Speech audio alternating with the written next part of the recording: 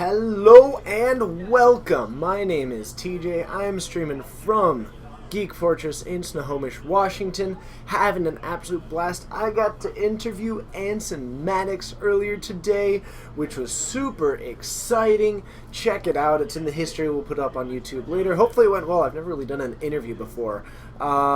So maybe it went well, maybe it didn't. If any of you have any kind of notes on that, that is always good. But it is time to play Magic. And I'm pretty excited about it, I gotta tell you.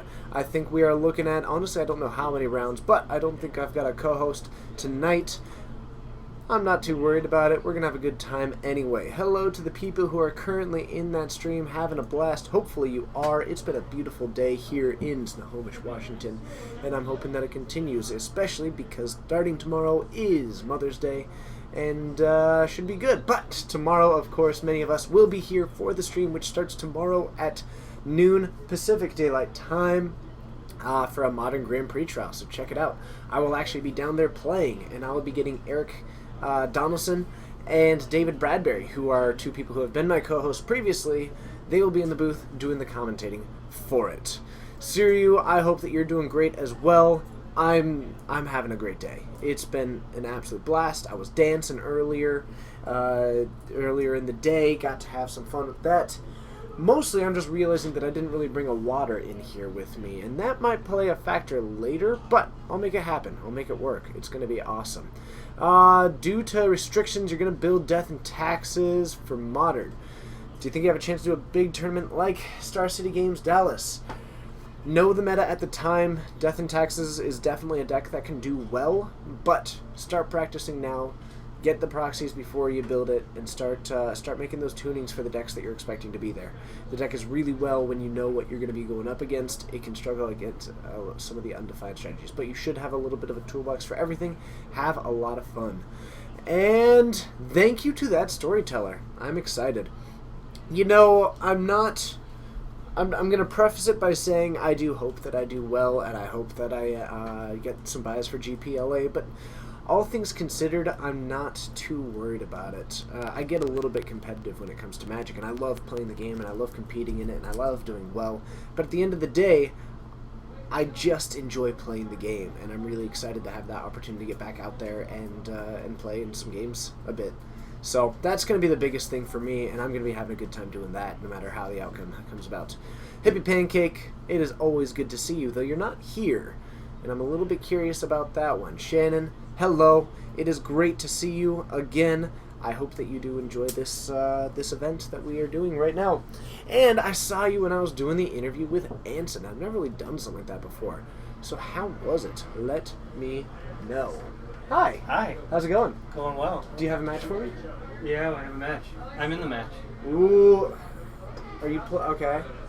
And can I assume which one that he's on? I think I can. I think I might have a guess what he's on, but all right. I don't know. Do I know what you're on? And Lens. I mean, he's been playing it for a while now. All right. I know exactly what we got. More likely allies, probably. So. Thanks. So we are about to get ready with round one. It is going to be Naya Allies on the left going up against David Bradbury, who is on a Modern 4 rounds. Dredgevine, and we are going to be having 4 rounds tonight. I think some of the people stayed home so that they can come to the GPT tomorrow to answer some things. Any Death and Taxes? Possibly. What's the event tonight for Enzymes? We've got Modern tonight. And Shannon, thank you so much for the feedback. And when you're watching, yes, Life is Bowling. That was Namachili, and he's in the store. He is going to be playing tonight.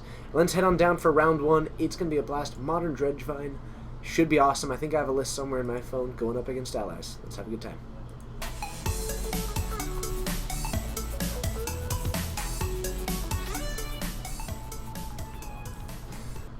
Okay, so I'm going to let them know they're good to go. You guys are good? And let's get it going. But yes, that was one of our fantastic and brilliant mods. So I am pretty excited about that one, and I'm going to try and find this deck list. So, and I've got a picture. So, things that we can expect. He is running the Insolent Neonate, which is a really nice tool for being able to discard and then dredge, even in the first turn. He is running the full set of Vengevines, as well as the Prized Amalgam. He's running some number of Hedron Crab to be able to mill himself, so I like that. Running the Lotleth Trolls, the Faithless Looting, and he is on the full set of the Gravecrawlers and the Bloodghasts, using Stinkweed Imp and Golgari Grave Troll as his main dredgers. So, hopefully that helped out a bit. Dang it, I sneezed, and I was going to try and tell you. So, what is the Vine card? Let's show you what it is. And we have got a turn 1 Fetch Shock from David and Vengevine. So we are going to be going for that Blood Crypt. I think we are going to see an early, looks like a, yep, Faithless Looting. Going to drop that one, gets to draw 2, and then discard 2. Gets actually 2 of the, I think he's got 2 of the dredge cards. I think those Stinkweed Imps are going to be going, one of those Stinkweed Imps, and, he also has a Bloodghast in hand and a Vengevine. So it's even a little bit possible, but if he goes for the 2 Stinkweed Imps, I don't think he's got the mana right now. I think he kept a 1-lander. That's risky. That is risky. We're dropping a Bloodghast and a Stinkweed Imp, so he's going to ensure that he can dredge next turn, though I think we're going to end up seeing him draw, and he's hoping to get that Bloodghast in, possibly drop down the Lotleth Troll, and then get some of those cards in that way. Thank you, that storyteller. Is Dredge super OP? Theoretically, but it's significantly better in Legacy and Vintage. In Modern, it's not really, but it does do some cool things, but I wouldn't go so far as to call it overpowered in the Modern, because it's really hard to, it just doesn't have quite enough to do and quite enough of the enablers for it. So, we do get the land. The Bloodcast comes in. I'm expecting a Lotleth Troll, but the only other option that we might see, probably going to go for, I'm expecting a black and a blue. The blue so that he can cast the Hedron Crab down the line, but we could do, and the only problem is that keeps him from casting the Lotleth Troll, which is going to be problematic because it does require that green. But he is prepared for that. So, he ends up going for the Breeding Pool, a land that I wasn't actually sure if he had it in there or not. That's delightful. And he's going to probably be dropping that down, does still have access to the Hedron Crab next turn, and that's going to be one of the creatures that he has the ability to cast to bring back that Vengevine, which in turn would bring back the Prized Amalgam. So I think he does have some potential for a very fast hand at the moment, and it's just going to be making sure that all the pieces come together. Excalibur, it is fantastic to see you. Life is bowling. Not entirely true. Bryce, it went well, I believe, but I couldn't tell you for certain. And we are going for some mill. It's a couple of lands, another Prized Amalgam by the looks of it, and that's going to be a really nice tool. I like that. So if we do get the second creature, doesn't quite have the capability to cast it right now. We do have the +1/+1 counters. We're going to start singing a swing. For Aaron, we do have the Hada Freeblade, I believe it is. I could be wrong there. I think I am. Let's take a look. I am. That's the something Kazandu then. Kazandu Blade Master. Let's see here. Let's see. There we go. It's a Kazandu Blade Master. 1/1 with First Strike and Vigilance. We do have a swing in. One of them gets blocked, but that's going to be able to come back somewhat easily. A little bit of a bold choice by David, but it can't block anyway. So, David down to 14, and Aaron taking a hit to go down to 15, as it currently sits. Life is bowling, absolutely. David does a great job of laying it out in a way that actually makes sense to me, and that's very nice. To keep basically the relevant cards on one side, the non-relevant cards in the middle, and the GPT is for LA to Excalibur. And we have got... Ooh. So, a swing for 3 knocks David down to 11. Having a little bit of trouble, but we're still going for the dredging right now. Gets the Insolent Neonate. Doesn't have a whole lot of capability, and I'm actually a little bit surprised that he's continuing to dredge since he doesn't have a whole lot of way to get those cards out of the graveyard without a land. So I actually may have expected David to go for a draw that turn to try and get one of those lands, and I think I do see that that was one of the first cards. And that would have at least given the ability to flash back the Faithless Looting or something. But with David continuing to dredge, I'm not sure how I feel about that at the moment. But he does have a pretty sizable threat in this Lot Troll. So that on its own is going to do fine as long as Aaron doesn't end up getting something like a Path to Exile. Does he play Collected Company? Yes, I believe so. So what have we got? Now David, I think, put this deck together last night, to my knowledge. He tends to like trying out various new things. So I think this one was a deck that came about last night. Aaron, on the other hand, leading in, he's got 2 of the Kazandu Blade Masters, currently a 3/3 and a 2/2 with First Strike and Vigilance. Make that 3. This is an absolutely consistent hand from Aaron. He can swing in fairly safe with at least one of them. The big problem is that he has to be cautious for if David ends up discarding a card, and David does have the ability to just sacrifice. So I think Aaron's getting a little bit aggressive here because David, he's just going to block the one, or possibly checking to see what it is. But David could block that Kazandu Blade Master. He'd end up taking 4 for it, but he wouldn't be in a whole lot of trouble as far as actually taking it down. But he actually can also take down the other Kazandu Blade Master and just regenerate it, except for the First Strike. Never mind. And it looks like he was going to be discarding the Stinkweed Imp, getting it up to a larger creature, and regenerating it to block that one. Let me double check on that though. What are the keywords on Blade Master? What are the keywords on Blade Master? What are the keywords on Blade Master? Hold on. How did your Blade Master die? Oh, wait, never mind. I figured it out. I'm good. Keep going. I'm just... For some reason I was assuming it was the other one. I'm good. I'm wrong. Okay. So, what have we got here? Do we have Aaron's deck list? I don't think so at the moment, but I can always try and get that, and now that I actually have somewhat coordinated the mods a bit, we can hopefully try and start coordinating that a bit more and get those deck lists up there. So if I'm able to get that from Aaron, we should be able to get that for you. Ooh. Living the dream. Gotta say, it's a little bit different when I'm in here just on like the lone commentating as opposed to the other one. It's always a little bit interesting because it's hard to like have that person who can always correct me when I miss something. So, and ooh, it's a survivalist. It's a survivalist, Oran Reef survivalist. Man, look at me go! I am nailing it, even though I didn't type enough of that. Nailed it again.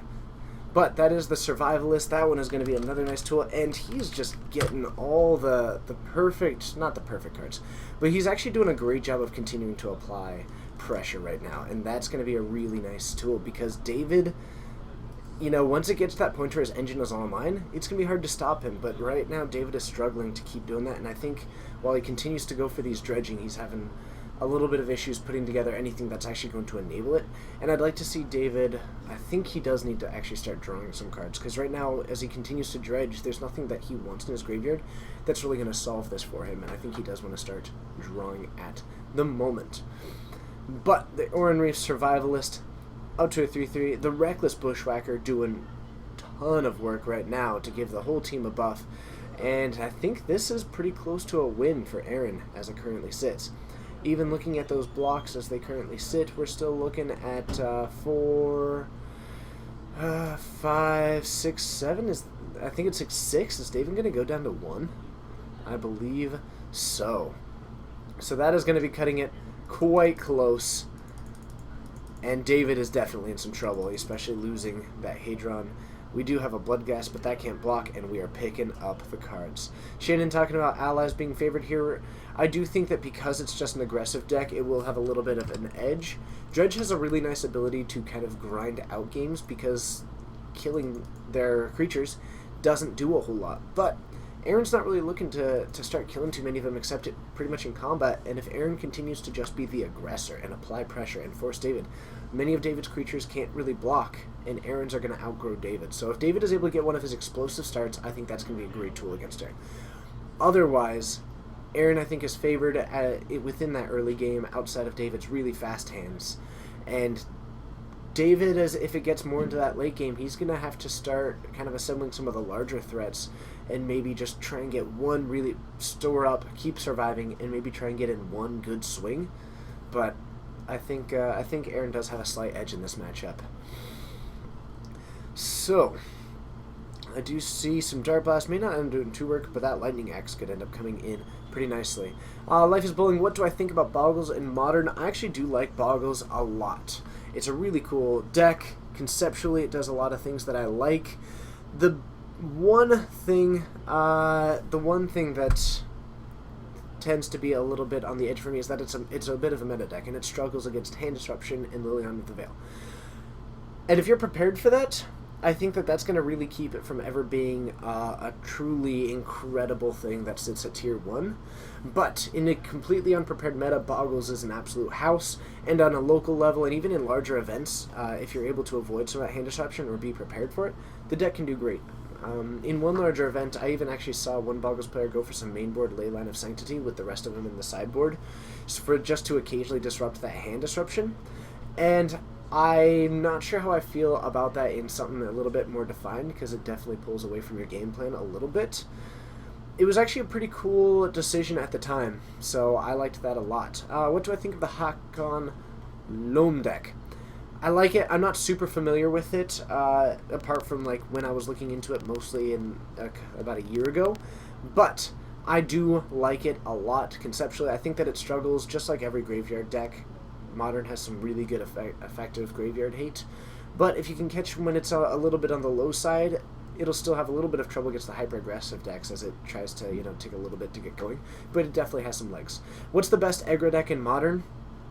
Realistically, the answer is Burn. Like, as the meta currently sits, I think that Burn is one of the better positioned decks in the meta right now.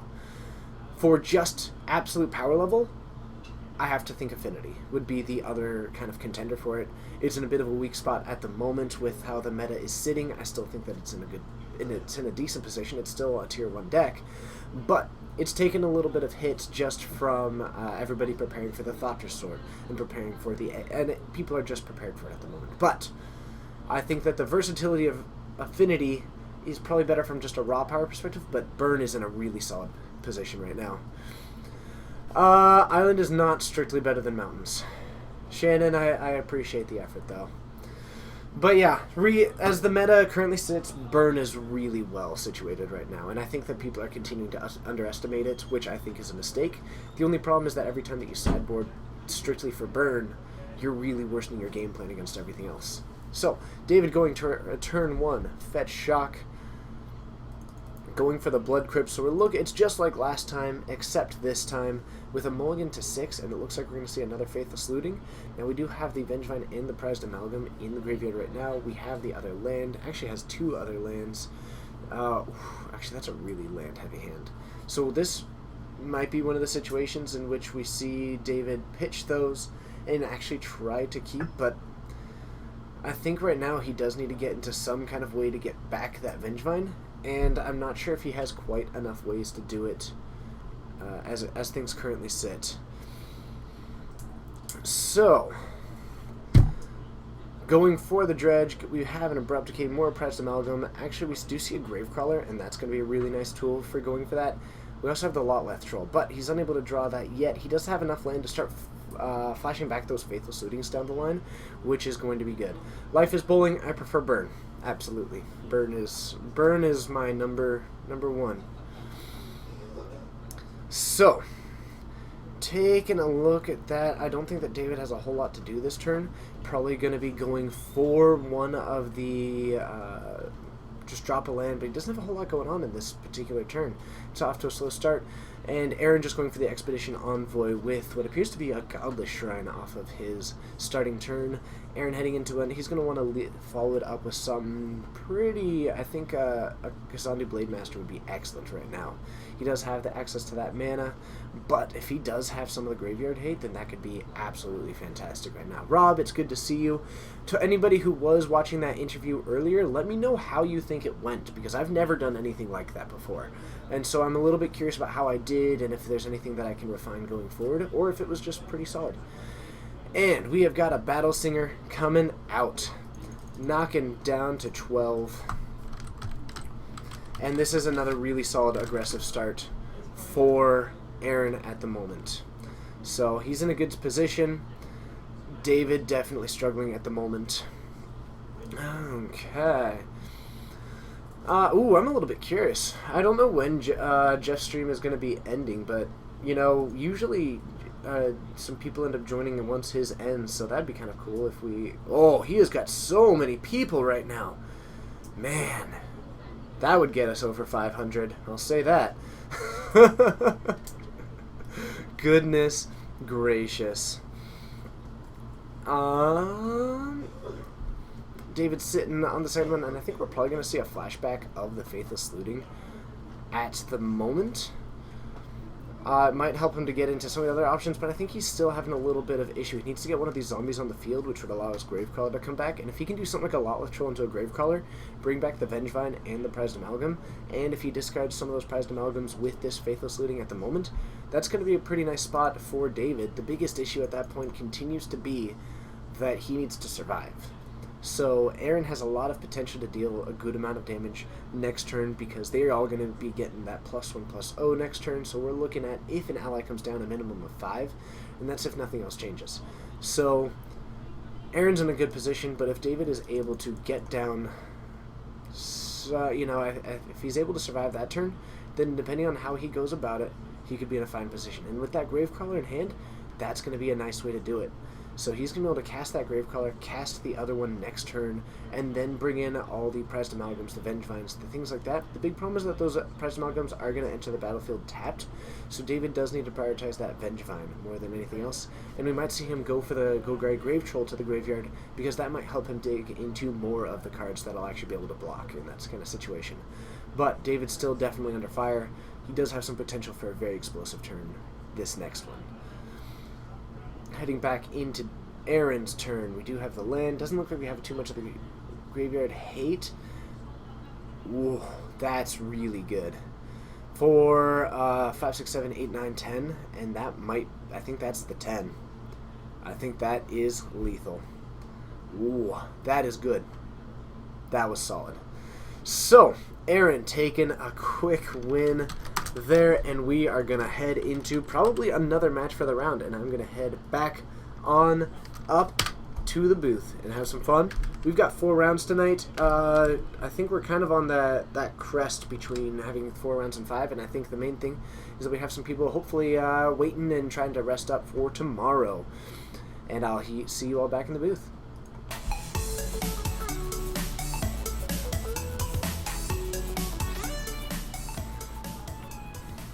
Alright, thank you so much for joining to the 70 people. I'm still absolutely ecstatic that there's so many people willing to join us and be a part of this and have that conversation. I don't have a co-host tonight, so thank you for joining. If you want to keep that conversation and I can interact with you guys as best as I can, maybe trying to find a co-host later, but we'll see what happens with that one down the line. But game time, absolutely true. I have all of you. You guys are the best community that there is, so I am perfectly content to be working with you guys tonight, and I'm having a good time. I'm going to see what we can do as far as getting another match on there. I imagine that they might already be on it. Are you guys willing to see if there is another match to put on? Thank you so much. To hear you between the fans and talking. Oh, would it be possible to try and find another match? Thank you. Cool. Excellent. Life is Bowling, I will say, I have talked to some people about the possibility of it, and I think as it currently sits, doing the co-hosting through Skype would be somewhat problematic, so I've been trying to keep it somewhat localized to the people in the store, but I'm certainly, maybe one day. I'm going to chalk that up under maybe one day, so we'll see. But they're currently working on getting me another match. In the meantime, I'm just hanging out. If anybody does have any kind of questions, things that they'd like me to discuss, I'm always happy to give my opinion on things. That doesn't necessarily mean that it's right, but it does mean that I have it. and that's about as much as you can take away from it. But I'm having a whole lot of fun with it. That storyteller, thank you so much. I do my best. The hostess with the mostest. Or was that generic brand? Hostess with the mostest. There we go. Full Recovery by TJ. Nailing it. Oh, I do have to say, let me tell you, I got to interact with Anson Maddox tonight. Got to talk with him and Brenda today. It was awesome. I got to I happened to bring a white playmat with me, so he drew a dragon engine on it, which is super cool, and I love it. How he went about it is very cool. He signed some cards for me. I got an artist proof of Crimson Cobalt, one of the cooler red cards ever, just a 0/1 for 0. It was an absolute blast hanging out with him, and I got a cool print of Maze of Ith, and I got to do an interview with him. How cool is that? It was all kinds of fun. He was perfectly gracious for someone who, for the playmat, I don't have it on me at the moment. It is in the shop, so I will try and get that later, and I can show you guys the playmat. It's very cool, and I'm hoping it shows up well. But yeah, I'll try and get that for you guys, and we can show it. It was all kinds of fun. The playmat. Yeah, it was such a cool, and it was awesome hearing him tell about some of his stories from the early days of Magic. It was very very exciting to be able to talk with someone who has such a long history with the game. So I just never thought that we would get this point, and just got a question there. Man, sorry, people communicating with me. I'll have to look into it. Small chance I might be traveling to California in the next couple of days. We shall see. But moving on to other things, I'll keep you guys updated on that one, and I should be able to get co-hosts for it if needed. But when things come up, they come up. Going forward, they're working on getting me another match. I'm having a blast, and in the meantime, I've got a question for all of you. What is it, however? That is a great one. Let's go with the theme of the day. Who is your favorite artist in Magic? Let me ask you that. So, to Cadrona, you got third at F&M this week with Zombie Hunt, but instead of Zombie Hunt, you ran for Lightning Storm? Oh, that is so cool. That's awesome. Wonder why they don't use the old artists anymore. I think part of it might be the digital art allows them to have a more consistent product across their entire product, and when there is so much of it, that is my assumption on why that might be the case. I'd like to see a little bit of throwback sometime. Maybe Earthbind was done by Quentin Hoover, by the way. But maybe you see something like a throwback set, anything like that, in a supplemental set would be pretty cool. Maybe one day. But, yeah, it was really cool seeing just his history with the game, and he has done so many weird arts. It was cool hearing how he has that approach of trying to do something that no one else would think of. Whoever did Ice Age art, Christopher Rush, excellent art. He did Lightning Bolt. Definitely can appreciate that. Whoever created Delver, Shannon, I gotta say, you always tend to have this Delver theme. That's pretty cool. Delver, such a good card. Unfortunately, not super overwhelming within Modern, but hey, people do cool things with it. I gotta say, I got to meet Johannes Voss, actually. Johannes Voss at GP Vancouver last year. It was really cool being able to meet them. They do a lot of really cool art, and the Thalia was absolutely beautiful. I think I would say that my favorite art was done by Peter Moorbacher, and that would be Tybalt the Fiend-Blooded, who also happened to do Animar Soul of Elements, which was one of my favorite cards, and also did Mogus. So that was one of the ones that I really liked early on. The other one is I was a really big fan of Rebecca Guay. Has done some absolutely beautiful art in it. But the thing is, there's so many cool artists, and I think when it gets to that old art, it's really hard for me to pick one because they're all so iconic and unique in their style, and that's something that I can really enjoy. To Erling Andre, I gotta say, I'm not super familiar with your name. I feel like I've seen you before. But if you are brand new, welcome. And if you're someone who just doesn't comment a whole lot, thanks for doing that. Thanks for kicking in your answer. I appreciate that. Ignite Memories, very cool card. Katsugad, it's good to see you again. We should be getting into another match here pretty shortly. We ended up going for a pretty quick one in which Allies was able to take down Dredgevine. Interestingly enough, I think that there's 2 Dredge players out there. One Dredgevine and one Zombardment being piloted by Joe tonight. Joe is here with his Modern Zombardment 2.1. After making a couple of choices, he decided that he didn't really like the Lotleth Trolls, so I think he has gotten rid of those ones. You know what, Shannon? There is nothing wrong with that. Delver is an extremely cool card, and I can get behind that one conceptually. I'm not trying to criticize. I'm just trying to note that it's really cool that I am able to... I'm not sure if I've mentioned this, but I occasionally tell stories to people outside of this stream about the people that I talk to in the stream. And it leads to this weird conversation, because I'll be talking to someone, I'll be saying, and yeah, G Lavamancer was talking to me, but then of course Shannon is always really likes Delver when it comes to that battle. And it's just, when those kind of conversations happen, people look at me weird. A lot of people, and I gotta say, I have this personality, and this is definitely just who I am as a person. This is not really a character that I put up, so a lot of people are generally used to me, or at least accustomed to the way that I operate, and I get excited and I talk about things. But a decent amount of people just kind of get confused on that. For the ETA on the next match, let me see what I can find out. Oh, I have one. Perfect. Apparently there is one, but I need to find out what it is. David! I'm going to try and get David, because I don't know who actually is up at the stream at the moment. But I do believe that my burn deck is there at the moment. But I do need their last names. And we should be going on to that next one pretty shortly. Hold on, trying to... Okay, and it's Nathan. So I'm going to just make it work with what I've got. I don't really know who it is and what game that they're going to, but actually one of them is the Brain in a Jar. So let's go down to... I'm not really sure what I called it last time, but I'm just going to call it Brain in a Jar. And work with that. Let's head on down, have some fun.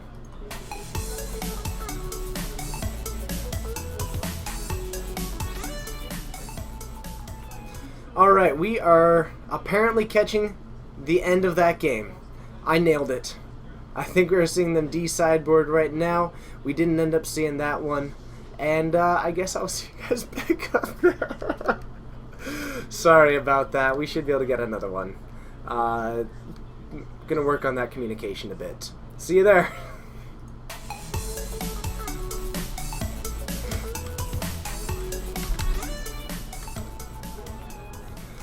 Okay, let me update that name again. Clearly, I nailed it there. Apologies to everyone for that, and I should be able to get something else up there.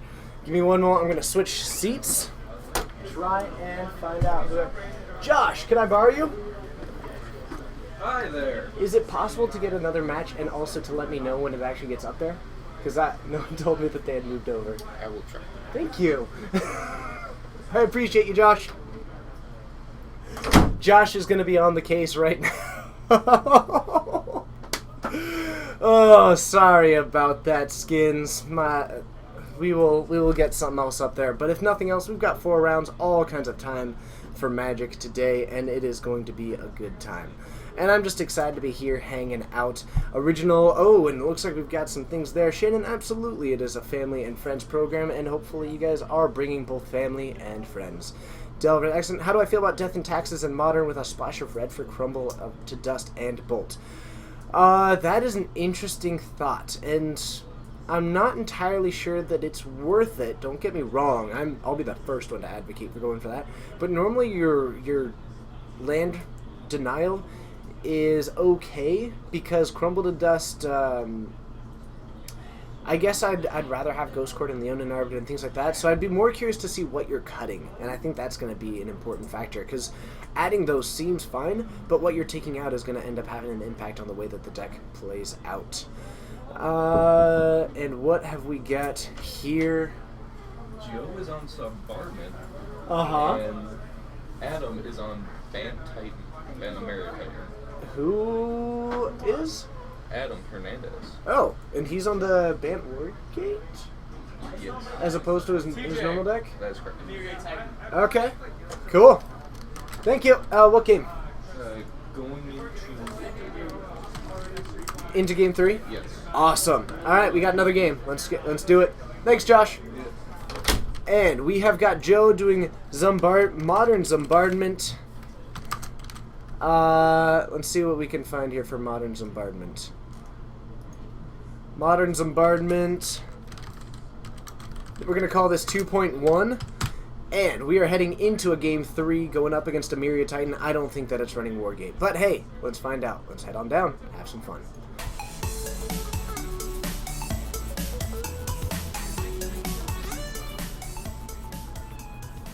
Okay, and what else have we got?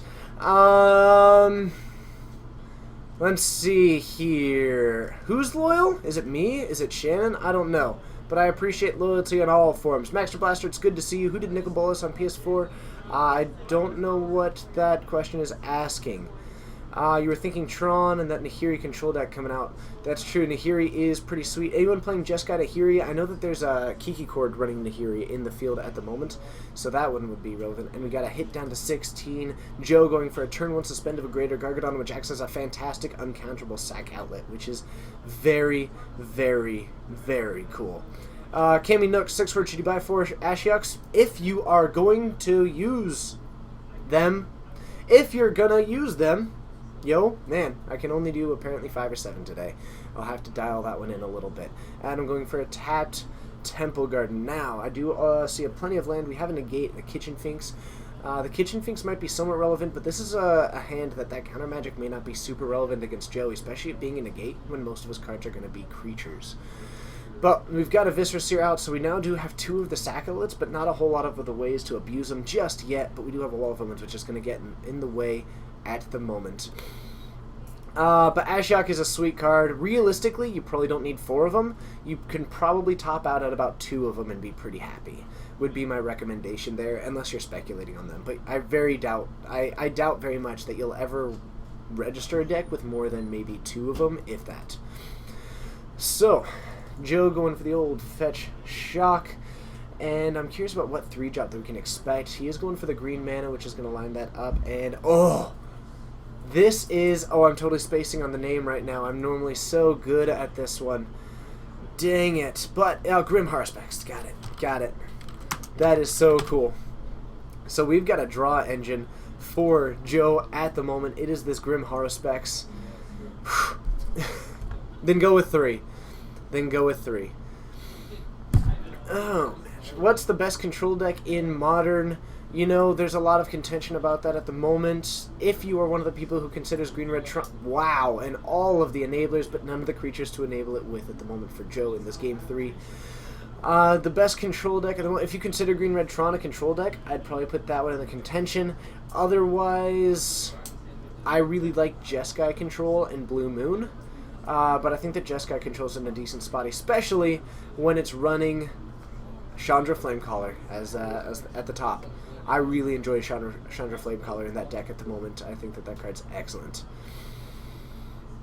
Okay, so we do have a Sakura Tribe Elder from Adam. Acts as a blocker that helps ramp in later at the moment. Life is Bowling. I do think that it is too slow for Modern. But if you were expecting a lot of tokens, it could be an okay 1-of. But I'm not expecting it to go beyond maybe a 1-of in a lot of decks. So...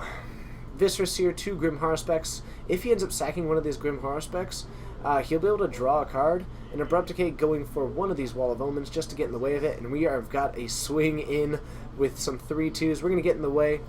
Adam going for a sack with the Sakura Tribe Elder. Joe at least forcing him to do that. And the 3/2s are going to swing, and they're basically acting as a Kitchen Finks type clock at the moment, where he's even okay with them dying because the other one will allow him to draw the card at the moment. So I can definitely get behind that at the moment.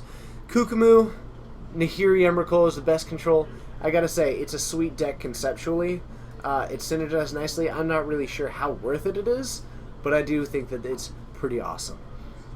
I love 8-Rack. 8-Rack is so much fun. I'm glad that I have that deck built. That was, I think, the second Modern deck that I built. It was a lot of fun. Okay. Maximum. I hope that you're having fun. Hopefully you're able to make it back before it actually fires. But thank you so much for joining us. So we do have an Ewit coming down.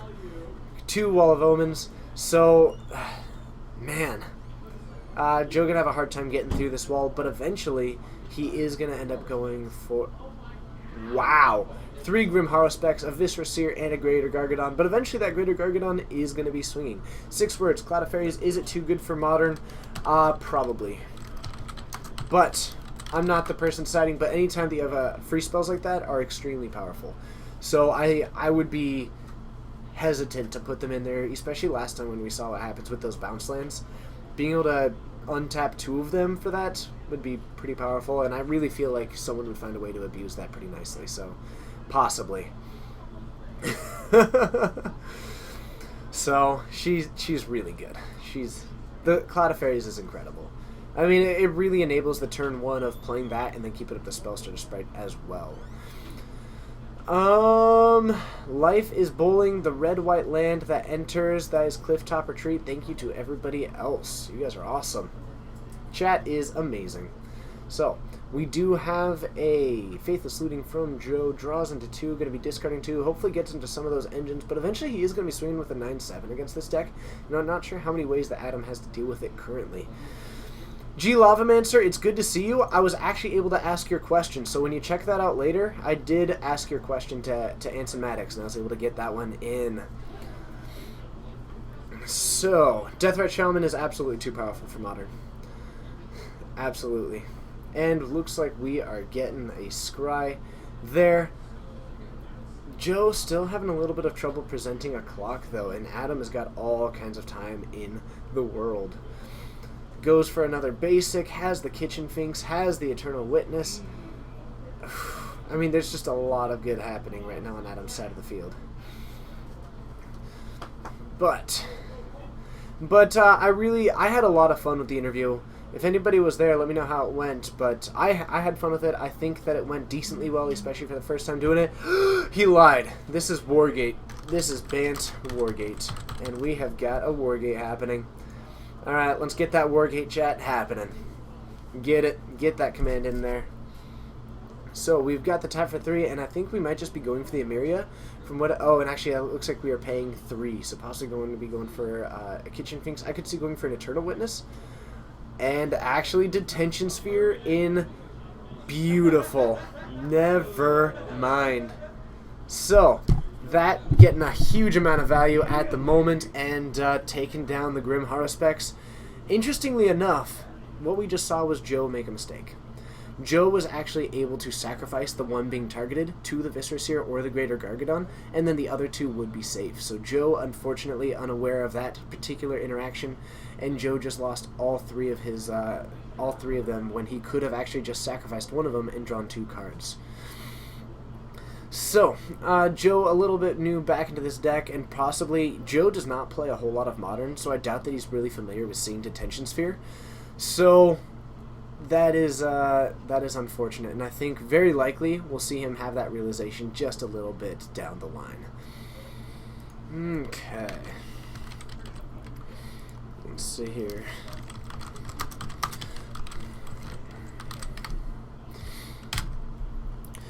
Into Turok in Modern would be beautiful. But probably way too good. So, Adam with a hand with a lot of lands has the Kitchen Finks, which is going to gain him a little bit of life and allow him to keep putting on some pressure, but he doesn't have a hand full of a whole lot of answers. So if Joe is able to get something online, then he might actually start moving this down the line a bit, and I completely forget the name of that one. I'm going to get reminded. Can you remind me of the name of that one? Thank you. And this is Joe's sweet new tech, Sifter of Skulls. What does Chandra bring to Jeskai that's not just running Elsbeth 6-mana Walker? I think that the clock, I like the aggression from it. I think that the ability to draw cards is really significant. Being able to discard your hand and then redraw up, because Jeskai is unfortunately sometimes stuck with having, the wrong half of the answers. So redrawing the hand, I think, is definitely not insignificant. And I also think that a sweeper that's able to hit smaller creatures is probably more important than hitting the larger creatures, because anything running larger creatures, you can usually one that really well. But the Jeskai can have a little bit of trouble when they're going really wide, so you can just wipe the board that way. But that's at least my thoughts on it. I do really like Chandra. I'm not going to say that Elspeth is a bad card by any means. They're both are incredible. I have a big preference towards Chandra, and I think that Chandra's in an excellent spot right now to do well in Modern, at least in Blue Moon and Jeskai Control. I do think that that's good even in a counter-heavy Jeskai one, though. I think that the speed of that clock and the ability to draw into just a completely new hand, if you do have the counter spells and you'd rather have board control, you can dig. If you have board control and the board is already controlled and you need to dig into those, Chandra just allows you to kind of refill your hand in a really nice way, and for a control deck, I think that that's important. So, those are just my thoughts on it, though. Again, I can give my opinions and I can explain them. That doesn't mean that they're right. Kuderna, thanks! I appreciate that. Escalated a bit, but I appreciate it all the same. That's awesome. I love every single one of the Fortnites. You guys are awesome. So, the Greater Gargadon going down to 2 at the moment. The Sifter of Skulls, whenever a creature dies, he's able to put in a 1/1 Eldrazi sign that's able to tap for a mana.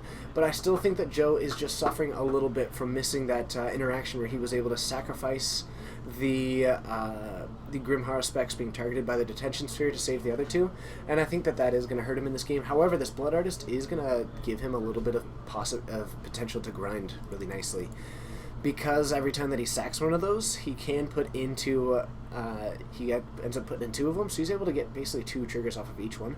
The big thing at this point is going to be getting another sack outlet, because he lost his Vicious here, but he is going to have a 9/7 swinging with haste pretty shortly. So if Adam doesn't get an answer to that soon, and right now he's got 2 lands and a negate, make that 3 lands and a negate, that Greater Gargadon is going to be very effective against him.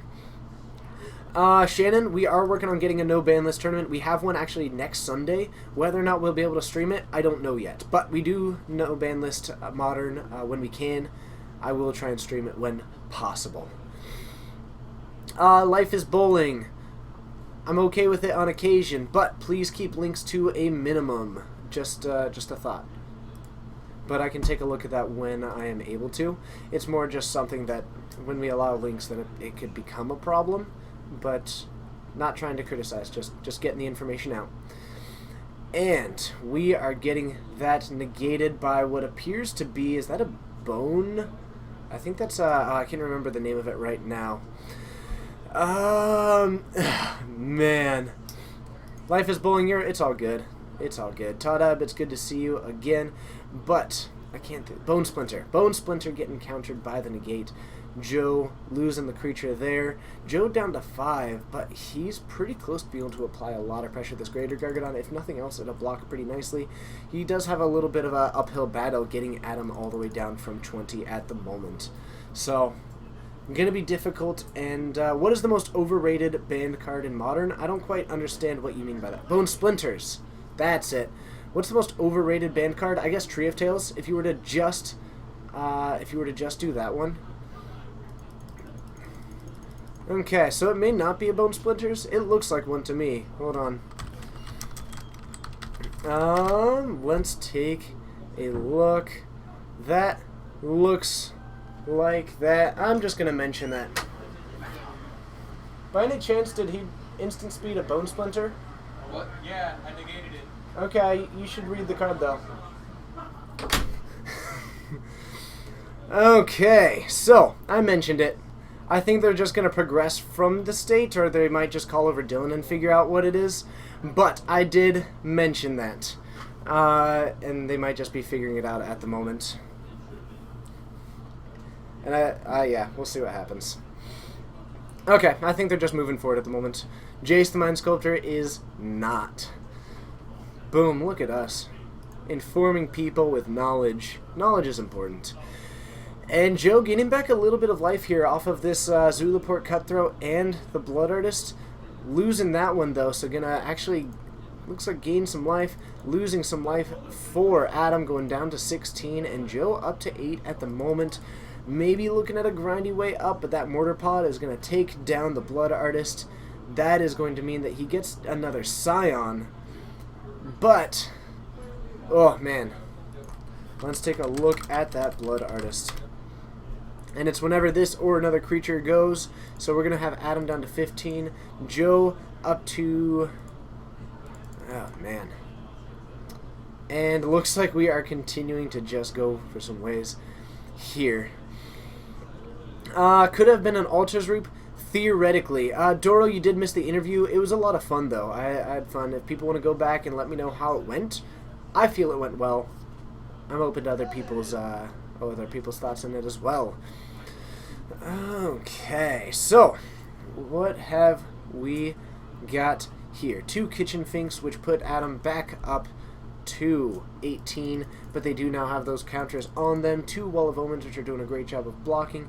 An Eternal Witness, which at this point has done most of its value, not a whole lot of bouncing. And a Mortar Pod, which is mostly acting as a way to get those cards back in the graveyard down the line so that they can actually be brought back with the Sun Titan. Yes, it will be put onto YouTube later, and we're putting the Mortar Pod on there at the moment. Could be seeing it try and go for one of these, but the interesting thing is Gregor Gargadon is actually going to apply a huge amount of pressure, and if Adam doesn't have a whole lot of way to actually stop it at the moment. He's light on the removal. Joe is at 10. He was able to buy himself a little bit of time, but if he can get any kind of sustainable board on the field, this Greater Gargadon is actually just a huge amount of pressure. Ace Inferno, it's great to see you again. So, Joe, with not a whole lot happening as far as recursion from the graveyard, I don't think he's been able to get anything as far as the Gravecrawlers or, if for that matter, the Bloodghasts into the graveyard yet. So he's been having a little bit of trouble going for the really recurring threats on this one. But he does seem to be chaining it together really nicely. That Sifter of Skulls still acting as a pretty nice choice, with the Eldrazi Scion as a sack too. That actually gives him the ability to gain a mana if needed. And Adam getting another land, so he's pretty stuck with the board state that he has right now. Adam's got, I think, another land in hand, but I don't think that he has anything relevant in his hand at the moment. So, life is bowling. That is an unfortunate realization, but I gotta tell you, I'm pretty pleased about it. Alright. Ooh, so many people liking things that I posted, but that's Facebook. Kataki go. Love it. Kataki is so good. Project Bear, good to see you again. I think it's been a little bit since I got to see you. I saw you farther up in the chat, but just want to say hi.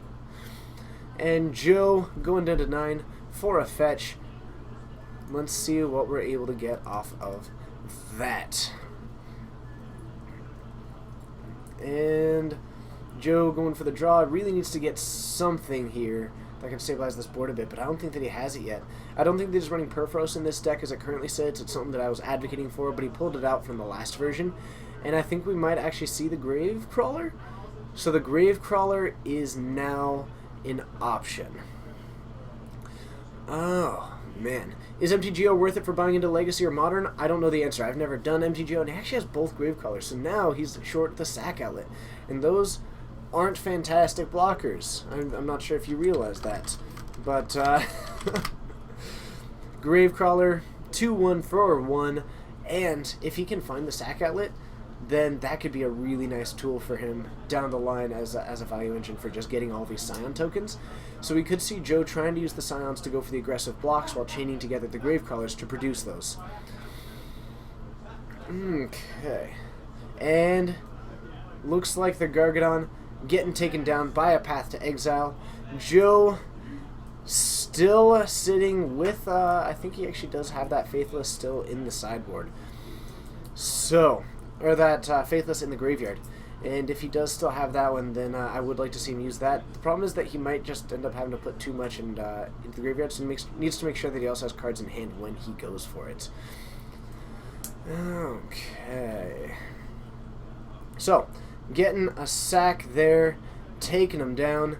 Joe going down to 7 at the moment and needs to get into something that is going to be relevant.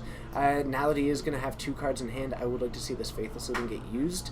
So I think Joe, we did see him looking through his graveyard earlier, but by stacking up his graveyard as it currently sits, he could have just forgotten that it is in there, which is definitely unfortunate at the moment.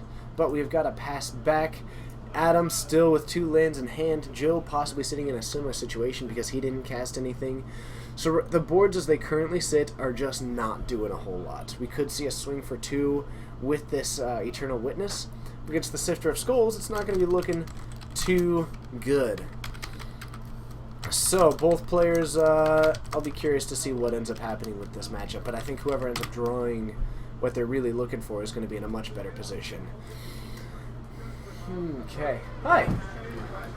Thanks for joining me, David. What we do have is, I believe, Joe building up his board a little bit. He just needs the sack outlet, and he'll be in a fantastic position. But I think he has a Faithless Looting in his graveyard that he's forgetting to flash back. Yeah. Adam, with nothing but lands in hand, definitely sitting in a situation which he doesn't... And I think he actually ghost courted himself just to ensure that he wouldn't draw more. And he's running Primeval Titan in this deck. That threw me for a loop. It's going to actually be a threat. The interesting thing is that it's going to be a great card for getting more of his lands on the battlefield. Goes for the Emeria. That's going to start bringing back these Kitchen Finks, and I think that's going to be his main choice. I don't think he has a whole lot else. That's going to gain the life, also provide a little bit of an aggressor, so Joe needs to get something going on pretty much this next turn. They likely got a time extension for moving over. Also, the clock is usually based on my estimation, so we'll see, and we should be moving into turns pretty shortly in this game 3. Yep, I actually came in here to say that they got a 2-minute extension, and they probably have about a minute left now. Thanks for letting me know, David. No problem. Now you will be commentating the GPT tomorrow. Yes. Sounds like Fun. everybody should join for that, starting noon Pacific Daylight Time. It's currently 7 p.m. here, so in a short 17 hours? Yeah, something like that. 17 hours. Come check it out. And hey there, Doro. Doro's awesome. So is David. This is David. He put together all of our tech. He's awesome. Hello, Life is Bowling. Yeah. And... I was talking with him yesterday. Oh, awesome. Or her. I don't know. Then, on turn 0. and turn 0 now coming about. We do have a Bone Splinters taking down the Bloodghast to hit the Primeval Titan. Getting that. And Joe going up to 8, Adam down to 16. The problem is that the damage may have already been done with that Emeria. Gets back the Bloodghast, but I don't know if he can do a whole lot against that, because you know what's going to happen is that Adam is now going to bring back Primeval Titan. Yeah. With 2 Emerias on the battlefield right now, Yeah. I think Adam is just going to... Now the problem is that Joe needs to survive. Yeah, he needs. I mean, he's needed a piece that works with something for a bit, either Perforos or Blood Artist or something that would work with the cards that he has out, but he hasn't been getting it. The GPT format will be modern. Yep. Yes, it will. Modern for a bajillion hours tomorrow. Ooh. Eric and I. Yes, and I'll be playing. Yep, this guy's playing. I know, I don't get the opportunity to do it very often. We'll get him on stream for you guys, though. I know, and Eric will say mean things because he likes to, and he thinks that I won't watch it later. Yeah, Alright. I did. And thank you, Todd, for being here. Right? Okay, what time is the GPT South time? If anybody wants to do me a favor and find out, I'm in Pacific Daylight Time, and it'll be noon, and So I think they're like 2 hours off. I think it is, I would even guess, but... unless they're in Arizona, which isn't in South Time. But. True. Is tomorrow being streamed by Star City Games? I don't fully understand the question, but I have no idea. I don't know if Star City Games is doing. I think they have something this weekend, but we can compete with that. Maybe. Yeah, we shall see. And Adam getting a huge amount of value with this Mortar Pod and the fact that he has the Emerius right now.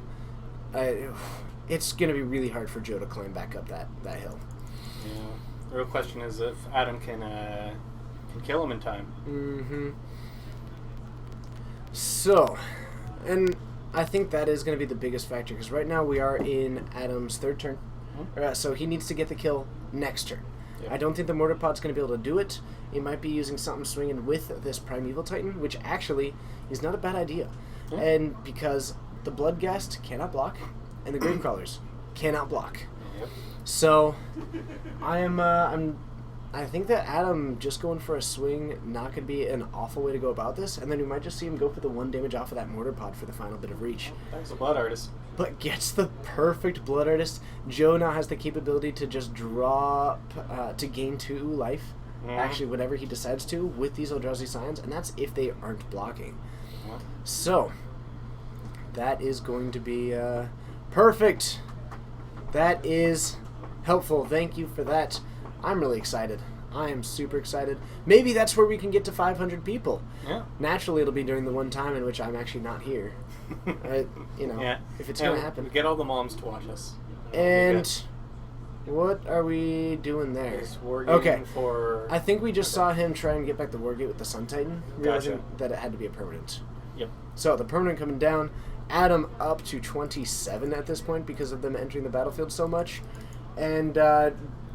I think the biggest thing is that he just, he may just not be able to actually go for enough for the win.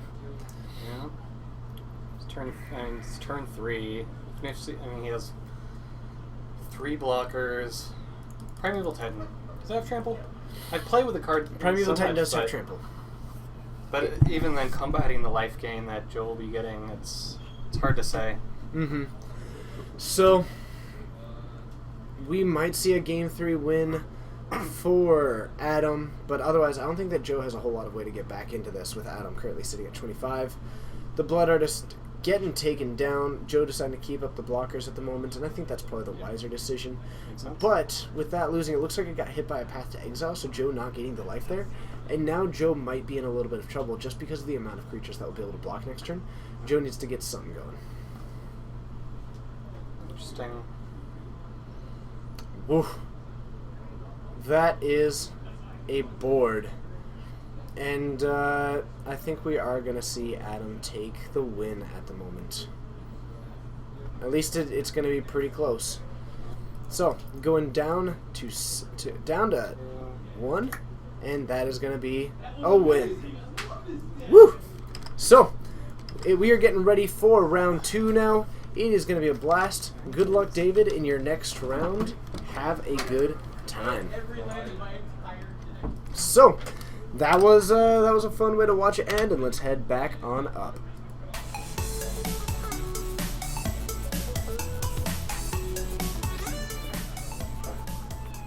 So, round 2 about to begin. Thank you so much for joining. We're over 100 people going into round 2. I can't thank all of you enough. If you are brand new, be sure to let me know. I'll happily welcome you to the stream. I'm sure many others of the Fortnites will be welcoming you as well, because it is always a blast. So, we should be getting some cool things happening with that.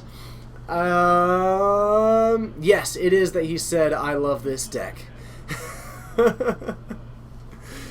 Yeah, that was definitely quite the board state at the end there, and something that we've seen normally when Dylan is piloting that deck. It does have this great capacity to start off with a pretty slim board and then just completely accelerate from that point forward. So I absolutely like watching that deck go about its business, and looks like the 2 graveyard decks had a little bit of a rough time in this round 1. But hey, there's still 3 more rounds to go, and they certainly have the ability to sweep it up in that area of the field.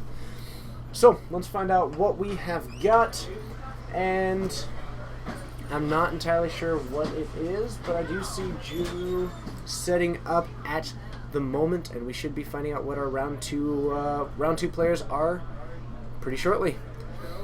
So, let's see what we have got. Oh no, no one's moving. No one is getting there at the moment. Oh no, we'll find out. We'll find out. It'll be a good time. I'm gonna switch seats though. I'm gonna be the co-host for a moment. Take a look out that door and see what we have got. Oh no, is anyone moving over to the? I'm not entirely sure.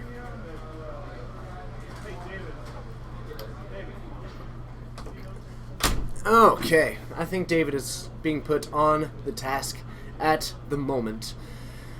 The trials of being the only person doing the hosting means that I can't go out there and get people online to jump over. So the communication ends up taking a bit of a hit, which is why it's nice to have a co-host in a lot of situations. But we're making it happen. We're going to get it working, and it's going to be a good time because that's what we do. We have a fun time. Ooh, I got really close to quoting World's End there. Also, this seems to be pretty far behind, all things considered. The delay seems to be pretty large at the moment. Not sure what's going on with that one. But hey, it's still going to be a fantastically fun time. Need to move the Twitter handle with me? Oh, maybe one day. But it actually takes a little bit of time to do that, so we'll see what we end up doing down the line. Oh, man. In my opinion, what's a good white sideboard stuff for Modern at the moment? I don't feel like Oblivion Ring is excellent right now. Kataki, rest in peace. Apparently it's me versus Nathan. You versus Nathan. Yeah, I guess the other people. Yeah. Cool. Yeah. Works for me. Which side are you going to be on? Nathan's on wall side. Thank you. Okay. And because we end up with Nathan, who is running the Brain in a Jar deck, we are actually going to end up getting him going up against David again. So we're going to see David working with this Modern Dredge as well. So hopefully you guys enjoy that one, and let's see it happen. Yeah, the lag is definitely happening right now. But Stony Silence, Kataki, you also have Rest in Peace. White gets a lot of like the really good silver bullet stuff. Let's head on down and then we can talk about it a little bit more.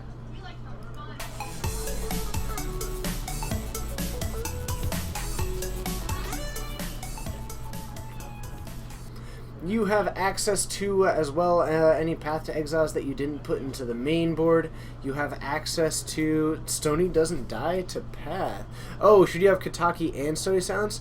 Sometimes it's a decent choice to go for both of them. Sometimes it's not. It's pretty much personal preference. So Galvanic Blast is usually something that I'm running, especially if you are Death and Taxes. I'll be keeping that in, which would be a definitely good reason not to. But the big thing is that while one doesn't die to Path, the other one, or it also doesn't swing, and that tends to be a little bit problematic. Worship is pretty good if you are almost guaranteed to have creatures. That's another really solid one to have, and I can definitely appreciate that one.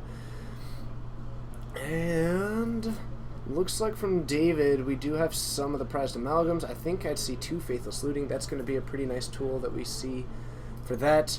The weakest color in Magic? I don't know. It kind of depends on what format that you're looking at. So we shall see. But looking at various ones, there's a lot of possible options there. Oblivion Ring is sometimes run. I'm not personally thrilled by it. You also have Berretin Forge Tender, which is a really nice tool. You technically have Leyline of Sanctity. You have Timely Reinforcements, which is a really nice one. You also have access to technically Ghostly Prison. Ghostly Prison's a really fun one. I like that one. Oh, man. Definitely red. Now print me better burn spells. Sure. So David going for a Fetch Shock with Nathan leading off with just a Serum Visions. Now, this Brain in a Jar deck is definitely a little bit unusual. If any of you have seen Bruce by the Magic Guys list that he put up, definitely does some really cool things. One main thing that I can do is, let's go ahead and bring up the Brain in a Jar for once so you guys can see what that even does. But I'm going to try and get a list for that Brain in a Jar, but it's pretty close to, Bruce By's. But the main thing that you can do with this Brain in a Jar, every time you put a counter on it, you pay 1, tap it, put a counter on it, and then cast a spell with converted mana cost equal to the number of counters. The really nice thing that you have at that point is a certain card called, whoop, and I went wrong there. There we go, is Beckon Call. Because when you put 2 counters on it, you can actually cast both halves of that. And if you have any card that is basically, it becomes pay 1 to put in 4/1/1 flying creatures and draw 4 cards. And we do have the turn 2 Brain in a Jar from Nathan, which is a great way to start it off. Oh, that is awesome. So, we do have a Vengevine in the graveyard. We are going for the Dredge of the Stinkweed Imp. We saw Instant Neodate. We do have the Gravecrawler in there at the moment, a Lotleth Troll as well, and he's dividing up that graveyard. 2 of those Gravecrawlers, actually, so if he's able to get anything out on the battlefield, he will be putting a decent amount on the board that way. What do I think about citing Moat and getting wins with Flicker Wisp and Restoration Angel? Ugh, that sounds really sketchy. That sounds really sketchy. Another Faithless Looting from David. Nathan just fine with that. That doesn't have a whole lot of options as far as actually getting in the way of that as it sits. So, a Hadron Crab and another Stinkweed Imp at the moment. We might see him ditch possibly the Vengevine and the Prized Amalgam to refill that hand a little bit, because I'm still not sure what ways, and actually it keeps the Prized Amalgam. We could see him actually trying to resolve that one as a zombie so that he could start using those Gravecrawlers and get them back as well. And hey, Laced the Creator, thanks for joining us again. It's been a while since I've seen you. Thank you so much for coming back, and honestly, I take that as a very, very big compliment, so thank you so much. I appreciate anybody who's willing to say that kind of stuff. I try, and I'm glad that it's appreciated. So, we do have, I think, 2 Hadron Crabs in hand, so David, I mean, he always does have the backup plan of just going for the absolute Millfest. Whether or not that's the right call is definitely iffy, but David going for a fetch at the end of turn, going to be going down to 16 at the moment. Nathan at 19 at the moment, landing down a second Brain in the Jar, and David fixing up all of his colors at the moment. Easter Island Statue, thank you so much. I do appreciate that as well. It's always... yeah. It's awesome that you guys are so supportive. So, looks like we're going for the Dredge of the Stinkweed Imp. And, ooh, we do get, actually, the, we get 2 of the Bloodghast, which are going to be a really nice tool for starting to apply some pressure as well. Nathan, not low enough title yet to start getting really aggressive with it, but all we need to do is see a land, possibly the Prized Amalgam, and David is going to start looking at this option to where he can actually start bringing back these Gravecrawlers, and that's going to be a really nice tool for getting back the Vengevines. So David could be looking at getting a lot of pressure in on this next turn. Whew, man. But it is pretty interesting that we're seeing a bunch of zombies trying to attack a Brain in a Jar. That actually just became... That's actually really flavorful. That's really flavorful. We have a horde of zombies trying to attack some Brains in a Jar. They get the flavor win. They get the flavor win of the day. They get the flavor win of the week. It's the flavor of the week, just like generic brand Reliant K. And a Prized Amalgam coming down. It looks like that is the game plan for David. And we're going to be taking a look at that card, and I don't really blame for that. And apparently, as always, my typing gets really sketchy when I'm trying to do it fast. Oh, this is awesome. I like this suddenly. Brains have flavor! Prized Amalgam, 3/3 that whenever a creature enters the battlefield, if it entered from your graveyard, or you cast it from your graveyard, oh, that's awesome. You get to return Prized Amalgam from your graveyard to the battlefield tapped at the beginning of the next end step. So when he does start using those Gravecrawlers, any of those Vengevines, anything he has in the graveyard, are able to come back in at the end step. As it currently sits, biggest thing is that it's a zombie at the moment, which means that he will be able to cast that. He can go for both of those, and it looks like we might see, ooh, and a bolt going to the face against David. Tells me that Nathan has some other kind of answer, because you'd have to expect that right now the board state is pretty laid out at the moment. Stryfo, he is running the new red Hapless. He is running Insolent Neonate in the deck. So yeah, he's on a full play set of it. And we get a tap Celestial Colonnade. Still no answer from Nathan, and that seems like a pretty bold choice, actually. Just because he had the potential to bolt that Prized Amalgam, which would have eliminated this entire option for David. Rock, it's good to see you. Thank you so much for joining us. And I don't think that I've seen you before, so it's awesome having you. Thanks for joining the ranks of the Fortnights if you are enjoying it. But if it's just that I honestly haven't come across you before, then I apologize for missing it. But I don't feel like I've seen you in the chat before. And we are going to be getting those, casting a Gravecrawler, likely going to cast another one, and now we are going to be in a pretty nice position of getting back 3 of those and a swing for 12, which is, and that's without even including the Bloodghast. So this is going to be a swing for 14. Nathan might be a 5 this next turn, and that's... I mean, Nathan does have the option of having answers right now. He's got a lot of colors available. If he does have the mana to answer that, that is going to be excellent. But, Rock, thank you so much for joining. It's awesome that you are that you're brand new. If you ever have any questions, comments, anything like that, feel free to let me know. I do like interacting with people in here. We do have a Snapcaster coming out. Could see a Bolt going for probably one of the Vengevines. It still is a pretty massive swing, all things considered, though. Looks like it is, in the end, a swing for actually 13. Oh, man. And yeah, I gotta say, our meta is a little bit weird. We do have some of the Tier 1 decks out there. We do have some of the Tier 2 decks out there. And then we just have Sweet Brews. And sometimes we put the Brews on because those are just fun to watch. So we try to get a nice variety of decks on here. Sometimes it'll be the stuff that's a little the road less traveled, so to speak. What do I think is better versus Burn? Sanctimony or Core Firewalker? Probably Sanctimony is whenever they tap a mountain to gain one. Probably Core Firewalker, just because it swings and you can get it off of any kind of creature search. But what is the Vengevine? It is a 4/3, but I can bring that up for you. Okay. And there we go. So, Nathan, now sitting on 5 lands, has the 2 Brain of a Jar. Didn't see him activate him last turn, and he did end up going for the Lightning Bolt with the Snapcaster instead, going to put himself just down to 5, which is still a dangerous position, and Nathan needs to come up with something this turn. And we are seeing a Serum Visions from Nathan, going for the draw card off of that, and going to be taking a look at what he has there. Okay.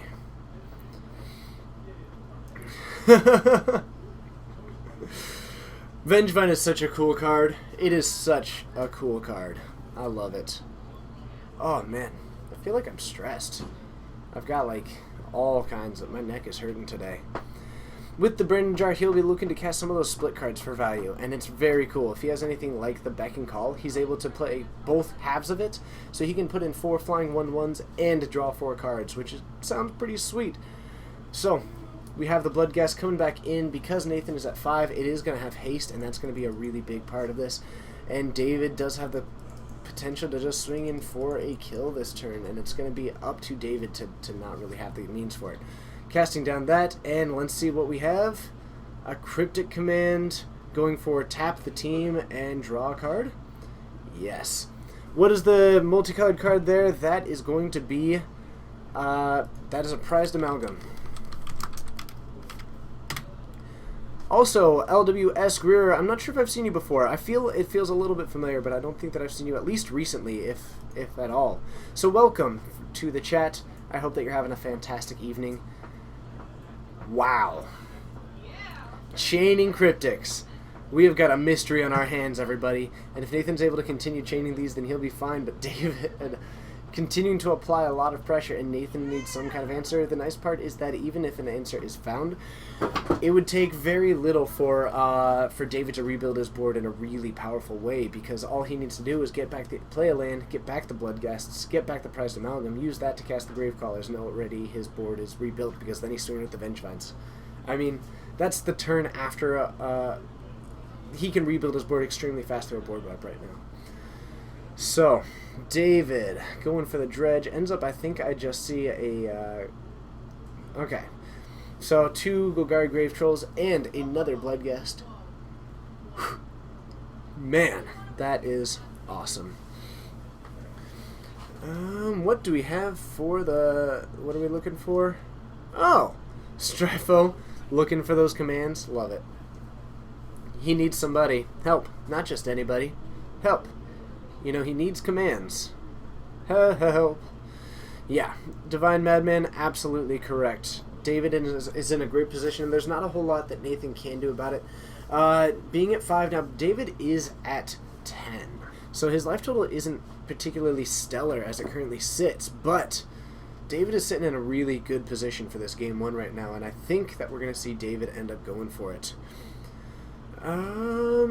Ooh, actually, Stryfo, if Doro, you want to whisper him, Doro's been fantastic for that, and we do see the Supreme Verdict from Nathan. That's going to wipe the board, but again, it's going to be a pretty short amount of work for David to rebuild that board state in a really powerful way. So I think that David is going to be okay even after that gets hit. Oh, man. And apparently we are doing a sweet little tutorial from that. Oh, man. And now we might have that forever. Awesome. So, a huge board out at the moment, and we do have the land, and we are going to get a pass back now. Wow. A huge rebuild here with those prized amalgams coming in. Goes for the fetch, knocks it down, and now David has the capability of just winning this turn. We're going to cast both of these Grave Crawlers. We're going to get back all of the Vengevines, and this is absolutely beautiful. So, let's see it. Or I'm sorry, just the two of them. Has another Stinkweed Imp in hand, but doesn't really need it at the moment. Beautiful. Oh man, I got up way too early today. Sorry about that. That's my bad. I need to go get some sort of generic brand beverage. And a big swing that is going to close it out. So, David taking the game 1 win. Beautiful there. And I am going to see what I can get as far as a beverage if I can convince someone to bring me some stuff. So, thank you so much to the 120 people who are currently hanging out in the stream. You guys are absolutely the coolest people on Twitch. And it's not even the fact that you're watching this, it's because you guys are just the most civil, best chat that exists within all of Twitch. And I really appreciate that I can come in here 4 times a week, and hang out with you guys and always have a really positive experience. So, the only thing less organized than Dredge Players board state is... oh, Tiger Blood. That is hilarious. But, thank you so much to all the people who continually make this such a fantastic experience. Currently at 120 people. If you are brand new, I think I did see some people who are brand new, be sure to hit that follow button. It means that you'll get an email when we are streaming. We do Modern every Monday at 6 p.m., or 6:30 p.m. All these times are Pacific Daylight Time, so it is currently almost 7:30 where I am. Yeah. It's just about 7:30 at the moment, but every Monday at 6:30 we stream Standard. Every Wednesday at 7 we stream Modern. Every 7:30 on Friday we stream Legacy, and every Saturday at 6 we stream more Modern, and it is always a fun time. Now, a quick note is tomorrow we do also have a Modern GPT happening at noon our time. I will not be commentating, I will be playing in it, but I will have David Bradbury, and who is actually on the left right now, as well as Eric Donaldson. Both have been co-hosts in the past, doing the hosting for it. It's a GPT Modern format for GPLA.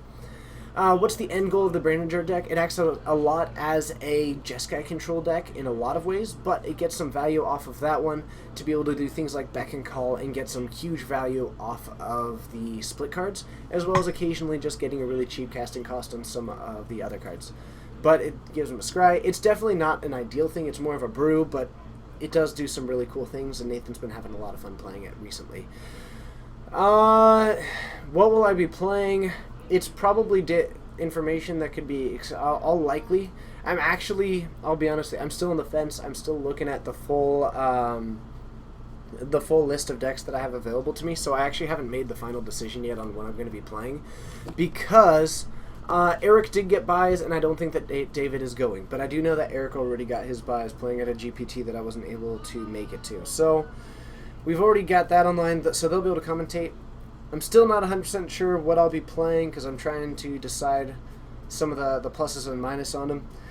But I usually compete with Affinity, so there's a decent chance of that one. I think that one is at least the main contender at the moment.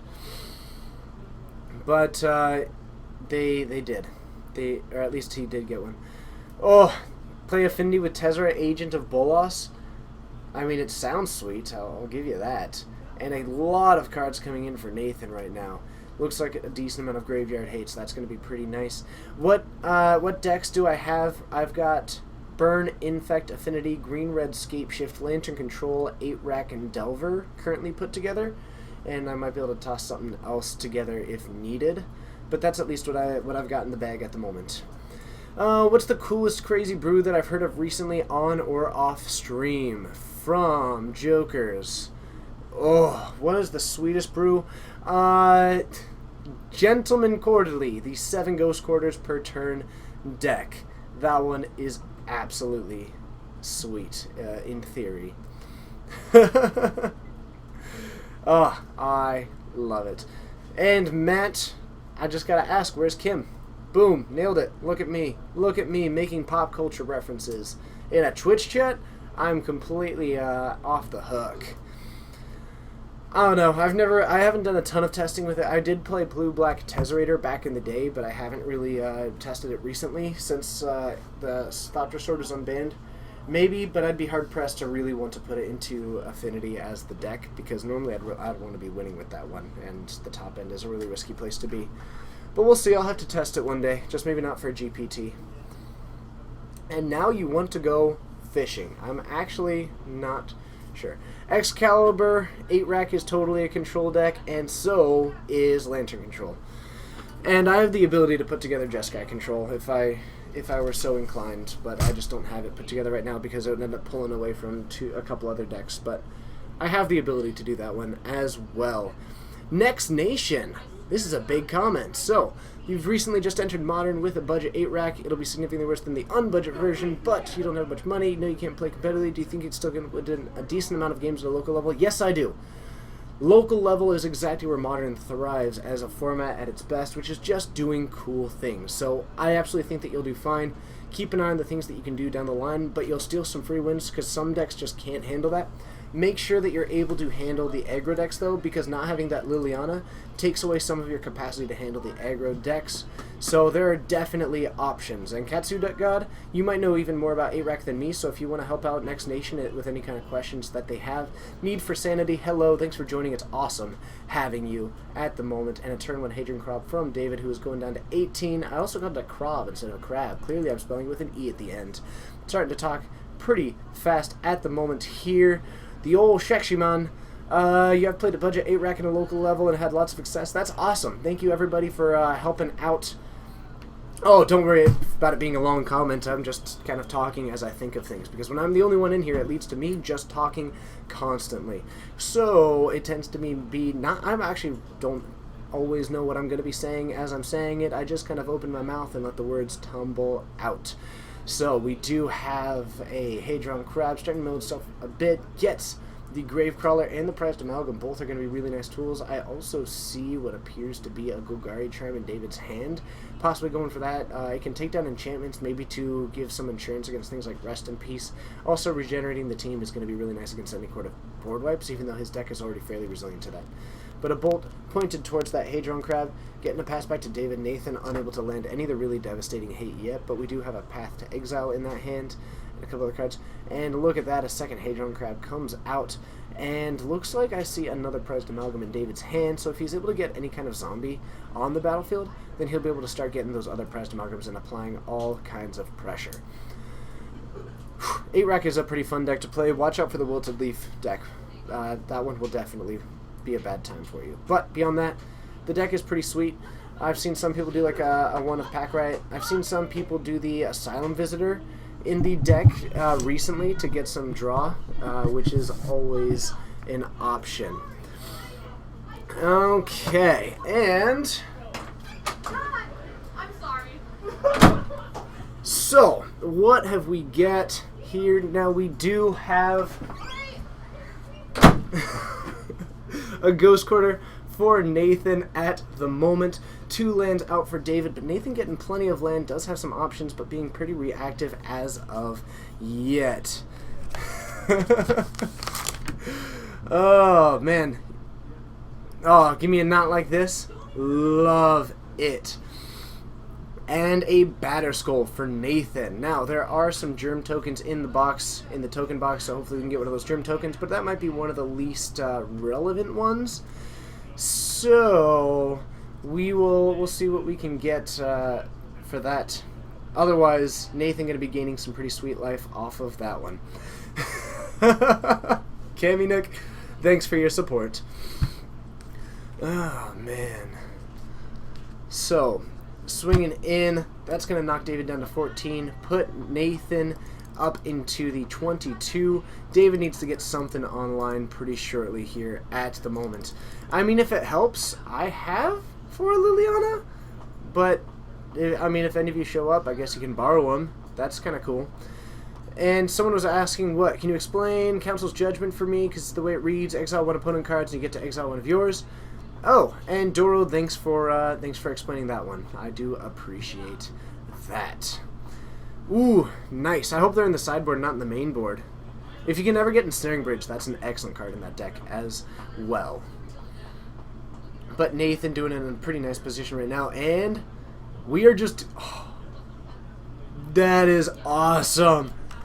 We just saw him cast Call. Oh, that didn't work out well at all.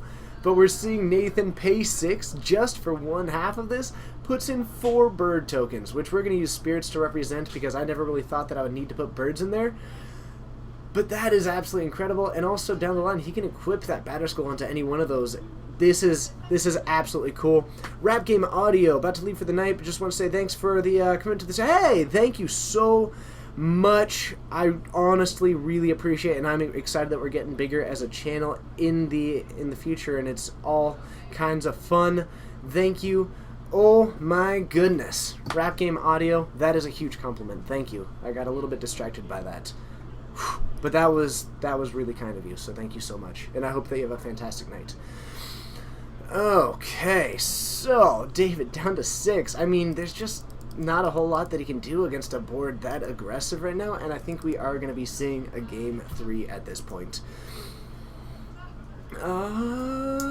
Yeah, Council's Judgment is an incredible card. Hard to put a lot more. Hey, Ty84! How'd you do? Let me know. I hope that you won it.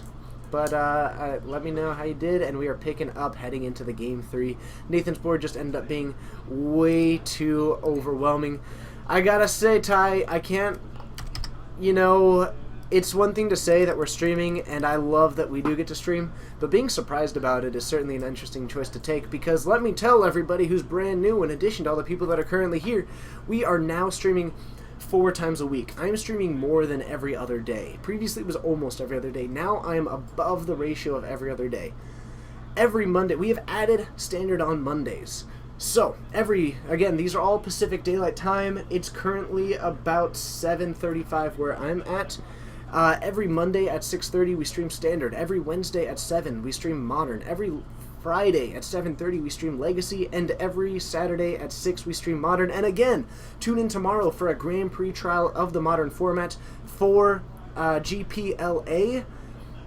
I will be playing, so we will be getting David Bradbury, who is on the left of the screen at the moment, and Eric Donaldson to be doing the hosting for me so that I can try and get a couple buys for GPLA. Geek Fortress, what was I about to say about Council's Judgment? Normally not running particularly large numbers because of the high 3 mana tends to be a little bit constrictive and the sorcery speed, but it will answer anything and everything. It even gets around hexproof, which is a particularly interesting fact. 2, and so you went 4-2, Ty. That's awesome. Congratulations on getting into the top 4. That's impressive. What else have we got? Shannon, good luck at States this weekend. Play what you're most familiar with. That's my normal choice there. Guns for Life, I do notice you. Divine Madman, thanks for watching so early in the morning. Thank you so much for just joining in that. How's our standard meta? I'm still learning standard, actually. I've been doing a lot of crash courses, and I'm getting people who know standard to do it with me, but it seems pretty decent. We do have some of the top decks, and we do have plenty of brews, so it tends to be pretty diverse, pretty similar to our modern meta game as far as the versatility of things, so I'm really excited about that.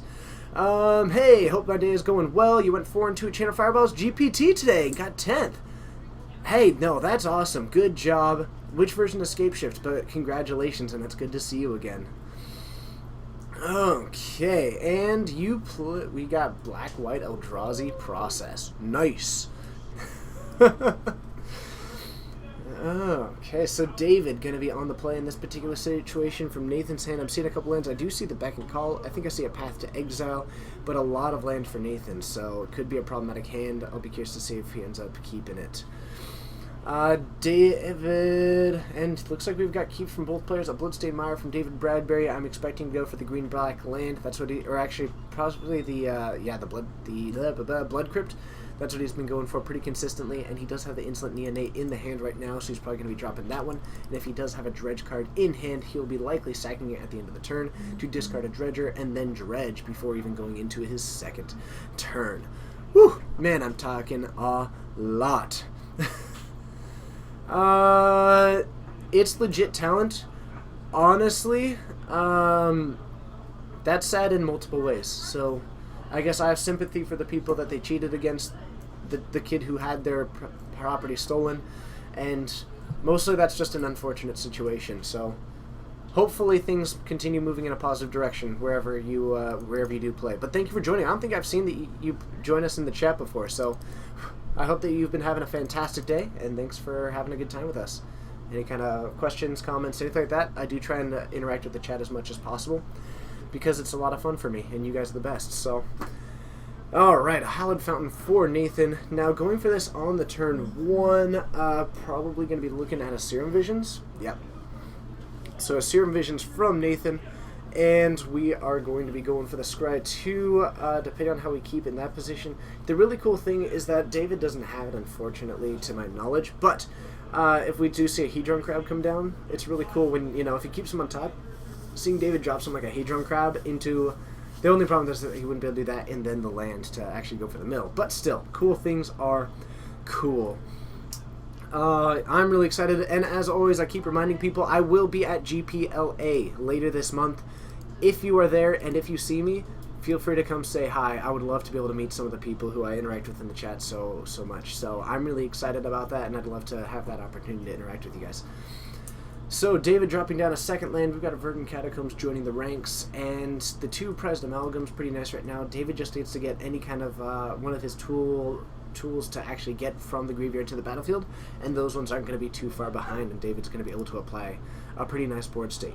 What we saw last time is that David wasn't able to do a whole lot of pressure early on in that game too, and so Nathan ended up just overtaking the game with a Batterskull and a hard cast call to go for the 4 birds, and that just ended up being enough because David didn't have a whole lot going on. So we could see David applying a much nicer amount of pressure in this game down the line. And hello to David. I'm Dylan. This is Dylan. Nah, I'm sorry, I've been talking nonstop. Mariners just won. Hey! Ready to do a shameless plug? So yeah, let's do a shameless plug. Hold on, can we do it between games? Yes. Okay. We can do it between games. So as soon as they finish, do you want to come back? And then we'll do a shameless plug? You know what it is. Okay. We're going to do a shameless plug for someone who was a good friend to us today. Mariners just won. Okay. Oh, sorry. James. And Josh Emotion, good to see you again. Thanks for joining us. Brain Jar in Modern, yes, it is something that is a little bit on the brewy side. Maybe not the best choice, but it is cool to see, and I can certainly appreciate that. We do have the Brain in the Jar there. So... and I'll be doing a little bit of a shame plug there. Hey, Sinister Jester. I'm not sure if I've seen you in the chat before. Thank you for joining. It's awesome having you. Malira Company Burn sounds like an unusual deck list, but also kind of awesome.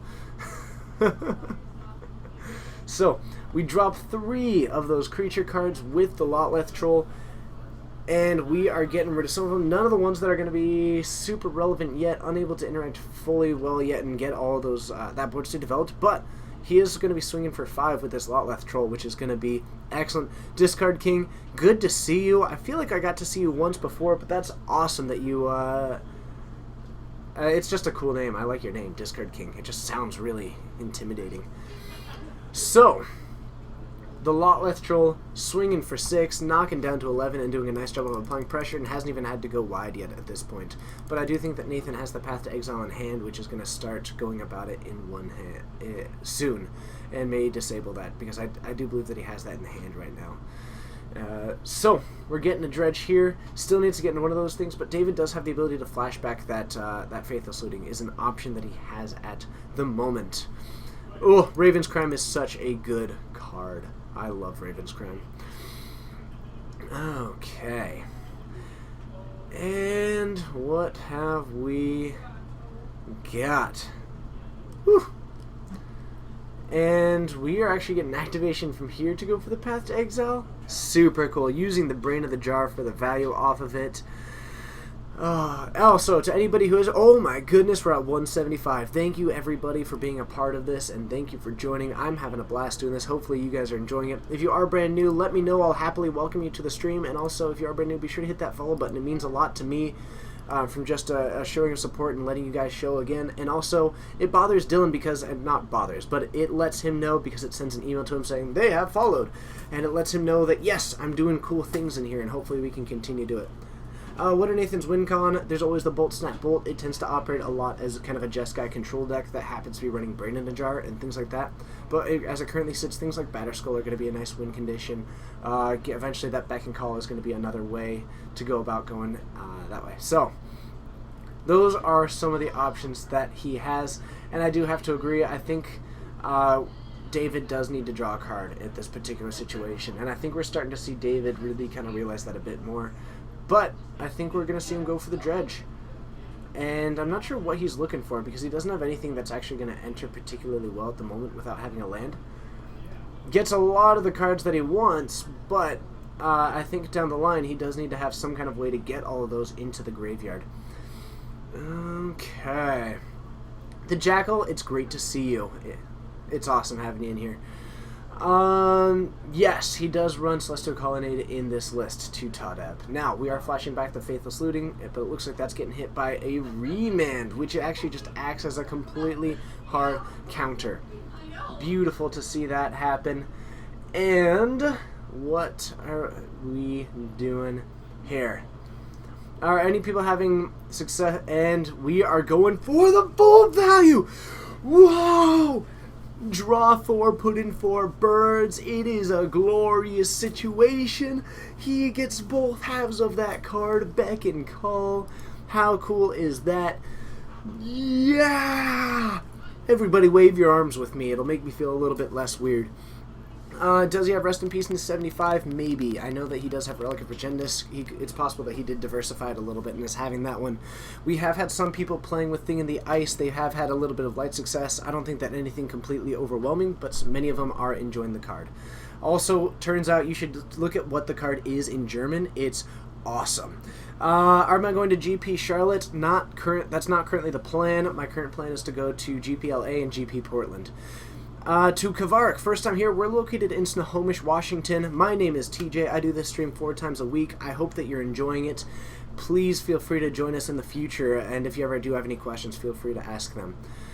Oh, man. I am doing a lot of talking here. Whew. Driving from Florida, and what have we got? Yes. Ends up being able to, using the Brain in a Jar, it puts the second counter. Beck is a legal option for casting the Brain in a Jar, but because he can cast both halves of that card. So he drew 4, you get the Fuse for free. How cool is that? It is absolutely beautiful. Oh, that's so cool. And a Relic of Regendus coming down. I would be surprised if we didn't see that get cracked right now. That's going to be excellent. If anything, it actually forces David to draw. Man, that is so cool. Someone let Bruce by know that his deck is doing sweet things. Alright. And we are getting the Graveyard exiled, completely annihilated at the moment. And that is so cool. That is very cool. Okay. So, Nathan wiping out that, draws a card, has a Lightning Helix. I think his biggest issue is that he might have to he has to play a card or go about discarding a card right now. Also has an Anger the Gods in hand. Nathan's hand is completely set for this. It'd be really problematic to come back. Is there a list for this Brain deck? Not currently, but I can try and get one. And I think it's going to be easier for... I'm basically... I've got most of the mod team now on board with uploading deck lists, which means that it won't just be me, which means that it'll likely be done at a much faster pace. So I think going forward you guys can start expecting it, and also some of them are going to put in a lot of work for just updating it and getting it to be a much cleaner tapped out account with some folders and things. So look forward to that. I know that Doro was talking about it, and Doro, as always, is absolutely incredible. Now, both players having a little bit of issues. The Golgari Charm taking down those birds with its -1/-1 to all creatures ability, and now both players just kind of looking down the other ones, and are we going to see the Insolent Neonate, a -1/1, 9-turn clock, and if Nathan doesn't end up getting both of those, Karn Father, I can also work on that Wargate deck. Absolutely, I'll see what I can do as far as getting that one.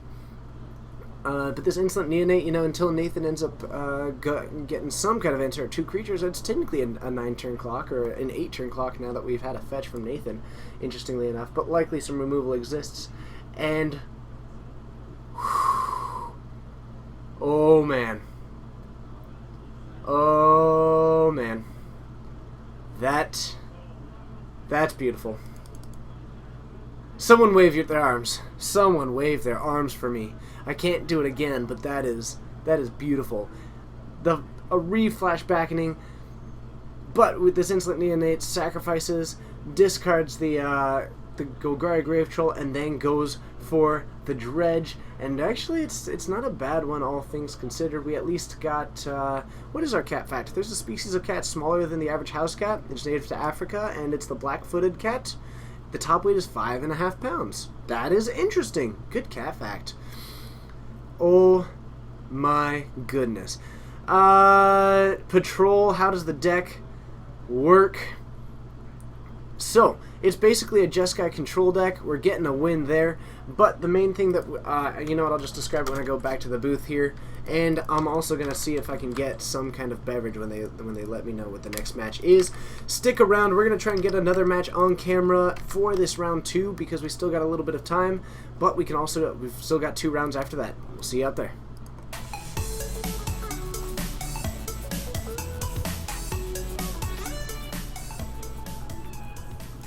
Thank you for joining, everybody. My name is TJ. I'm streaming from a store called Geek Fortress in Snohomish, Washington, and I gotta tell you, I'm having an incredible day. Earlier today, we were celebrating the 3-year anniversary of this store. Last Wednesday, we have now been open for 3 years. Tarmo Twin, it's good to see you. It's been rough times for you, but you were still an icon. But we were celebrating 3 years of Geek Fortress today. And we had some sweet sandwiches, and let me tell you guys, we had some amazing chocolates by. Are you coming to... Okay, you do it. I was about to lead into it. No, you're fine. Go ahead. Also, I got to interview Anson Maddox, the artist, but we got to have some delicious treats by Nerdy Noms. That one's got my name on it. It's not showing up super well, but it is a shop on Etsy. If anyone wants to check it out, there's basically some completely edible chocolate things. She is super talented. It's ridiculous. I got a Mono Red D20 made entirely out of chocolate. Yeah, and she did this. So she also did this egg. It's like a Game of Thrones egg, and you open it up, and inside of it is an edible red chocolate dragon, and it also has whatever the red hot candies are. I can't remember. So like that's the cover or the floor of it. It's ridiculous. The top 5 rappers of the world, haha, Dylon, and... Dylon. Very funny. But, yeah, she's my friend Renee, and she's super good. It's just Nerdy Nom, and on Facebook. It's on Etsy as well. Spits on fire. Oh, yeah. Gaimon Tags. These are sweet. Gaimon Tags, I gotta ask, Edible are you D20. involved? Do you know who editing and layout is? Just to answer yes or no. Are you pretending to eat my Mono Red D20? I didn't do it, though. Oh, my goodness. Here, type it in the thing. Ah, man. Oh, that's right. You can type links. I can. Facebook.com/nerdy nom. Right. That's so much easier. Oh, my God. Technology. We're at 200. Singular? Yeah. Okay, so we don't have to do plugs, but she actually did us a huge favor today helping out with the event. Yeah. So... Yeah, we don't usually do it. But, yeah, we had a cool event. Anson Maddox came down. Him and his manager, they ate one. They said it was delicious. I mean, it's basically just like chocolate molds, like milk chocolate and stuff like that. More people that understand the references of editing and layout. Oh, man. Sorry, high quality GIFs is just... I've been spending a lot of time there lately. Favorite basic land in 6 words? How do you just say mountain in 6 words? MOU NTN. Mouton. Mouton, and Mouton. 5 greatest land rappers of all time. So, clickable text, yeah. Clickbait. But Aratoni, thanks for joining. I'm not sure if I fully recognize your name. By any chance, Are can we I get a done? beverage? Beverage? What beverage? I trust your judgment. Okay. Can you put that back in the fridge for me? Yeah. Thanks! I'm Oh, super excited. It's got a +1 for chocolate fun. Oh. That's fun. And we got a match coming your way. Okay. Excellent. So we do have a match coming up, so we are going to get back down to the game. Thank you so much for all of you for joining. It's awesome having you. Ian on the wall versus Derek Koenig. Black White Tokens. Okay, so hold on. Derek Koenig. Koenig playing Black White Tokens. versus Ian. The Ian that okay, gotcha. What game? Okay, and we are gonna have Kiki Cord versus Black White Tokens. That actually sounds like an awesome matchup. I'm kind of liking Generic that. brand energy drink? Generic brand energy drink is perfect. Excellent. Thanks, David. Yeah. Wait, are we still in round 2? We are still in round 2. They're in game 3, I believe. Thank you. Yeah, cool. All right, let's watch a sweet game 3, Kiki Cord versus Black White Tokens, and let's get back to it. See you there.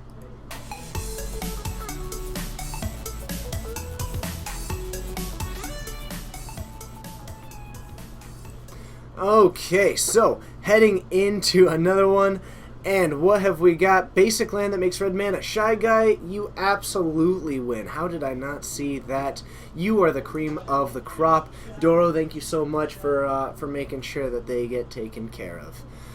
So, you know what? That might actually be. I'm going to assume that that's the right spelling of it. I'm going to double check. Derek with 1 R or 2? Excellent. I did misspell it. I for some reason put I instead of E. There we go. And we are heading into game 3 here in round 2. Liberator, that's also a really good one. Yeah, 10:30 on the clock. 10:30 on the clock? Yep. Man, I started it way too early. Cool, thank you. No problem. I started my clock way too early, and we are at 10 minutes on the clock. Otherwise, Kiki Cord, I can tell you if they're playing Nahiri. He is playing Nahiri, and it's going to be able to take down a lot of those enchantments. The other thing that it's going to be able to do is also just having access to things like Orzhov Pontiff is going to be a really nice one, especially if he can keep those enchantments off the field. So Kiki Cord is going to have a lot of versatility, but Derek is going to be really nice with the huge amount of suite of hand removal. And removal can be pretty impactful against this, and some well-timed hand disruption is going to be pretty nice. As for who takes the edge, you know, I'm a little bit on the fence with it. I think Kiki Cord might be favored in this one, but honestly, Kiki Cord can take it. They're playing Nahiri. All right. So I think that Kiki Cord might have a slight edge, but I don't want to give it really overwhelmingly to either player. Cammy Nook, you're not wrong. You're not wrong. So, what have we got? True, we are getting some fair magic on camera. I hope that you guys are enjoying it. Cammy Nook, I mean, yeah. I don't think that Black White Tokens is certainly completely out of the match, but Ian going for a mulligan here it's a good sign for Derek, especially any deck that is running that hand disruption. When they are starting to mulligan, that means that each one of your hand disruption spells is just going to be even more effective against them, because you can actually take out more of their hand. Instead of taking, you know, the best card out of their 7, you're taking the best 1/6 of their game plan. So that's very cool. A quick note, I'm gonna mispronounce this, and I apologize, but to Sujimichi, let me know if that's absolutely wrong. But thank you so much. I don't think that I recognize you from the chat. I hope that you're having a blast. Hit that follow button if you feel like it. I hope that you do enjoy the show. This is a pretty brutal mulligan from Ian, and that's going to mean some pretty bad things for him. But he does have the Nahiri in hand, and does have a little bit of option, but he's really light on land. Ian's probably looking at a pretty upward battle right now. And Derek going for the turn 2 intangible virtue at the moment. Is there an Eat Commander night? We do have one for the store. We try and do a league occasionally, but I don't actually stream Commander. It's very difficult to stream Commander well, especially with no access to like listen to hearing the conversation of a very political format, things like that. So, let's see what we have got.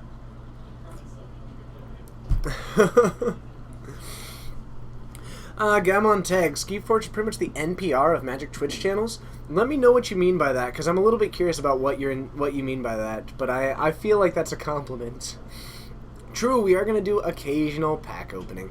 So, we do have a Wall of Omens coming down for Ian. It's going to draw him a card, hopefully getting him to, and I think it may have gotten him to another Mana Source, so if he can continue curving out, that's going to be nice. What store is this? This is Geek Fortress in Snohomish, Washington. NPR's Hot Fire. Geek Fortress in Snohomish, Washington, in the Pacific Northwest. Ian, with the third land, has access to the Birds of Paradise as well. And with Derek not applying a whole lot of pressure yet, we could see Ian go for the Birds of Paradise this turn. Has some other options to go about. Could be looking at the Nahiri next turn, which can take down this Intangible Virtue. Okay. Oh, man. Cammy Nook, I appreciate that, and I think part of the reason why we try and get accurate information is because you guys are always willing to assist when I say something wrong. Okay. So, drops down the Birds of Paradise. Next turn, Ian is looking at having the ability to take down that Intangible Virtue, which is going to really hurt Derek's game plan. So, we are going to see a 4-mana spell here, and we are going to get... Oh, man. And a Sorin out on the battlefield. And I believe that this is a Sorin Lord of Innistrad from the Sorin vs. Tibalt dual deck, which I ended up getting a lot of, actually. I really liked that dual deck. But the Sorin coming down looks like going for the plus. So, gets one of these vampires, drops down the Nahiri, and I think that's going to be a pretty valuable card off of this. Oh man, I do enjoy me some fire. And actually going for the plus ability first, trying to dig in more, discards the second Nahiri that was in the hand. Whew, that is awesome, and gets a Sin Collector. And a Sin Collector is going to be a really nice tool against this deck. Derek not applying a whole lot of pressure yet, maybe trying to thinking that this Sorin is going to do a lot of work, and realistically, that's not an incorrect thing to really think. I think that we're going to see Derek swing in 4-2 at this Nahiri to keep it from getting too accelerated from the board, but we do also have a Vault of the Archangel out for Derek. Oh, man. Oh, hey, thank you, Sujimichi. That's awesome. And I'm really glad that I got that on my first guess. And I'm going to assume, what are those? Well, I have no idea what those are. What are those? 1/1 humans. Okay. And the vampire. Gotcha. Okay. Actually, that is also one of the decks that got me into Burn early on as well. So, we've got 2 humans as well as a vampire. That one's swinging even though it has Vigilance. I'll let him know. Oh, it's Gather the Townsfolk. Now, that's a little bit of an unusual choice for these tokens decks. That's pretty interesting. Going really deep into the tokens game plan, but not able to get the impact there. And Vigilance. Okay, there we go. I like that I get to sometimes just shout things out the door. Oh, that is all kinds of fun. But Sujimichi, I hope that you are enjoying the show. I have a lot of fun doing this, and I get to do it 4 times a week. It's always cool to have new people. Yeah, man, it's super cool. So we're getting a plus on this Nahiri because I think that we end up seeing that go for Ian. And, you know, Ian, we might see him plus again, getting rid of this Birds of Paradise, trying to draw into one of the... A Chord right now would be pretty nice, because that means next turn we might see something like the Nahiri take down the Intangible Virtue. And we don't have a huge amount of things. Now, is that a Skursdag High Priest? No way. Oh my goodness. That is a Skursdag High Priest out right now. That is so cool. Tap 2 untapped creatures you control to get a 5/5 only if a creature attacked. Now we've got a swing for 8 here at Ian. Likely looks like the human swinging one way and the vampire swinging at Ian. And I would just expect to see these both get in the way of that. But we do have a sword and emblem, so they are swinging for 3. So I think that can block that pretty cleanly as it currently sits. And we are going to get this Vault of the Archangel activated. So, that is going to be pretty nice. Gives him Death Touch and Lifelink. He's going to be going up a pretty high life total. And did he gain as much life as I... oh, my goodness. Are we up to 14 or to 34? That is a lot of life. So, I think Derek's sitting at a pretty high life total at the moment. Ian losing a decent amount of his board, but does get the Restoration Angel into play. Also, still, Ian is definitely in a problem, and I think that he is just accepting of the fact that he is not going to get the win. Oh man, that is awesome. So let's head back up to the booth. We are coming close to the end, and we should be heading into round 3 shortly. If you guys have any questions for me, now's a good time to ask them, and I will do what I can to get through as many of them as possible. I'll see you all there.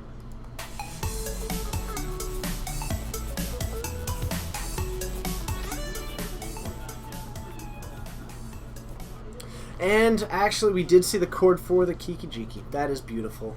I look away for one moment. But Nahiri is absolutely incredible. The fact that Nahiri was able to survive and go for the one missing piece, putting in that... The Nahiri is so good. Yeah, I know, I was wrong. I saw the board state and I was like, that's interesting. And then I realized that the Nahiri was gone, and like, my mind was already in one position. I had the 2, and I didn't add the 2 to it, so I was looking at the 2. I was looking at the 4, was holding a 2. Beautiful. But... the fact that the Restoration Angel and Nahiri's ult. Nahiri, I am now convinced that Nahiri has a home in Kiki Cord. It is absolutely beautiful to see it in there. And being able to go for that tutor just for the Kiki-Jiki at the end there in a game that he was at a very distinct disadvantage as that board state was sitting, that was awesome to see. And she ults extremely fast. I think she goes up to 6, 8, and then ult, so that's a 3-turn clock. Ian won. Ian won with a Nahiri, so got the Restoration Angel. And then, because Nahiri was able to survive that, just went for the ultimate of Nahiri, going for the Kiki-Jiki, tapped it, goes for the combo that way. That was absolutely awesome. Stryfo talking about how Jace might be better in Miracle, or Nahiri might be better in Miracles than Jace. That is a bold claim and a pretty interesting one. Woo! That is awesome. So, we have got round 3 coming up. To those of you just joining, hello, I'm having a blast. I'm TJ. I'm streaming from Geek Fortress in Snohomish, Washington. We've got 4 rounds tonight of Modern, and tomorrow, starting at noon our time, Pacific Daylight Time. It's currently 8:05. Then come join us for that, because we are going to be doing a Modern Grand Prix trial in which I will actually be competing, and 2 other people will be the co-hosts for that. Bombtron, hey, thank you so much. Actually, I had a lot of fun doing that interview. Anybody who did see that interview in which I got to interview Anson Maddox, how cool is that? I was really excited about that. Got to just meet him and hang out with him today. But if any of you are able to catch that interview either at the time or in the recording somewhere up there or somewhere-ish, if anybody can let me know how it went. I've never done an interview before, so we were just kind of trying that. But it was all kinds of fun. And Adam is on the wall against Garrett. Adam on the wall against Garrett. Now, is Garrett on his Esper control that he's been on recently? I believe so, but I'm not 100% on that. Okay, so we could have a ridiculous matchup here. You know what Adam's playing, right? Yep. Okay. All right, and Oh, is that Chase? yeah, Chase is in here. Hi, Chase. Right. So this is going to be absurd. Esper Control versus Bant Wargate. 2 decks that have a complete late game value, but I do think that Bant Wargate has a lot more potential to act as the aggressor, and I think that that could be an interesting position to start taking that. Joe Lissette is a very big Miracles. I will definitely say that. So, let's head on down for round 3. I'm having a blast. Hopefully you are all too. Let's have a good time. And if you're brand new, be sure to hit that follow button. It does mean a lot to me. I'll see you all there.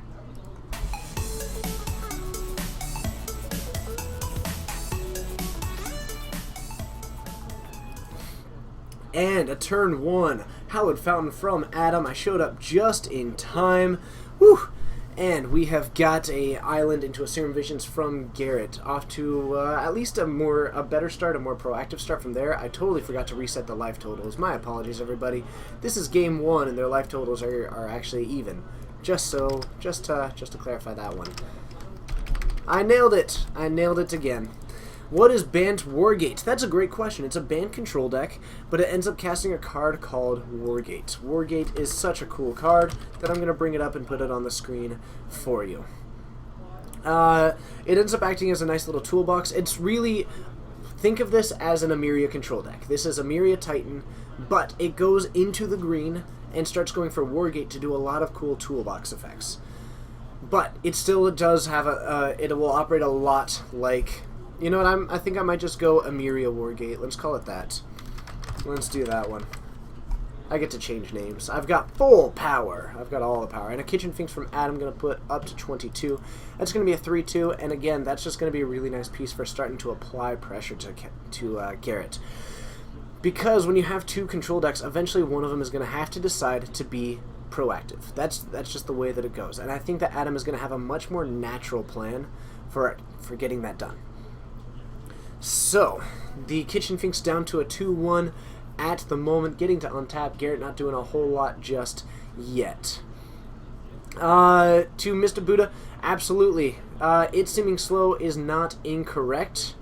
And that is, he completely covered up the card with the Germ Token. But that is the no, it's not Batterskull. Oh. It is the, it's Mortarpod, thank you. Mortarpod. I'm back. I'm back, baby. You're love it. And missed it. Okay, nailed it. Love it. Missed it. So gifts ungiven, and this is Esper Oh gifts. yeah, that's right. And if this is Esper, it is Esper gifts, yeah. and that's a game changer. This is gonna be a fun little match. That's a game changer, and I'm actually starting to put it a little bit into Garrett's favor. That is a hugely good card. The dude's unstoppable. Oh man! So we are switching that to gifts. That is significantly different. Garrett, I like this deck a lot. He's been like working this. What an interesting package to go for, actually. 2 lands, a Snap, and a Serum Visions. And I think my guess is that he has, because both of those lands tap for white. I think that he has got the Supreme Verdict in hand. Yeah. And I think that he's just looking to get one of those. So I think he is going to get to take one of those, and I think that we're going to see Garrett with the 2 white sources. Oh, by the way, this person right here is Dylan. He is the store owner and actually lets me hang out in the back and completely invalidate your storage closet. Hello. But hopefully it's been fun. We painted the storage closet a giant cryptic command just because, this is not a green screen. This is real. This is the real deal. Whoa. Maybe not. I don't know. So, Garrett going for the shock here. So what's he got in hand? I couldn't tell. He's got an Burial Rites in hand. He's like, So, if he has the Burial Rites in hand... his own? Wow, he is hard up for a land, apparently. No, I think what we're about to see is Adam try to go... I think he's just trying to ramp himself to get into an early Titan. Oh, that's quite the ramp, I guess. Yeah, and I think, Passing your own token. those ones are going to apply pressure a lot more than the 2 damage there, so it's an interesting choice to go for. I'm not entirely sure if I agree with it. Well, I mean...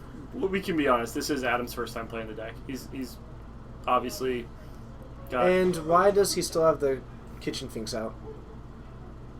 Is Kitchen Finks supposed to be dead? Didn't he? No, he pathed the Germ Token. Oh, I'm sorry. You're absolutely right. I got totally thrown off. Yeah, sorry. Yeah, he pathed the Germ Token, Kitchen Finks, and I think Kitchen Finks is going to eat a path too. So, and to answer someone's question, I believe Garrett does have a Reanimator package in here. He plays Unburial Rites. And Iona and I think Elesh Norn? Doro, I'm about to be really upset with you if you've been talking to Reese. Someone earlier today is playing Gifts Tomorrow, and they recently put in a package, 4 Gifts Ungiven, of Burial Rites, of Iona, Ugin the Spirit Dragon, and Painter Servant. But the main idea is that you use the Ugin, you get out the Painter Servant, and then you minus the Ugin. Yeah. To just wipe the board of including everything but the lands and then go for the bolts for the finish. Other gifts. But he has been working on a gifts pile to where he can also just... Gifts is a fun card. And this is gifts number 2. So now we're wondering what he really wants to go get. And I'm expecting a Reanimator page now. Just on Elesh Norn. Because Garrett has the Burial Rites in hand. There's Iona. Yeah. Interesting choice. Assuming like here, he can essentially just go for like 2 creature or 2 things, force them to both go in the graveyard, and then hard cast it. I mean, Mhm. like he's got Umbrella Rights in hand, and I don't know. Hard cast it, then flash yeah, it there back. It goes. There's Ellen. Well, you just. I mean, this is end of turn, I believe. Yeah. So you could just go. But this gives Garrett, because it's in his hand, so he can just hard cast it, get back the Iona to eliminate the white mana, which is where all the removal is going to be, Yeah. and then next turn flash it back to get the Oh, LSU. Adam is learning what gifts is real quick. And I think Garrett will yeah, Adam, we got a reader. We got a reader. Adam's gonna learn him something real fun here. Oh man, what color do you pick with Iona? Probably white. I think white, just because of the access to Yeah. path tags out. Yeah, and white also does shut down Wargate, considering it's multi. You know, it's all the colors and everything. Mm-hmm. I mean, he can still.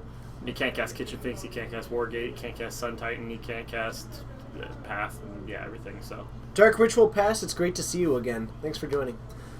It's Welcome a great back. name. They actually have What's done his name? that play of just Dark Dark Ritual Ritual Pass. Oh man, what a mind blown type of a turn right there. Alright, so yeah, here comes Umbrella. Yes, Garrett's deck. I love it. This is beautiful, and this is going to completely shut down Adams. Yeah. Let's see if they know to use the indicator. Adam is not running a whole lot of counter spells in Adam this knows one. exactly what Iona does. I don't know why he's grabbing that card and Possibly the reading different art.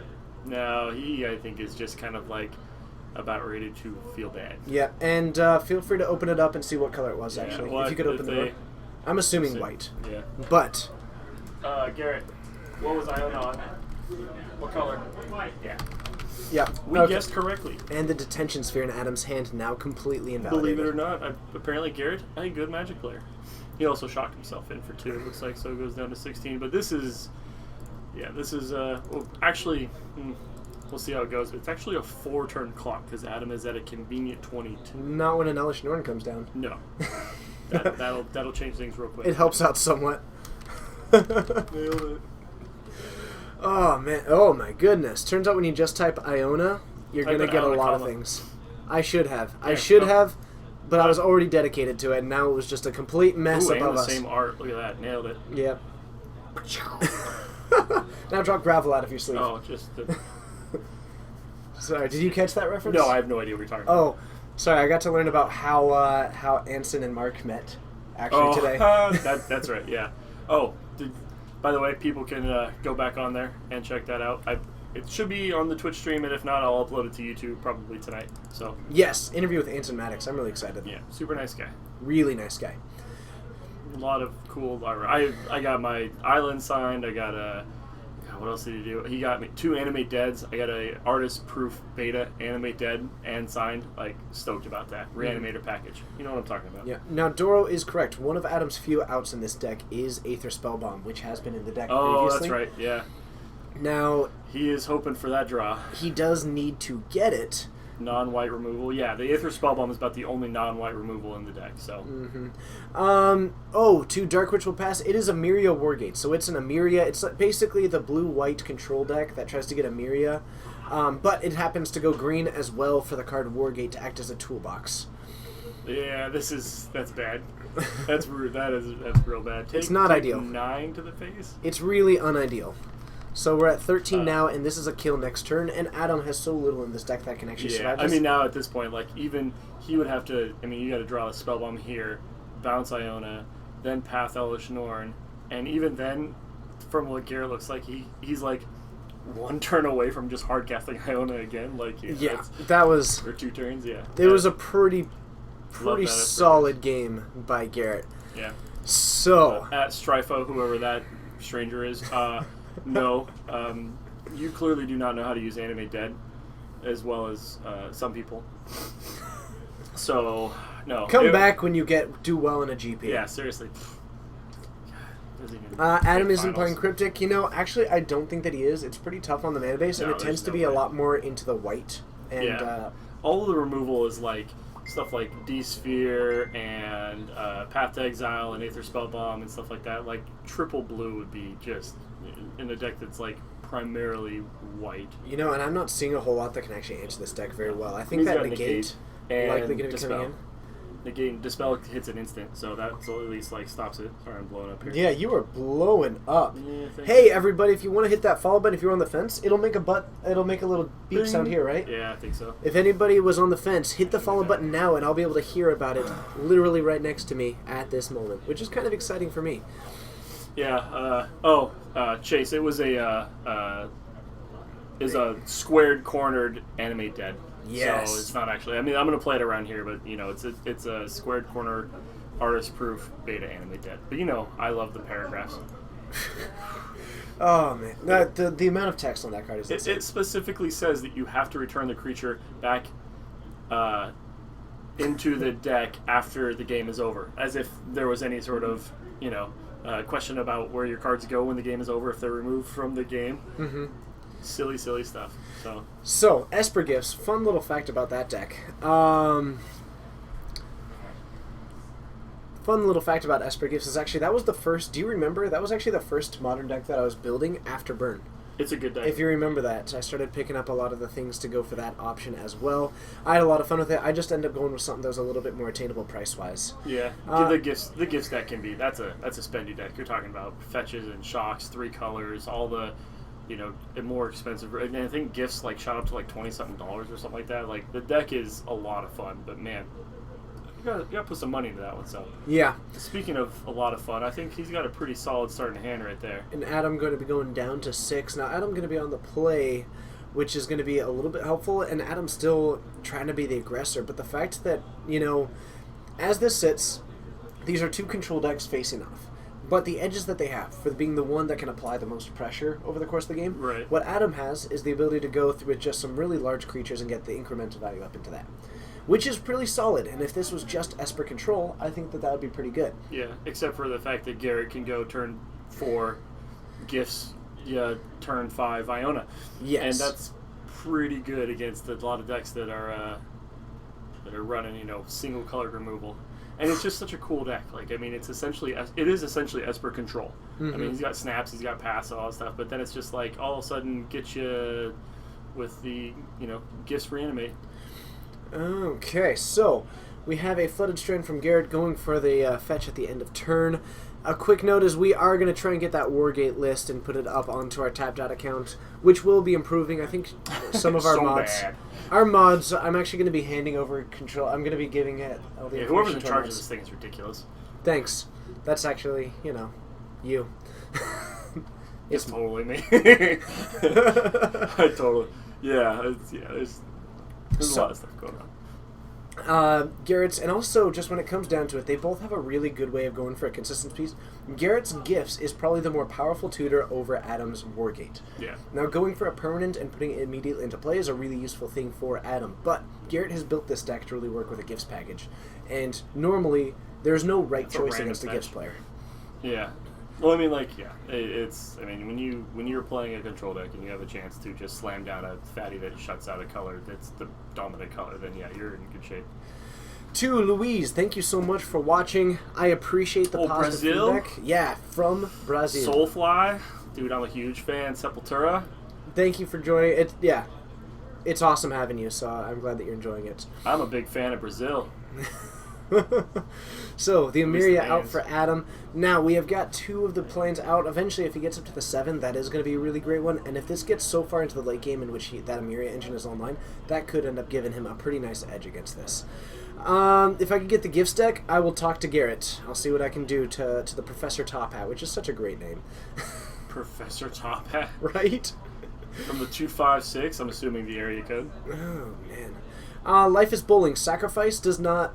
The Umbras do not get around sacrifice abilities. No, it's only destroy. Yep. Only gets around destroy. Sacrifice, if they're sacrificing it, they lose Yep. everything. Good night and goodbye. Which is pretty good. So, we do have the Wargate in Adam's hand. We could see him go for a Wargate for... And actually, we got a Kitchen Finks as well. So, going to be going up to 22, Yeah. but then get hit And by a Path to good Exile. night. Yeah, that's a. Alright. I mean, like the way this is set up. I mean, like, I think it's got to be a huge advantage to Garrett because I mean, like, the removal that he had. He just put down another. He has another path apparently. Very intimidating from Garrett there. Yeah, I well, thi- mind games. Choosing to reveal information for intimidation purposes. I mean, you're looking at right now. I don't know if he has the gifts in hand, but if he does, he's looking at the point to where he can end of turn gifts, grab and burial rights, grab. I think something. I do see one. Yeah, And- the deck is just like it's a lot of fun. Yeah. It's if oh god. If And especially if Adam taps out in this particular situation. yeah. What is? Oh, does He has a put that in negate. Oh, he Yeah. does have a negate. Jaskell, we're going to work on getting a list. And actually, he's playing Dylan's deck. So if any of you guys have seen Dylan Falk playing it, Adam is borrowing this deck from him. Selling a certain modern deck. I think he's gonna go for it. Oh well, Adam's gonna have a chance here to stop that. So that's Vinny Shades, I'll do you one better. You know what? I'll do you one better soon. Once our internet catches up. There we go. internet. Oh So- yeah. Ooh. A Gifts Ungiven, getting hit by the negate, but that allows him to grab any 4 cards with different names. Adam picks 2 of them, or up to 4 cards with different Yeah, names. up to 4 Adam cards. gets to put 2 of them It- into the graveyard. Otherwise, we And the did rest go into the hand. So the idea is essentially, if anyone doesn't know, if you only grab 2 cards, they're both forced to go to the graveyard. Either your opponent picks the 2 that go to your hand, or 2 that go to the graveyard, and the rest go into your hand. So since it's worded like that, you could just name 2 cards: Unburial Rights and Iona. And since it's instant speed, they pass to you. You flash it back, and boom, you have Iona in the battlefield. So, that Unburial Rights is this one. Man, our internet is miserable right They're now. miserable right now. I'm never miserable. That's That is true. a fact. That's actually 100% true. Vinny Shades, if I ever do miss a card, and if you have a question, please Well, you feel gotta free spell to. it. First of all, it's please feel free Unburial to Rights. ask. It'll catch it. I wonder why it is going so slow. Yeah, I don't know. Too many people just see. I offer free internet here. Like the Wi-Fi is available for people. And that's a bad idea, as it turns out. Why do I do these things? We need to make it paid. That'd be fun. Yeah, I should just open up an internet cafe and happen to sell Magic cards. Look at Adam with his aggressive deck. It's like way out in the battlefield. There you go. So we have got a Path to Exile, a Wargate. Now Wargate, you know what? I'm just going to start. Okay, there we go. There's the Empire Rights. Wargate being one, it's white, blue, green, and then X. You pay X, and then you search your library for a permanent with convert mana cost X or less, put it on the battlefield. Path to Exile, exile target creature. Its controller goes and gets a basic land for a single white. And we have a Negate, which is counter target non-creature spell. That's going to hit a lot of the things in Garrett's hand. That's probably the most impactful card. Now, Garrett does have the Elish Norn in hand right now, and that's It's not a place you want it. that's one of the problems with these gift decks, is that you have such a hard time dealing with any time Ooh. that you actually draw the cards that you He's need. got another negate in hand too. This is going to be very good Inquisition right here because he's got a chance of paths, which he doesn't need to worry about, and a Wargate and a negate. Oh my gosh, that is so. I mean, probably takes the negate because it kind of like gets rid of the counter magic, and I don't think he probably isn't running more than 3. But no, he hits Wargate. Okay, or yeah. So he's not too worried about counter magic right now. No, and I think that's kind of is that Oh, I actually agree with that this choice. is also a good idea too because now he can Either snap get rid of the negate or and go do it for this it. time. Yeah. So, oh, But I Adam- definitely agree yeah. that taking out the tutor is going to be a really important choice because Adam being able to go for whatever he wants. I mean, both of these decks have a huge toolbox entry. yeah. Well, I mean, Garrett the has fact hit that he's Snapcaster, essentially now he was able to hit 2 cards. Yeah. So this is a tough one for Adam to come back from. No, sitting on just the Path to Exile, not going to be I mean, it's not most excellent. Yeah. Got a Temple Guard and actually played it out, and I'm not 2, 3, 4, 5, 6, 7. He's got the Actually, 7 planes. I'm sorry, it's just 6 at the moment. So 1, 2, 3, that 4, is 5, understandable. 6, Go yep. for that, even though there's only one Kitchen Finks. Actually, it got pathed. There's Got just a pathed, it's Sakura Gonzo, Tribe yeah. out there. Yeah. That's, I mean, even the Emirio, once it starts getting its value. Matt Damien. We're located in Snohomish, Washington. You can Google us. Matt We're all over the Damien. place. Yeah. Oh, Oh, look at that. Geek Fortress in Snohomish, Washington. Altered Art Ugin. Yeah, that Altered Art Ugin. We had was it the Favor Forge pre-release. We did have one person open up that Altered Art Ugin, and yeah, that is a pretty Mm-hmm. little thing right there. Mm-hmm. And then someone else asked the question. Todd Deb. Todd Deb? Yeah, what do you say? Something about the rumor mill of Emrakul coming out in the next set. That's oh man, now we got double snap. That's twice as fast. The clock is twice as fast now. Yeah, this is it's going down to 17. Okay. Oh my goodness. Ellen Jaga Barnhart, wow, that name is a mouthful. Get in touch with us. Send us a message. Contact me on Twitter. I'd love to play Magic with you. Come on down. I'd happily take some time and just spend some time if you guys want to get like a walkthrough of Paper Magic, anything like that. Oh yeah, Mount Vernon, that's not too far. You're probably like 20-25 minutes up north. I mean, it's not down the road, but we actually had some people from Mount Vernon. They came out for a standard tournament, and I mean, I like to think it's it's worth the trip if you're pretty close by. I mean, we got this guy right here, and now I can actually say that I've had a Magic artist here. So, and you know how artists are; they can be a little shut in sometimes, but he had a lot of fun. So, sorry, I'm still very giddy over that. In case everyone was curious. So it was awesome. So he hit the Tri-Belter, so that gives a hard cast of okay. Yeah, that was a hard cast Elish. No, there's still a path in Adam's hand. Yeah. But that is, oh my goodness. Wait, did he grab an island? Did he know? Oh. Oh, I don't know if he might not have any more planes in there. Oh, no. He's got 3 basics already in play, 3 basic planes. Do actually 1, 2, 3, 4, 5. We might actually, because we got that Sakura Tri-Belter. Yeah, he already has the 7. Okay, never yeah. mind. Oh. Wish he'd actually put him out so we can actually see him, but I'll yell about him at that later. And Thragtusk. Oh man, so now we start. As for things start happening. Are these players the undefeated ones? Honestly, I don't really know at the moment. Who's that? Oh, they're both 2-0, yes. Yeah, they are both 2-0? Yeah. Awesome. Yeah. Garrett hadn't been on stream yet. He was already up 2-0, so I was like, we'll put him on there. Plus, it's a cool deck to watch.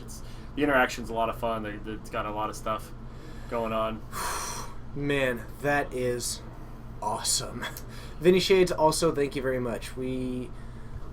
It's something Vinny that Shades? Right. Very, very nice.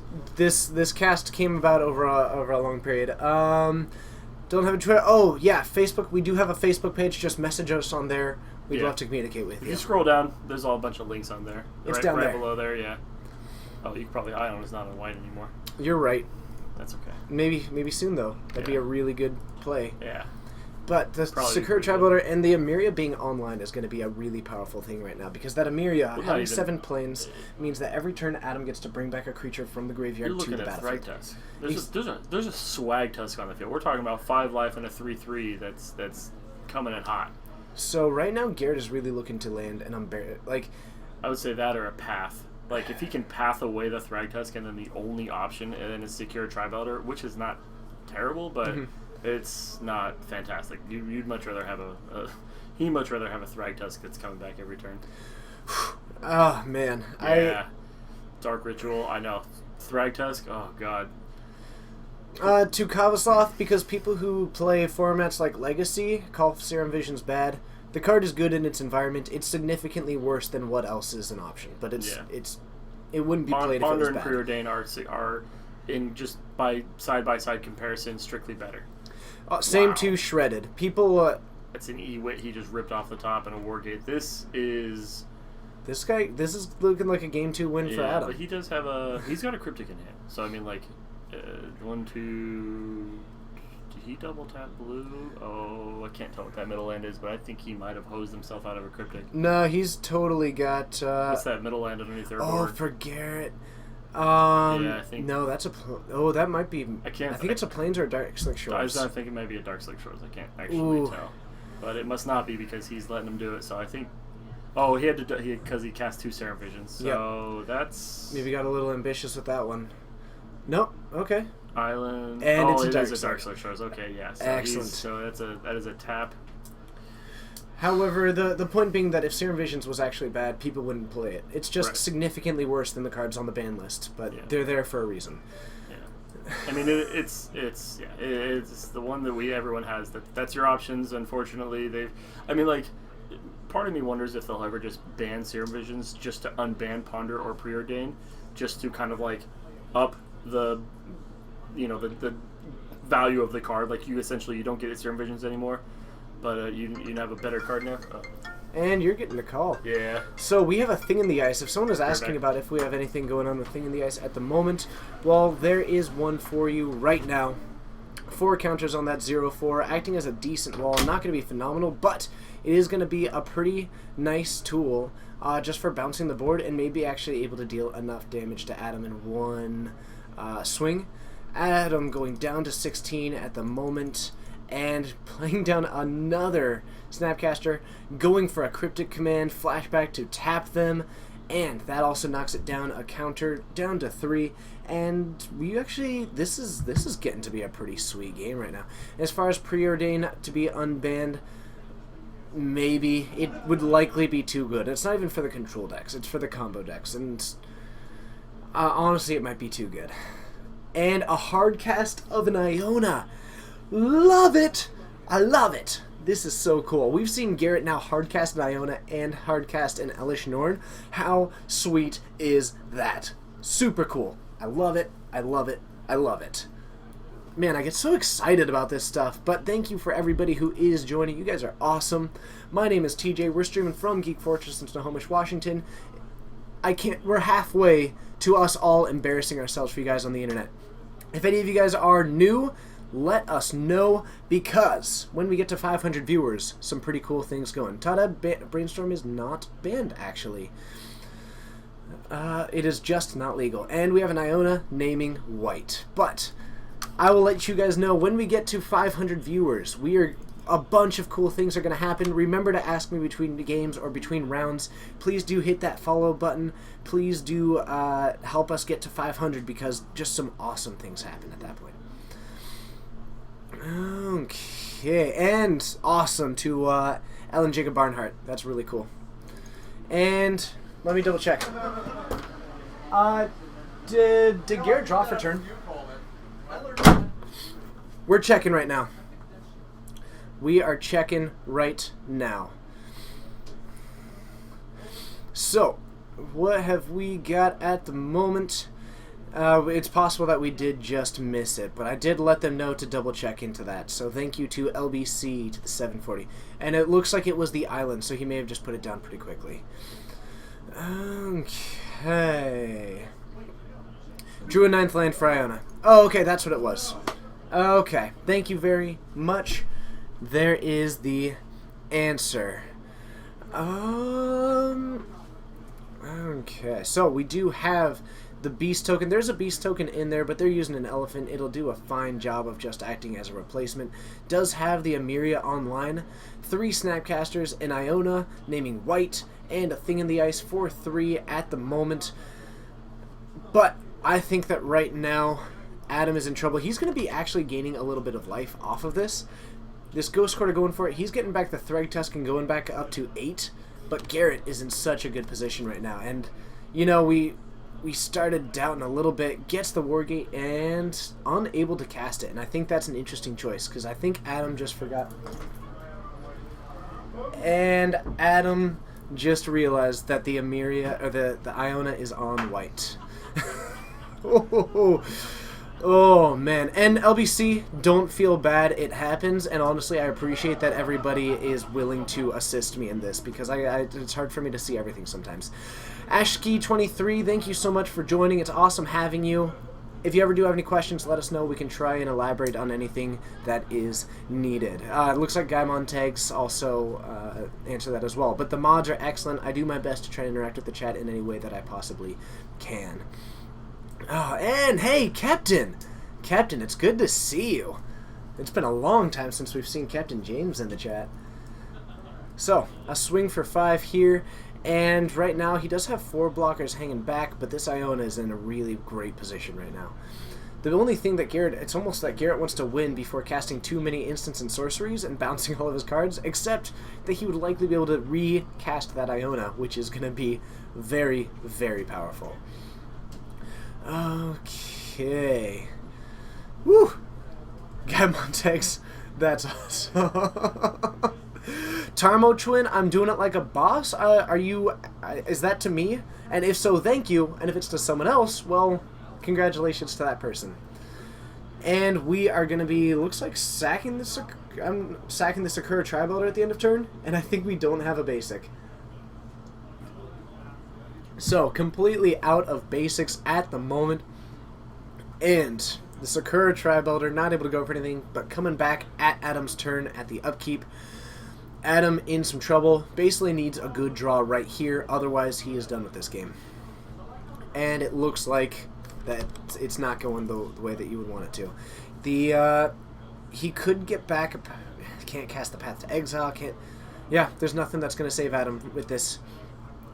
To LBC, we don't have a subscribe button. You can follow, but we are working on getting a subscribe button. There is a PayPal donation button at the bottom, but we're actually working on getting a Patreon account soon, so keep your eyes open for that. But thank you so much for even inquiring about that. That means a lot that you are able to, or that you're willing to do that for us. So keep your eyes open. We're going to be looking into that. If you want to do anything in the meantime, there's a PayPal at the very bottom and a follow button, but we are going to be trying to get a subscribe button or a Patreon here pretty shortly. And finally able to get it, and we have got a win for Garrett in 2, and with about 20 minutes left, which means, as I'm sure you are all aware at this point, that we can try and get another match. And I love it when we're able to get more than one match in a single round. And don't get me wrong, it's fun when there's one super grindy matchup, but it's just really cool and we're able to see a little bit of the versatility that this has to offer. So, let's head on down, have a fun time, and I will see you all in the chat.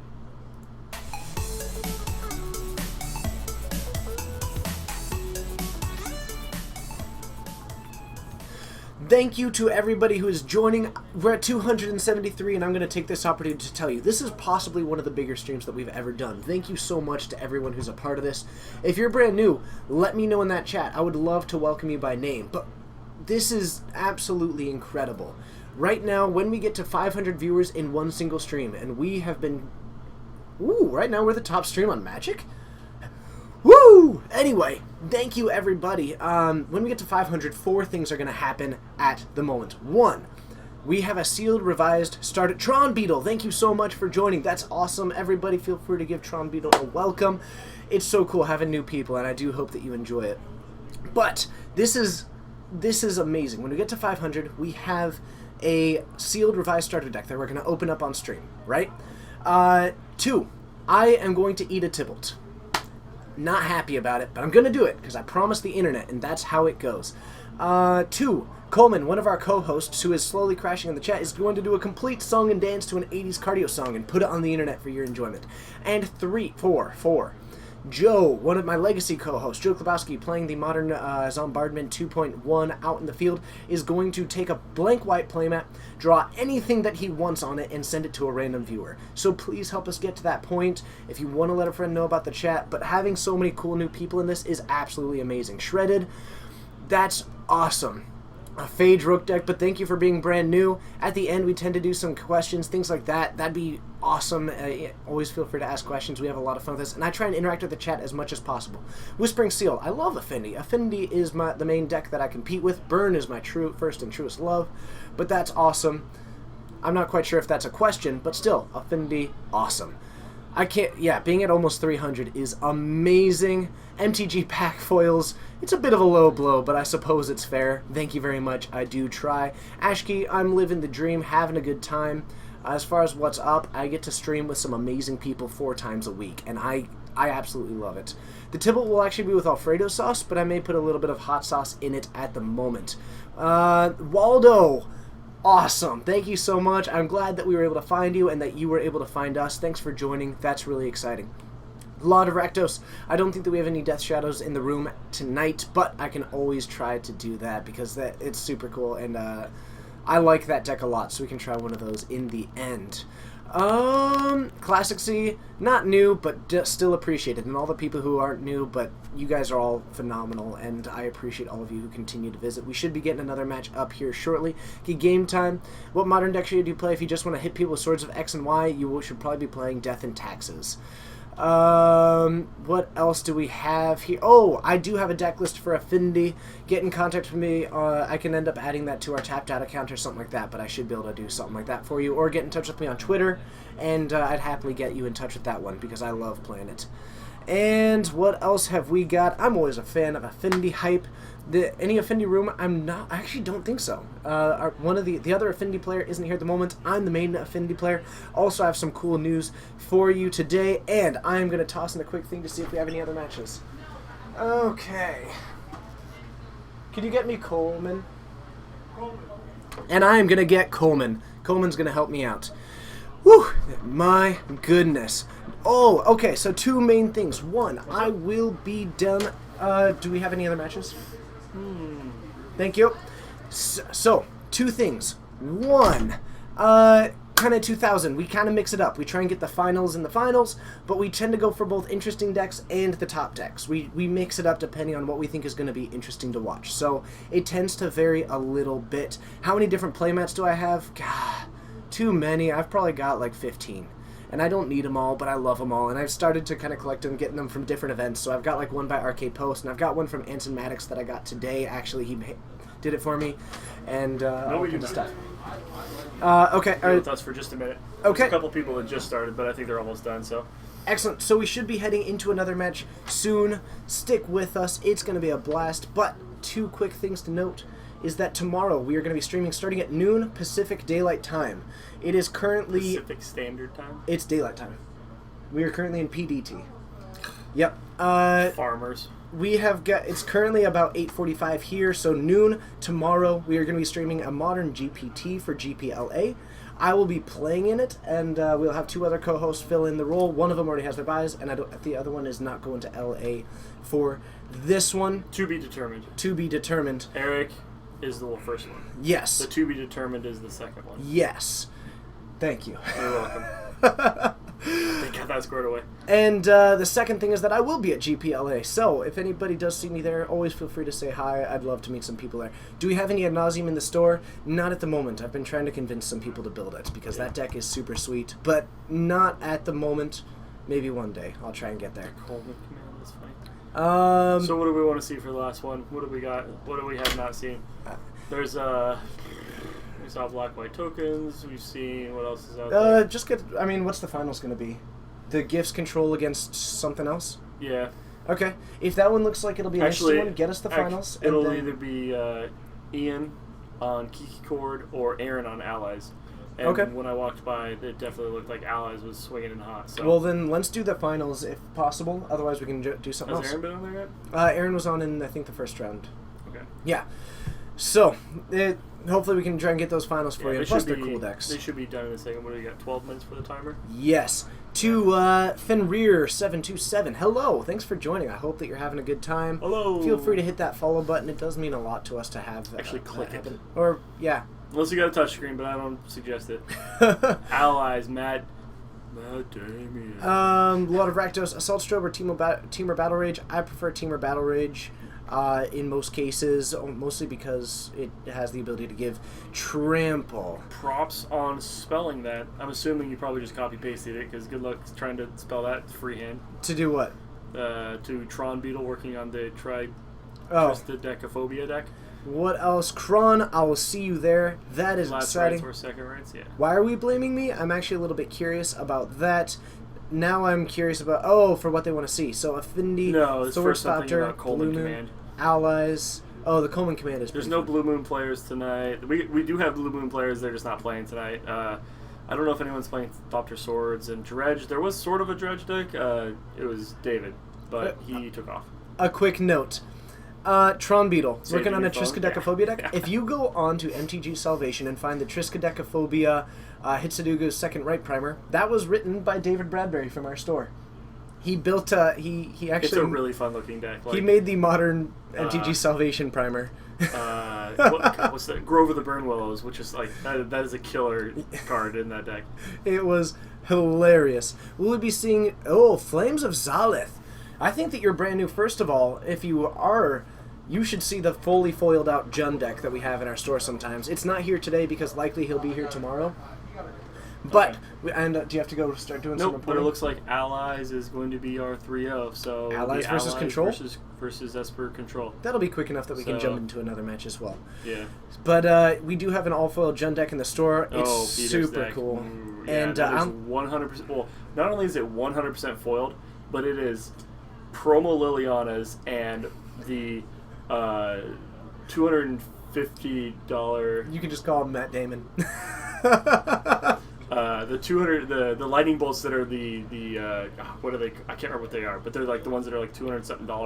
They're the judge promos. the That's judge my phone promo ringing. bolts? Yeah. So it looks like Allies and Esper gifts here in just a minute. Get Actually, after it. I'm just gonna get them started. Okay. Sounds good. So we are going to head into the finals match here pretty shortly. It's going to be Allies versus Esper Control. Does that deck run Fiery Justice? I don't actually know, but I think it might. But it was actually all kinds of fun. Flames of Zalanth, that's awesome. And thank you so much for being around. Even the lurkers are always extremely important. And thank you so much. The people who tend to become those like repeat people, that's also really important because it helps us grow a lot. But is Peter going to LA? Honestly, I don't know. I hadn't asked him. I wouldn't be surprised if he was, though, but I don't know. I do not know. That's a good question. I'm really excited. Let's see some finals. I'm going to find out which side that they're sitting on. They haven't moved over just yet, but we should be getting into the finals pretty shortly, which means that we'll be able to also get some other matches on there. Louise, talking about Mono Blue Tron. Actually, we do have Mono Blue Tron here in the store. Josh, who also plays Burn occasionally, also has Mono Blue Tron put together and will occasionally play that for us. And so, hopefully we should be able to see him on that. I'm not sure which he's playing tonight, but if he is, then we can try and get that on camera for you. That's definitely something that we can do. By the way, as a quick note, and I hate to do these self-plugs, but occasionally I do have to do them. If anybody is on Twitter, feel free to follow me on Twitter because it does let me inform you when we're going to be streaming. We stream 4 times a week. I'm here 4 times a week, and it's awesome, and I love doing it. And so feel free to follow either the channel or follow the Twitter, or preferably both, but I'm not going to get too pushy, and I'll let you know when we are doing that. Aaron with Allies on the wall versus Garrett. And Excellent. I'm going to let them get started now. So, And how did Infect do? not great. Such is life. Yeah, she's still kind of figuring the deck out. Definitely true. Cool. Thanks for the update. Alright, so we are going to head into the finals. It's going to be Esper Gifts versus Naya Allies. Now, we did have Infect. It is... she has not quite figured out she's picking up the deck recently, so still hasn't worked out all the finer details of it. Give it time, but yeah, she's been having a lot of fun with it and has been actually doing pretty decently with it, especially for picking up the deck Did you for get the what first the time. match was? I did. Thank you very much. So let's head on down. It is going to be so much fun. I'm really excited about it. Anyway, we'll see you guys down there. As I do this transition, put in which team you're rooting for. Let me know. We'll see you there.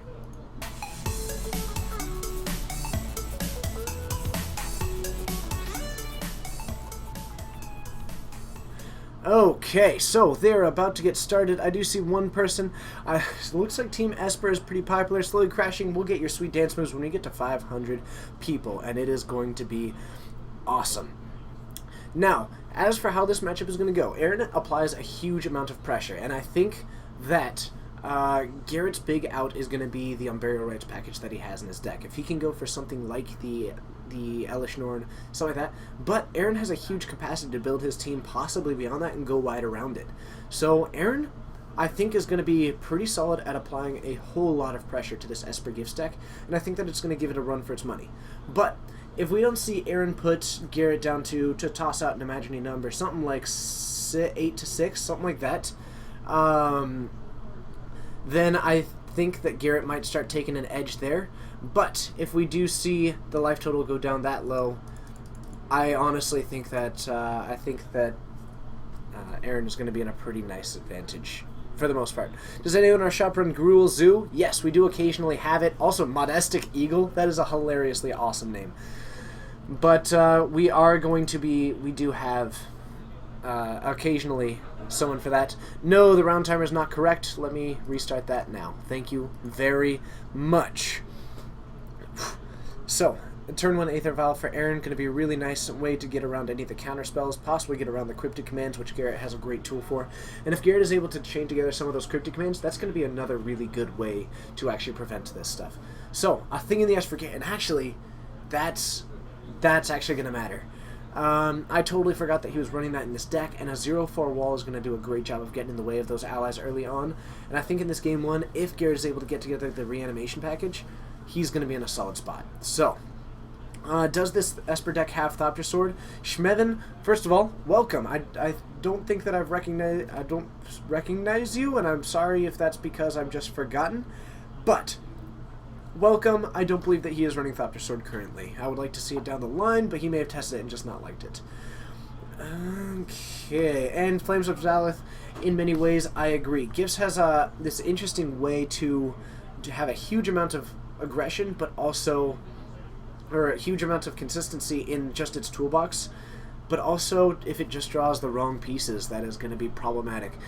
Justin, I do not have a co-host. We're towards the end, however, but no co-host tonight. So, the Thing in the Ice, still, and we have a Kazandu Blade Master. Let me go ahead and bring that up for you. Okay. Whew. A Kazandu Blade Master out on the battlefield, and a Hada Free Blade joining it. So that's going to be a 3-3 with First Strike and Vigilance coming in. Garrett still able to block it fairly well. So, as we head into Aaron's turn here, if he can get another +1/+1 counter, that's going to swing really nicely at the Thing in the Ice. Garrett not able to actually remove any of those counters from the Thing in the Ice yet. Okay. Kazandu Blade Master, the best card in Modern. I don't want to go that far to Creator, but you know what? It's pretty sweet. I'll give it that. Okay, nice job, Lodoraktos. Ooh, and a Kabira Evangel. Now, we are going to see a Path to Exile and that Kazandu. That's hilarious. It was so close. And Garrett going to be going down to 19 at the moment. Now, that Kabira Evangel, really good card in this situation. Let's go ahead. I should have put in more. But whenever you get to gain protection from the color of your choice, that's going to be nice against removal or any of the amount of blockers that Garrett is able to come up with. I mean, your name kind of says Norfair, just as a heads up, so it's actually a little bit funny to me that you're the one saying that, but I love it. Oh, man. So, gifts against allies. Now, I do have to say, both of those are really friendly deck names, now that I think about it, and I never really thought about it before. So I'm loving that. This is basically a holiday on a playmat. And we have got, looks like, an Akum Battle Singer joining the battlefield off of an Aether Vial at the moment. And oh man, this is sweet. So 3 counters on this Thing in the Ice. We're going to see this Hada Free Blade. It's swinging in 4-3, and actually because of the plus from the Akum Battle Singer, it's going to be swing for 4. Garrett going down to 15 or to 13 actually. Ooh, that's even better. Also get some protection there, though I'm a little bit surprised that we didn't see the protection from red. I think we're about to see that there may have been that. I'm not sure what they're going to do about it. Hold on. If they're fine with it, they're fine with it. If they're not, they're not. Oh, okay. Yep. So, Garrett actually at 15. There we go. Flavors of the South. Absolutely. That Thing in the Ice is going to be a really nice tool in this matchup. But what it is going to have, eventually it can bounce the whole board, and that's going to be effective. I think Aaron needs to really start using that, and he needs to apply a lot more pressure. As it currently sits, that's going to be good. Whew! Man. So, wipes the board, both players at 15. Aaron pushing the Aether Vial up to 3, and that seems like an interesting choice, especially when you have that 4 mana out. Probably has a 3-drop in hand. An Oran Reef Survivalist coming out. It's just a 1/1 that will get a +1/+1 counter anytime that itself or another ally enters the battlefield. Does a nice impression as a bear, and will only get better from there. Captain James, that got a little bit dark. Whew, my goodness. So, and a Lantern Scout coming out now. Aaron's choice to move that up to 3. Pretty solid. And I believe that the Day of Judgment... So, in gift stacks, to Soccer Guy, in Gifts Ungiven stacks, what you have to do is you have to have the ability to always go for what you want. So, in this deck, he's likely running Supreme Verdict, Wrath of God, and Day of Judgment, so that if he ever really needs a board wipe, he can cast Gifts Ungiven and grab Day of Judgment, Wrath of God, Supreme Verdict, and a Snapcaster Mage. He's now guaranteed to be casting a board wipe. So, just something about that. Kron, what am I going to be running at GPLA? I'm honestly not sure yet. I'm open to trying out other things, but at the moment, I'm leaning towards Affinity. But I'm always open to switching it up based on what I think will do other things. So, what else have we got? Soccer Guy, that's an excellent question, so thank you very much for that, and it does give me a chance to talk about what this Gifts Ungiven does. So it tends to run a big variety of cards that do similar effects. So sometimes its removal sweep will be pretty diversified, so that it does have that versatility in how it goes about getting it. In your gifts package, you can go for 3 of functionally the same card but with different names, and some other toolbox cards. MTG pack foils, I'm familiar with a bunch of them, but I am leaning towards one of the ones that I'm most familiar with at the moment. Okay. So, and Flavors of Xylanth, I know that saying that Affinity is in a bad place is, while it's true, being in a bad place and still being a tier 1 deck, and I mean, that's a good sign for the deck. And Unburial Rites hard casted for a Thing in the Ice. That is beautiful. That is really cool. I love it. Oh my goodness! But I completely agree that Affinity is likely the best deck in the current situation. So we have an Expedition Envoy coming out. Garrett swings in with the Lantern Scout. Just happens to gain 3 life off of it. Knew that it wasn't going to get through that, but if you can gain 3 life with almost no downside, not a bad idea at the moment. So, Garrett going down to 13 at the moment, having a little bit of trouble for Game 1. This game has gone a lot longer than I was expecting it to. Okay. But that's super, super cool. I love it. But yeah, I do have to say, I'm still on the fence. I'm open to various decks. I'm pretty comfortable. And this game just went extremely in Garrett's favor. I think I'm going to give Garrett the edge on this one. Aaron's in top deck mode. He's got Nilish Norn. Aaron can't land a single creature as it goes right now. Okay. Flames of Xylanth, I still completely agree, but I actually do keep up on that side as well. That being said, I'm still open to other ideas. Game 1 for Garrett at the moment. Norfair, I have also got Naya Burn built. I've also got 8-rack Lantern Control, blue-green Infect, green-red Scape Shift, blue-red Delver, could build Jeskai Control. But I like the decks that I... So, we'll see what I end up there. Okay. Interesting. So, Kron leaning towards the Obzon deck. I can get behind that one. Lingering Souls has a lot of nice value at the moment, so I can get behind that one. But again, I tend to really favor playing with what you're comfortable with, and that's a big thing.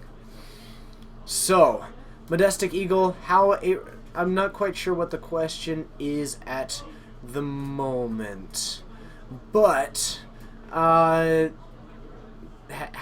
mean, 8-rack does decently. It's definitely a niche deck. It's a meta deck, and if you happen to know the meta that you're going into, then you can do really well with it. But it also just has some really abysmal matchups, and the really fast decker ones can be difficult.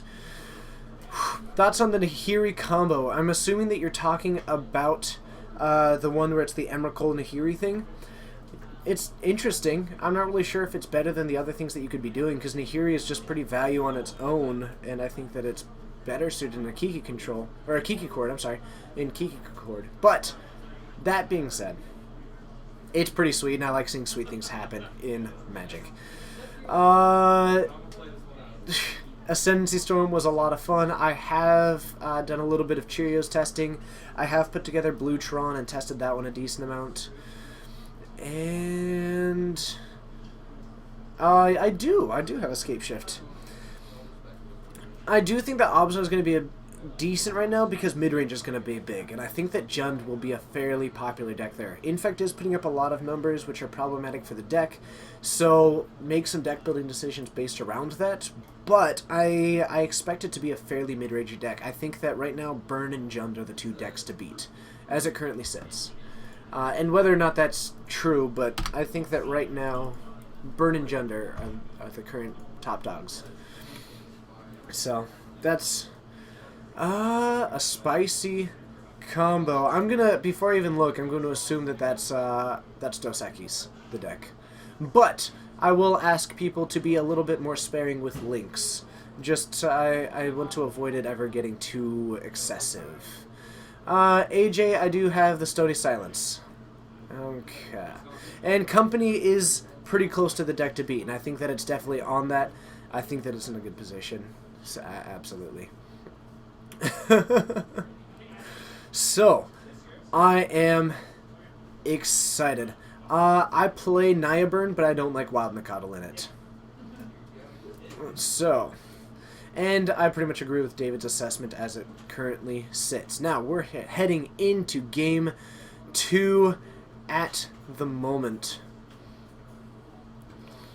So, what have we got? Kigropa, actually, Jund has been pretty dominant over the Ancestral Visions decks. Usually their Dark Confidence and Hand Disruption are able to take them down pretty well as it currently sits. Okay, so, looking at that, we've got I'm going to get a little bit back into this matchup. So, Aaron, going for the mulligan.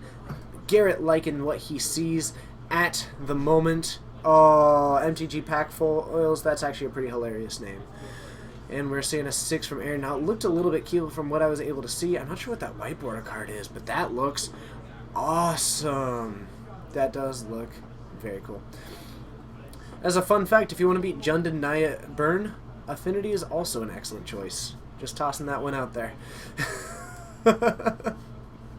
So, we have got a turn 1 Expedition Envoy. It is just a 2-1 for 1 that happens to have the ally subtype attached to it. And we have got a turn 1 Inquisition of Kozilek from Garrett. Now, we are looking at a choke, 2 lands, and an Aether Vial. So, Aaron keeping that hand mostly on the back of a choke, and I think that Garrett is going to be pretty quick to take that down.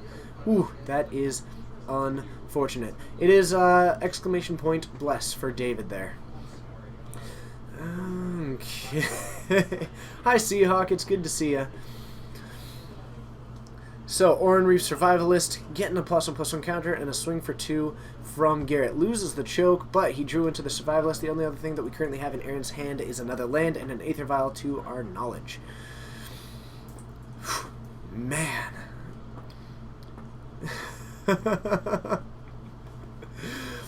Sleeve up all the artifact that you hate. I like beating it. Seahawks, I know that it's you. I'm fully aware. And Aaron continuing to draw extremely well. A Disfigure taking down the Oran Reef Survivalist, but a Akoum Battlesinger coming out, and we're going to see a swing for 5, knocking Garrett down to 13. For a what mulligan that we had, this is an excellent start. Yeah, this is a really impressive start for what Aaron has been able to do. Oh, sorry, it's just, that would other people know that I'm referring to you. It's more for other people's benefit than my own, to where... See, if I were to just say Adam, no one knows who I'm talking to, right? Makes sense. Oh, I love Choke. Choke is such a sweet card. I like Blood Moon. I like that things like that exist, at least. It keeps people honest. Okay. Melamuan Blanco. Oh, I'm so sorry if I butchered that name. But if you're going there, Burn is one of the better decks right now. It's also important to just pick a deck that you're comfortable with. But that's definitely not a bad choice. Dank Temptation, it's great to see you, Fenrir. It's awesome to have you in here. Yeah, it's great having you. Okay, and we get, oh my goodness, the Blade Master coming out. This is, the draws right now are absolutely incredible. So, we get a Slaughter Pact, getting cast on, I believe, the, on the Akum Battle Singer. We're going to get a 1+1+1 counter there, get a swing for 2, knocking down to 11, but Aaron is continuing to draw into just gas. Now, Garrett does have a Sphinx's Rev in hand, so he'll be able to do something, but he's missing the white mana right now. And I'm not sure why we saw the mana get tapped there. Oh, had to pay for the Black Pact. Yeah, absolutely. Sorry. I knew that. I knew that. So, had to pay for his Slaughter Pact, puts down a Windswept Heath, and we see a swing for 4 from... This is exactly what I wanted to see from Aaron in the last game. Oh, this is awesome. Ancient Geek, I completely agree. I very much prefer Blood Moon. Definitely Choke feels bad. I can agree with that one. But, seeing as I'm not usually playing with them, I'm okay with it. Okay. So Garrett gets to untap, has a Sphinx's Revelation, has a Gifts Ungiven, but that Gifts Ungiven is going to be pretty slow to what is happening to the board right now. But the Supreme Verdict is going to be significant. So, Aaron taking a big setback right now. Going to get board wiped. We're going to see Garrett going down to 4. It looks like to do it. Oh, okay, has to go for a shock to do it.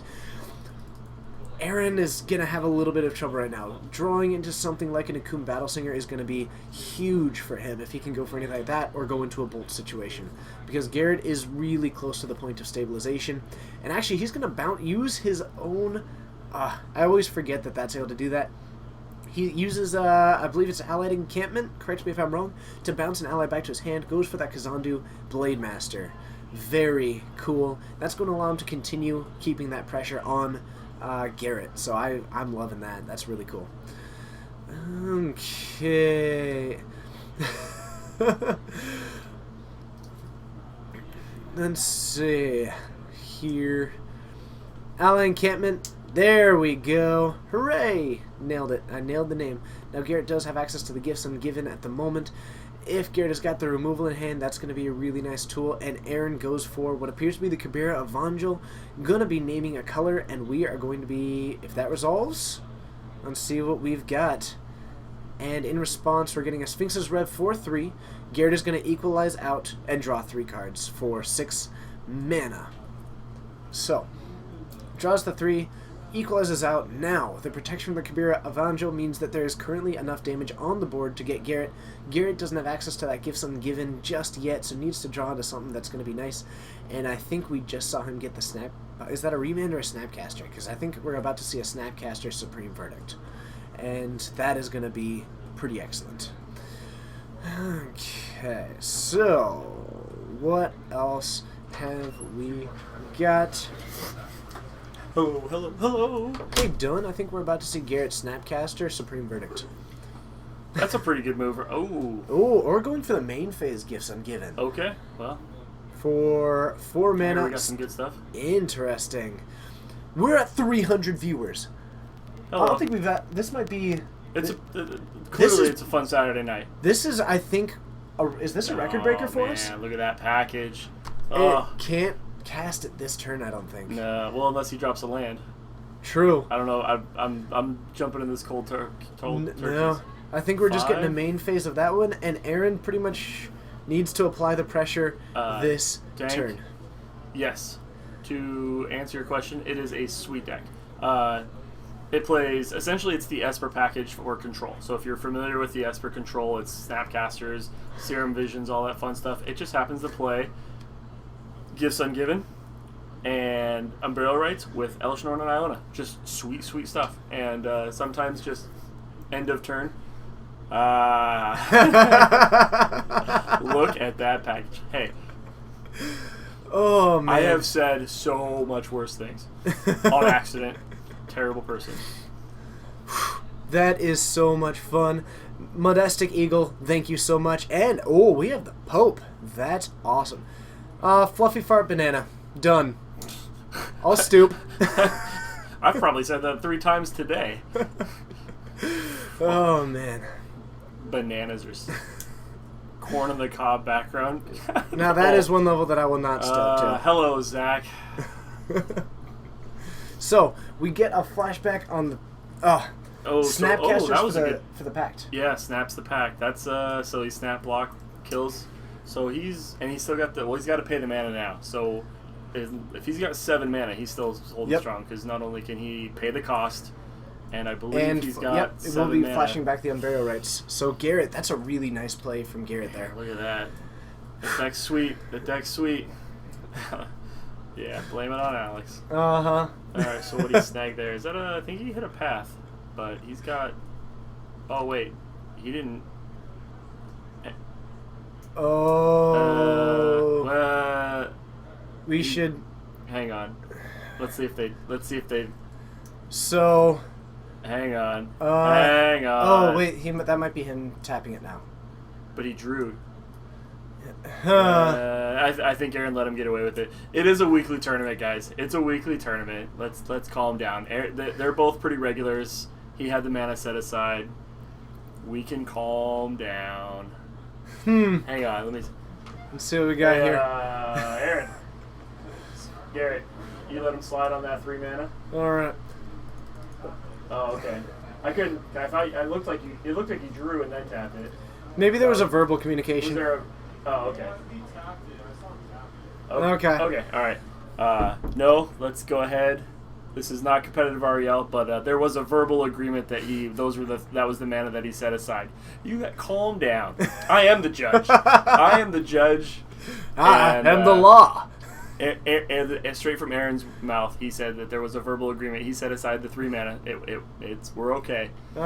Works for me. Works for keyboard, yes. No, we're fine. Like I said, it's a weekly event. He set aside the mana. He did set it, which we did see. He saw it set aside. I know. People know. People got to know. I know, but you've chased it. Yeah, I know. You're way down the rabbit hole. Look, the mana was set aside, everybody. So, we... 3 turns later. My goodness. Nice guy, Aaron. Aaron is a nice guy. No. But they did have a verbal... He said that he set aside the mana. It's kind of one of those things where it's like, if you weren't on camera... Look, we've got nothing else to talk about right now. Because I can't talk because you're continually shouting at He's got a 2/6 thing in ice. Like, let's talk about that. It's not a 2... Yeah, there's Elesh Norn's on the field. So we have an Esper Charm landing on the field. Now, can you tell me what that does off the top of your head and tell me about that as an interesting thing to talk about? It is an interesting thing to talk about. It does target 3 separate things. They're all pretty good. It destroys target enchantment. You can draw 2 cards or make target... Man, Dylan!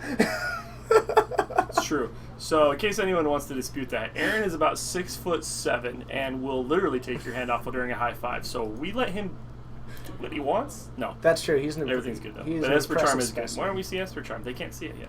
Click on it. Oh my goodness, Dylan. So how many of those energy drinks have you had? 2.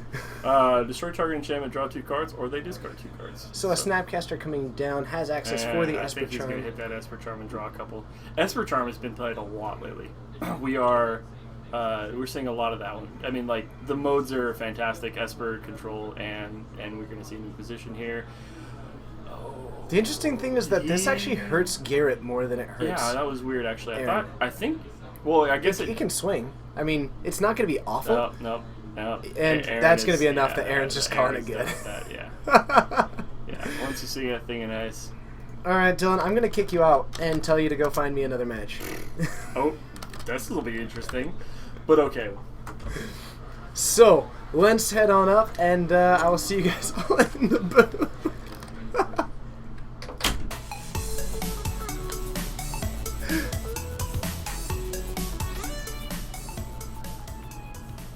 Hello everybody, and thank you so much for joining. My name is TJ. Stick with us because we're going to get another match up on that camera. We've got lots of more... Oh, yeah, man, ruining my grammar there. 311 people. This might be the biggest stream that we've had. It might be. And when we get to 500 people, it is going to be incredible because we've got a sealed revised starter pack. We've got a... I'll be eating a Tybalt. Coleman's going to be doing an 80s cardio song dance. And Joe's going to draw on a playmat and send it to a random person. Thank you to all the people who are brand new. It's awesome having you. I hope that you do hit that follow button if you are enjoying it. It's a lot of fun for me to do this. We do the stream 4 times a week. 4. So, all these times are Pacific Daylight Time as it currently sits. Whoops, forgot to hit save. Thank you very much. But we do the stream 4 times a week. Every Monday at 6:30 Pacific Daylight Time, we do Standard. Every Wednesday at 7 o'clock, we do Modern. Every Friday at 7:30, we do Legacy. And every Saturday, which you're currently watching at 6, we do Modern. We do this. I am in this supply closet, which we call a booth, 4 times a week. It is so much fun. I would love to see us open up that Sealed Device starter pack. So thank you to all the people. We are currently in round 4, and I totally forgot to update that. That's my bad. So let's change that. But we are going to be getting into that one, and we have got a decent amount of time left in the round as it currently sits. The standard schedule isn't on the Twitch description. I will be updating that very shortly. I apologize for that one. Okay, Norfair, thank you so much for joining us. That is awesome. Thank you for watching at 12:16 in the morning. Do we post deck list for top 8? Ugh, I had to get through that sentence. Do we post the top deck list for the top 8? Sometimes. If people request deck lists, we try and get them. We have a tapped out account, so we will be trying to do. Oh, so we got a fun stuff. To Mind Eraser, we don't do Hearthstone. Actually, we pretty much just do Magic 4 times a week. We don't stream Hearthstone. No, we don't stream Hearthstone. No. It's mostly like, I mean, yeah, there's a lot of there's a lot of Hearthstone streamers out there. We play it, actually. We do Fireside Gatherings here, but streaming wise, stick to Paper Magic. So we have Game 3 Goblins versus this is American Control 2013 version. So Sebastian, okay. and his last name is unpronounceable. Who's on which side? Spell. Sebastian is on the wall. 1 second, guys. All right. So Hey, Aiden. Sorry, Aiden. Okay, so we should be We'll let getting you know, into just, shuffle up another and one just 1 second. shortly. Aiden is the other person who is not on the wall, and he's playing Goblins. And do you have his last name? Goblins. N-U-N-N. N-U-N-N? Yeah, Okay. Is it that? none. And so Sebastian's last name is like 15 characters long. It's like very not pronounceable. So we're gonna go with Sebastian. Okay. Just like in The Never-Ending Story. Yes. The Never-Ending Story. All right, we're gonna head on down to see that.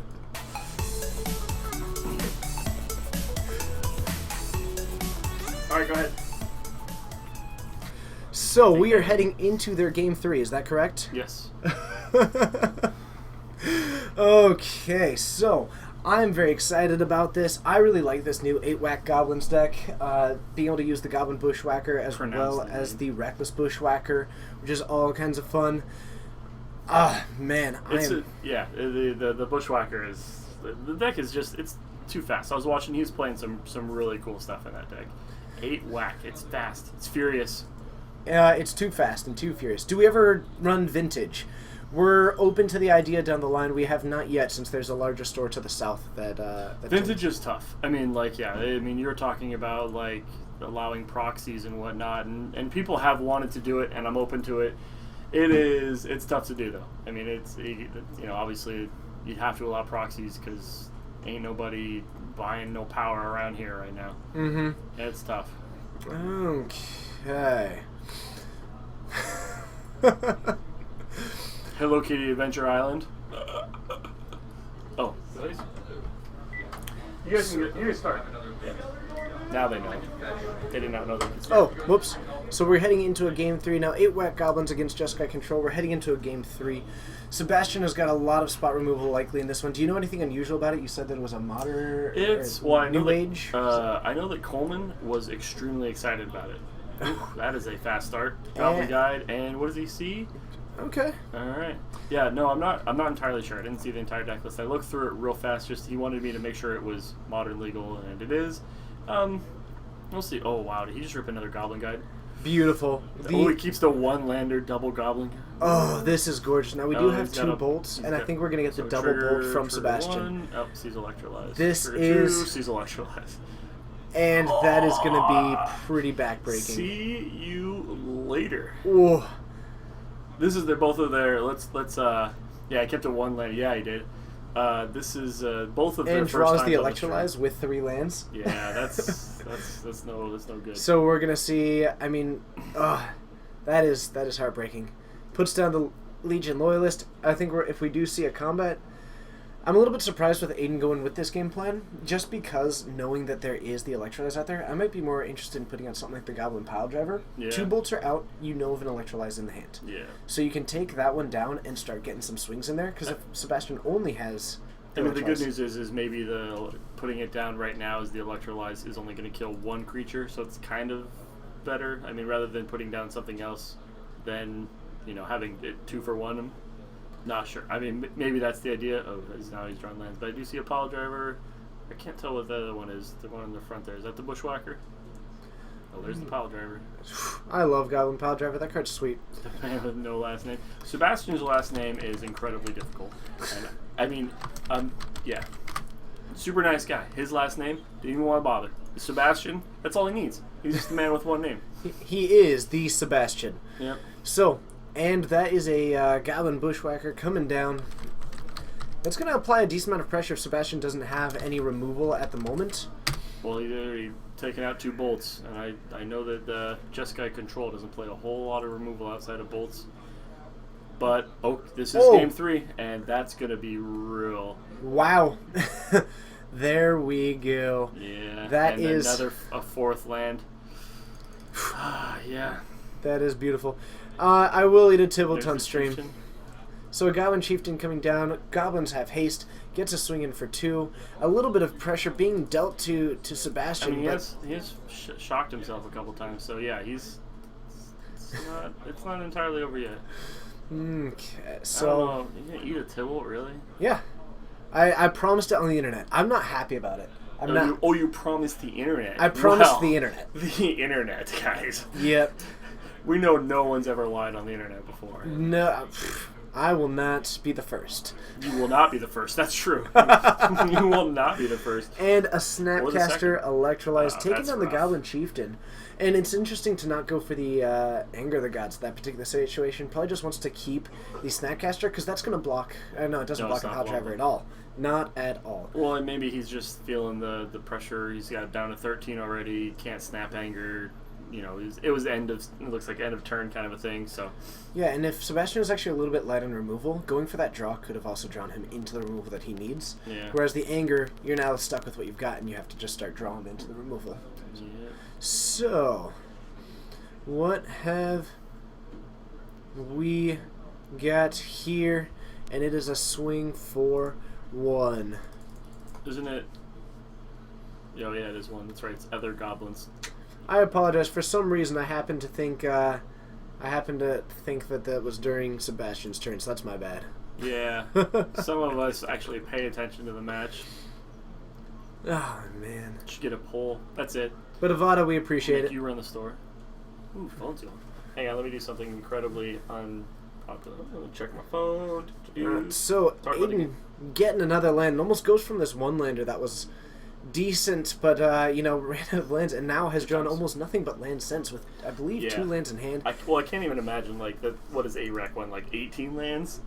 8 whack, I mean, it's maybe 17 or 18, Yeah, something but- like that. Him say, ooh, that's a Goblin Grenade. That's not bad. It's a decent amount of pressure, and Sebastian's going to be down to 10. But the big issue from that point forward is that Aiden still needs to deal another 5. Now, he does have access to that 5 damage from the Goblin Grenade, but just needs to actually get we go. that level Look across at the board. Look at the fierce battle we have here. I believe is that a Skullcrat? I couldn't tell. And actually, the Mana Leak... Ooh, that's Foundry Street Denizen. a good one. It's a 1/1 that gets +1/+0 whenever a red creature enters the battlefield, so that'll Yep. be nice for getting a little bit aggressive. Still just going to be a swing. The biggest thing is that it's just going to let the Goblin Pile Driver swing for a bit more. And... Nope, he is just. What is that? He's straight sacking it. Just going for it now. Yeah. Trying to get it before. And Yeah. actually happens to have the 3rd land. Aiden doing a great job of playing around the potential Mana Leak. Oh, And there's a Mana Leak. yeah, there it Oh god, he got too excited. Did a great job, but Aiden keeping those lands in hand, unfortunately, did a great job of putting down the 1 to play around it. Yeah. But didn't have quite enough. Got a little bit. Yeah, if he just waited one more turn. I think that he's at waiting 5 one turn. now, that would have. But this is Goblins. I mean, like, he can draw some stuff. He hits a Rabble Master, and I guess I can't tell what he's got in his hand. Is that 2 Angers? That was we've got a timely. We have you can sign. That's probably, Sebastian's hand is loaded. I mean, if he would have been able to nail a Skullcrack at that point, but that's. Yeah, that is. Yeah, that's gonna do it. Yeah, it's not gonna, You've got 3. You don't have any of the, but you gain 6 life. You're still looking at, I think, a Celestial Purge in hand, got which 11 exiles now. target red permanent. Yeah. Ooh. Yeah. Sebastian is looking really good. I mean, he for kept it. tying up That this was game. pretty solid. I mean, like if he had double bolt answer to double Goblin Guy, that was. I mean, you are backpedaling at that point. So that was beautiful. Oh. Right. And Pyroclasm offers the trade with Aiden. Aiden doesn't take it with the intent of going for the swing next turn. Yeah. And then Sebastian another wipes the land. board. What is going on here? Ooh. Some pretty unfortunate draws for Aiden at this point. Yeah. Puts down a Founder Street Denizen and a Sphinx's Revelation. Has to fetch first, Oh, that's a good point. but we're going to be going up to 16. Yeah. Oh, Yeah. man. Maybe you fetch shock, so it goes Oh. down 3, and then And then gain 6, so gain 14. 6, so Oh. yeah, so 14. This is getting crazy. I completely agree, Tron Beetle. So crazy. Does that make me crazy? I think I don't know what they got going on over there. Either way, going up. Oh, he did it for 5, so Oh, okay, gotcha. yeah, looks like it.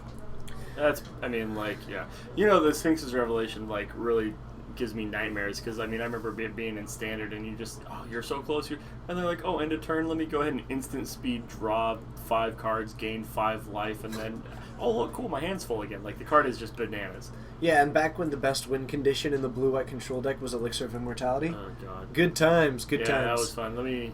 I don't know why. Apparently, the Sphinx's Revelation has become a creature. It is that. Oh, damn, creature died.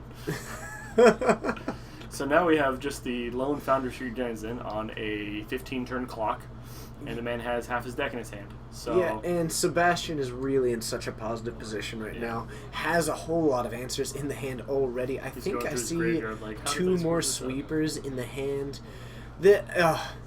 I have a hard time imagining Sebastian losing this hand. And Aiden, unfortunately, had a really fantastic start. You keep the one lander, you got all the haste that you need. Yeah, and the interesting part is that actually, if Aiden had waited that 1 turn, then Sebastian would have done the timely next turn and would have gone up to 11 regardless. I don't know what his sideboard. These, I'm pretty think- sure both of these players are. I think this is their first time here.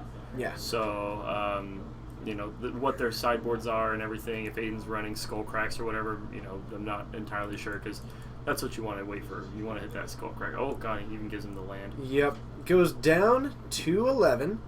So that's a decent spot to be in. And Oh my! What in the? Did this is beautiful. he- Oh my yeah. goodness. That is Yeah. so good. I believe Gloria is probably If he'd hit that Skullcrack, burn. Yeah, But that's pretty much the biggest thing is that Aiden there's at a- one point kept from playing a couple of lands to disguise cards in hand. And that's not a particularly wrong play. Especially if you already got a couple out there, but it hurt with the mana leak. But it ended up completely backfiring when he just needed that 1 extra mana and would have actually taken the win against that. But Oh. Sphinx's Revelation still pretty good against the aggro burn decks. Absolutely. That's shocking. That is a revelation. It's a revelation of that sorts. we have just discovered. So, boom. I'll be Oh right back. man! And are you gonna find me another match? No problem. Cool. Let's get something else, and I'll see you all back in the booth. Stick with us.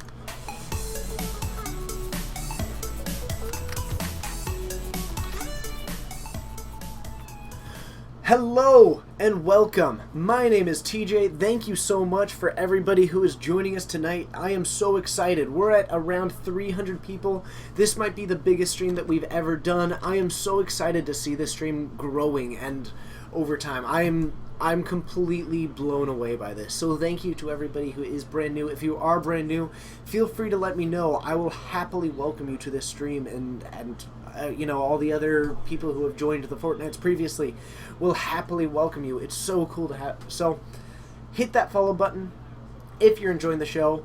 I'm here 4 times a week. We stream Standard on Monday, Modern on Wednesday, Legacy on Friday, and Modern on Saturday.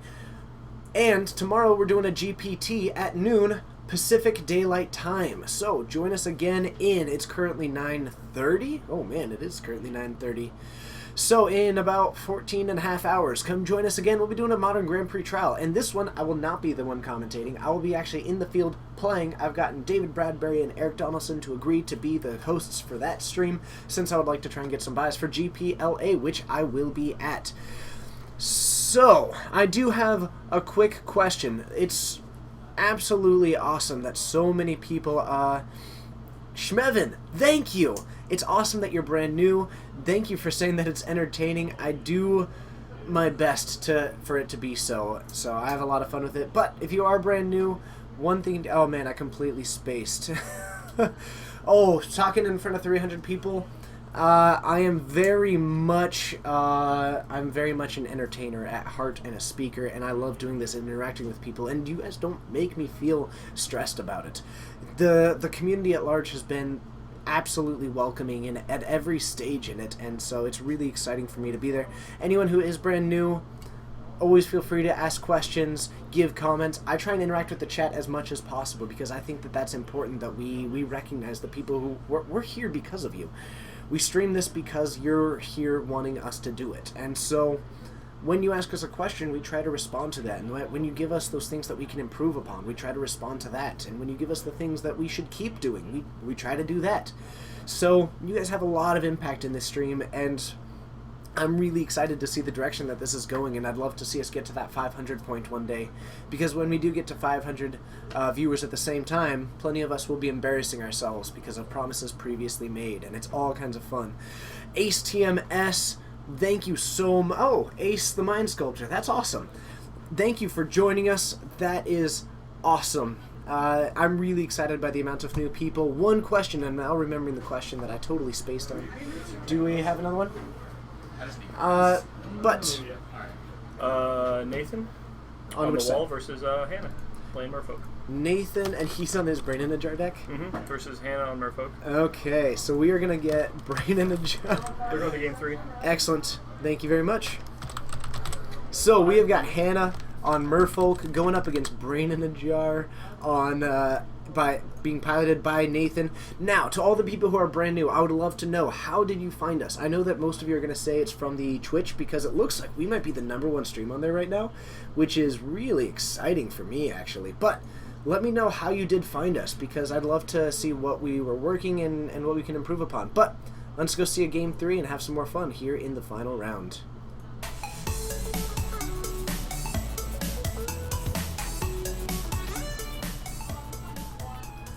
So, to answer the question, yes, we can try and get this Brain in a Jar list. Nathan is always very willing to give the deck lists if we request them. We'll try and get that onto our Tapped Out account pretty shortly if one of the mods wants to give a quick link to the Tapped Out account, which we will be putting more stuff on in the future. Yes, it is running Beck and Call.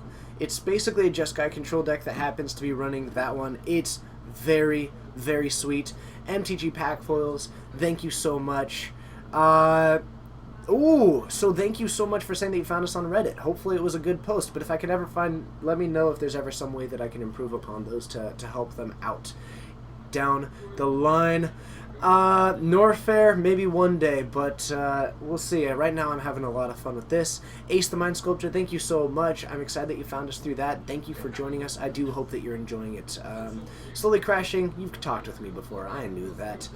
Schmevin, I love streaming Paper Magic. That is what I love doing. I'm glad that we have the ability to do that and do so many various types. We do so many different formats. We do Standard, Modern, and Legacy every single week. And then we are going to have Modern no ban whenever we can. We might start doing Pauper whenever we can. Won't be super regular streams, but we do like offering those ones as well. Tron Beetle, thank you so much. Louise, that's awesome. Thank you. I'm really glad that so many people are finding on this one. Captain, that's awesome. Thank you so much. You guys are the best. You guys are going to learn, if you're brand new, that sometimes I get sappy and end up thanking you guys, because it means so much to me that all of you are willing to be a part of this and enjoy this and interact with me and all that kind of stuff. That's huge to me. So thank you for all of you. Okay, so a swing for 2 from this Mutavault by Hannah, Merfolk being the template deck. Now, Nathan is running islands in his deck, which gives a slight disadvantage to him. Hashtag awesome. Thank you so much. I really appreciate that, actually. So thank you. I'm glad that you found us through that. Oh, man. So, a swing for 2, and Nathan going for the fetch as well, getting knocked down to 17. Now, does have the island, and actually a bolt taking it down. So it was a fetch shock into a bolt. Fetch shock bolt taking down the Mutavault. Hannah being set back a little bit, and I think she might actually be a little bit light on the land. So Hannah's going to have a pretty uphill battle going forward from this point. Reign of Trans, you've been here for a long time. Thank you so much for being a part of it. Now, I'm expecting to see maybe a Lord of Atlantis from Hannah at this point. I do also see some Master of the Pearl Trident, which could be another option. And a Spreading Seas. Okay, so Spreading Seas being pointed at that to take down the Steam Vents. Nathan looks like being okay with that. He's able to fetch to recover a little bit. It's going to hurt the double red for something like an Anger of the Gods, anything like that. But, not entirely sure what. So yeah, I think we're going to see a fetch. Now, he does have a decent amount of colors in the deck that he has to go with, but I'm expecting maybe red-white. I think we might see a Sacred Foundry come up at the moment. Wasn't Nathan playing this deck last week? He was playing it on Wednesday, actually. So it was in the same week, technically. Oh, and we're actually going for the blue-white, so looking to get that double blue. Louise, unfortunately, EDH is extremely hard to cover because there's so much verbal communication, so much in politics, multiplayer, things like that. I'm open to trying it one day, but it's going to be pretty difficult to do, I'll be honest. So maybe one day. Kane? 2000, thank you so much. I do really appreciate that. Now we do have the Sacred Foundry in the hand, which could be why we saw him go for that Hallowed Fountain. Going down to 14 at the moment. The modern thing is at noon Pacific Daylight Time. It's currently 9:38 here, so it will be in about 14 hours and 20 minutes. We'll be streaming a Modern GPT. I'll be competing in it. Tune in, see how I do. Maybe awful, maybe great. Never know. Shmevin, thank you so much. I do appreciate that. Now, we do have the Lord of Atlantis coming out for Hannah. Nathan putting his last turn towards this Brain in a Jar, which is going to start letting him cast some of those things. The big thing is because of the fuse spells, he's actually able to cast both halves of those. Something like a Beck and Call, it becomes this almost 1 mana, put in 3 1/1s and draw 4 cards, which is extremely powerful. The other thing that we have is a Cozy's Trickster on the battlefield joining that Lord of Atlantis. Nathan does have the islands right now, so the amount of damage on the battlefield right now is 4 with a... And Dylan is back. Back again. Have a fantastic evening. Nathan had a question. He had a rules question. Oh, Luckily, okay. I am a certified rules answerer. Tron Beetle, thank you very much. Though I will say, if you're open to considering it, I'll actually be getting better internet soon, and I'm considering doing an MTGO stream. If it's something that people are possibly interested in down the line. Yeah. Yeah. So, let me know. If people are interested, then I'm definitely open to it. I really want to build my Legacy deck on... It's like... Playing Reanimator online, like I'd love to do it, and if I actually had like more time, that would be a lot of fun too. Actually, like streaming like some MTGO, but the Paper Magic, this is the silly, the fun stuff. So. Yep. Mr. Pillow Frog, it does not, but I still appreciate that you're watching it. Just people liking what we produce matters to me. That's the big thing that. And we also like to show off that we actually have girls that come in and play. You know. Dylan. What? Not many stores, you know. Look how, like, you know, so, there's so many there. We have 3 of them tonight. Did you talk about that? 3 female Modern players. That's how fun Modern is. I'm usually more of the opinion that it shouldn't be something that you talk about because they're just players. But they're all players. A Lord of Atlantis and a Cozy's Trickster on the battlefield. At the moment, likely going to be swinging for 4. That is a Monastery Siege. Monastery Siege. Yeah. That is cool. Hannah and her Merfolk deck. I know. The amount of things that come out of this deck are actually pretty cool. I honestly forgot what that even does. Likely Oh, it's that's going for the right. The draw an drag- additional card. Could be going actually Oh. against this one. I think it's going to be the dragons. Yeah, I was gonna say the one. dragons one. Now that everything that he casts actually costs two additional. I guess we should probably find out which one she chose, huh? True. If you want to just open the door and ask, dragons or cons? Hey Hannah, which mode did you choose? To Look Lord at that. She Be chose around. dragons. Boom. Smart girl. Best deck in the meta right now is probably Burn or Jund at the moment. In what? Our meta? Okay. Is that what he's talking about? I missed that. Best deck in what, the meta? Let's see. I'm sorry, what? Oh, best deck in the meta. Yeah, I personally think that it's Jund and Jund and Burn at the moment, but there's definitely some other options. We've had like multiple separate people both playing different burn decks, and they all have done considerably well. Seems to be pretty good, so. Mm-hmm. And see. Oh, okay. You got it. So there's the Lightning Helix. Let's see Looks like you here. paid the additional 2 for that. But still, a 4-mana basically turns it into a Helix, which is significantly less good. Yeah. So, let's see here. We've got that, and now we have Oh. the text Ooh, look at that. We know what we're doing. at the bottom. Abzan Company, yeah, I see that one a lot. Kiki Cord as well, actually. Ian does pretty well with Kiki Cord pretty often. Anger of the Gods currently in Nathan's hand as well. Has access to Yeah. the double red. It's the Seer Vision. That's going to be a pretty nice tool down the line. I like Merfolk a lot. I think the deck's just very... Burn very is fun. extremely favored Burn in Jund is versus extreme- Burn. Jund needs too many fetches and shocks. They bolt themselves too often. Yeah, and Dark Confidant as well. Yeah. Nathan does have the double red, probably just saving this anger for down the line. Why is it not part of the mana cost and ignored? Because it's as an additional. Yeah, don't... Actually, that's a pretty interesting thought. Brain in the Jar is a weird card. That is an interesting I don't thought. know. I like Jeskai Control, especially when it's running Chandra Flamecaller right now. Is Nathan's deck list somewhere? Not at the moment. We're going to get it, put it online. And it'll be on our tapped out account. Yes. Okay, so we have got a swing 4-1 with the Cozy's Trickster. Looks like we're going to get an activation with this Brain in a Jar with 3 mana, and we are getting Anger of the Gods, taking down what appears to be a Marrow Reejerey and the Cozy's Trickster. Whoa! Oh, that is awesome. That is fantastic. They're exiled. There she Yep. There we go. That is a really solid play by Nathan. Taking it down, able to get a 2-for-1 off of that and exile him. Mm-hmm. Hannah's definitely in some trouble here in this Yeah, game 3. instant speed angry. Yeah. And then Jund, I think David said, Jund could be slightly favored in 2 and 3. I mean, they put in a lot of life gain, but I mean, it's still a lot of fetches and a lot of shocks. I mean, I think, like, Obsolete Baloth and some other stuff. But, oh man, Hannah. Ooh, okay. That's Double Lord just coming right on back. I mean, they'll never be royals, but... Ha. Huh? Yeah, that's funny. That's funny. I don't care what you think, Dylan.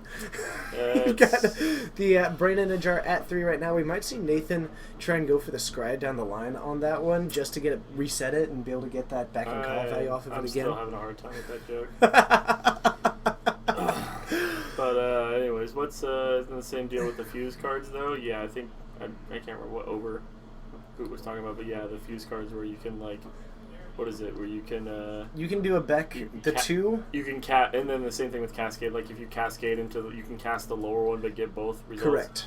And it's such a weird. It's so cool. It is cool. I mean, see, look, everyone else can enjoy your joke. I just come on. It's Don't hilarious. encourage him. That's terrible. It's hilarious. Yes, I splash green and white in my burn deck to answer the Lord Naya Burn. B. Haroun. It's about the only way to go at this point. Like, there's too many good cards that are both red X and red X being white and green. They're just too good. Now, Nathan has got a handful of cards right now, and I'm curious about how much of his removal, but right now, Hannah's got some 3/3 Master of the Pearl Trident, which are going to do a nice job of applying. Ooh, and actually, this sticking is big. So there's currently a devotion of... okay, and we actually have an activation of Instant Speed Supreme Verdict.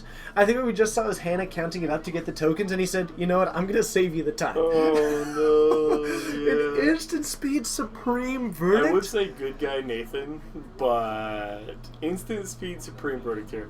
I mean, I will tell you guys now, buy your Brain in the Jars up now. like, not to speculate, I'm not a big speculator in prices, but this card's like a $2 card, and it's not going to stay that $2. I mean, I don't think that it's phenomenal, but it's It definitely ain't not going to bad. go to $100 or whatever. I mean, like, but this card could. It could see like a $6 to $8. I mean, Shadows is producing so many good things, so it's pretty good. There's not a way to bring in a jar to. I guess maybe you could activate it and then in response do a vampire hex mage, something like that. Yeah. I mean, maybe. You might. I mean, the fun thing is that you can brew a lot with it. You're talking about a very fun brewing card. Oh man! So Nathan currently with 5 lands available. Not to speculate, but spend all your money on Brain in the Jars. No, Con Artist, I completely agree that the card isn't great in Modern. It's awesome, but it is cool. We're getting a double cast, are we? Has to actually pay the extra How for it, so dare you. just taking down the Hey, one. The guy's name is Con Artist, and you're gonna. I mean, let's be honest. You call True. yourself Con Artist 19. I don't know if I'm going to be using you for my financial advice. No, Okay. just kidding. To McTwiddle and some random MTG, thank you very much. Kind of figured that was my one hope. Okay, so we have got the Aether Vial on 1. Hannah not doing a ton with it. Has the Lord of Atlantis in the hand. Has ways to apply pressure, but Nathan is really starting to take this game over down Yeah. the line. I mean, what was that, like 3 board wipes at instant speed or something? I mean, it is. Oh, look at that. Hannah showing off her Seahawk hair. So we had an Anger the Gods into a Supreme Verdict, and that was a fantastic. Yeah, that's rough. Oh, I mean, well, you got to. Game 3 is heavily favored, or games 2 and 3 or whichever are Nathan's way. Because, I mean, you're talking about probably running, like, what, 6 or 7 board wipes? I mean, once you include those ones, it actually gets pretty awesome. yeah. The big thing that Hannah has as an edge in here is if she can get a really aggressive start, because Nathan is already running those islands naturally, you can get a lot of just value off of the unblockability. But I think you can take out all the spreading seas. I mean, you are already island walking your way over there. So yeah, and I think just this game is going so late into the game that Nathan is now in Yeah. just a great position. Now Nathan putting this down to just a 2, and he's Probably got to have a because he 3-drop knows. in hand. He I'm not knows sure they're- what it is, but he if knows he has, that it's okay. He's kind of in control at this point. Oh no, he just bumped it up to so 3, I think. possibly yeah. okay. So keeping it at 3 at the moment, maybe an Anger the Gods could be. I'm not really sure what other 3-drops that he'd be really looking to do. Maybe a Timely Reinforcements if he has Timely. one. Yeah, I'm trying to think of what else now. I mean, I guess no, that's Huh. We board wipes, Timely, and slamming down those lords. yeah. So actually, I'm sorry. I was thinking 3. So Nathan's gonna be going for 4-drops. So possibly another Supreme Verdict. Oh yeah, he's got a path in hand. I mean, I don't know if he's playing Resto Angels. Mm-hmm. And I think right now we're just gonna start. Ooh, in response, a file on that. Okay. End up losing it, but you are left with at Mm. least one Lord of Atlantis. Still- That's awesome. Interesting. So- Yeah, there's some. I mean, she's fighting the good fight. I mean, That's too bad that she lost that dragons, the Monastery Siege. Yeah, and is that a Staticaster? that is a That's Staticaster. not nice. That's awesome. That's not nice. That's so That's cool. a weird card to have in the deck, though. Like, that's for sure. Like, This is so cool. Takes it down with that. oh, we gotta back up. We gotta back. Is he? Oh, it's cryptic. That's I'm not quite sure how that happened, but it was sweet. yeah. It looks like we had she probably everything got a little bit too fast and backed up for a second. It looks like he cast that Staticaster. She wanted to mana leak it. Just talking about what those 4-drops might be. Yeah. Cryptic Command. Cryptic Command's pretty good. I hear that's still a pretty good card. Tron Beetle, we used to play a decent amount of Tiny Leaders in the store, but for the most part, that format has really. Yeah, it was fun Died for a off. few weeks. People enjoyed it, like, oh, this is fun. Everyone threw down, and then a couple weeks later, it's like we still enjoy the constructed format more. Yeah, and the problem, like, Tiny Leaders just way too solvable. So, as it currently sits, no. If it ever makes a comeback, I'll do it. Oh, that's true. I get the master. Oh, yeah, I guess that's true. Yeah, the master tokens. No, that's a good point. I forgot about that. Master of Waves. is protection from red, but his tokens, Nope. not protection from red. They had to make him 1/0 tokens. Getting down Another Aether Vial. another. That's not good. A backup here. Oh, man. This is... Shift Poke brings up a good point. I mean, there was like 3 commanders that, like, why would... I mean, Geist of St. Trash was just bananas. Like, why would you really want to play anything else? Best deck in Tiny Leaders.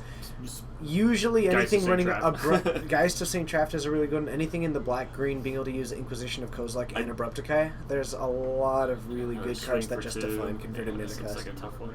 I did have a really cool... oh, gosh. Now I'm going to totally forget his name. The black-green zombie. The black-green zombie that was the commander card in the original commander set. He was a lot of fun. Oh, yeah, the tree folk that attacks. No. They're the zombie. The zombie, whatever it is. Briar. That was that was a Skullbriar. lot of Skullbriar. Yeah, that was a lot of fun. That one had a really cool one. I had a lot of really. Is that a Tibble? Oh Jesus! That's Tibble the Fiend-Blooded! I don't think it's actually him though. That's Tibble the Fiend-Blooded! I don't think it's actually him. Oh my goodness, I am freaking out right I don't now. think it's actually him. I don't care. It might Someone be in him. here is named Tybalt the Hang on. Fiend-Blooded. First of all, someone just slammed down an Elspeth, and I actually just heard Hannah curse. Like that's not good. Tybalt, have you been here previously? Is this your first time? Freaking out. In case anyone's curious, there is a small puddle underneath TJ.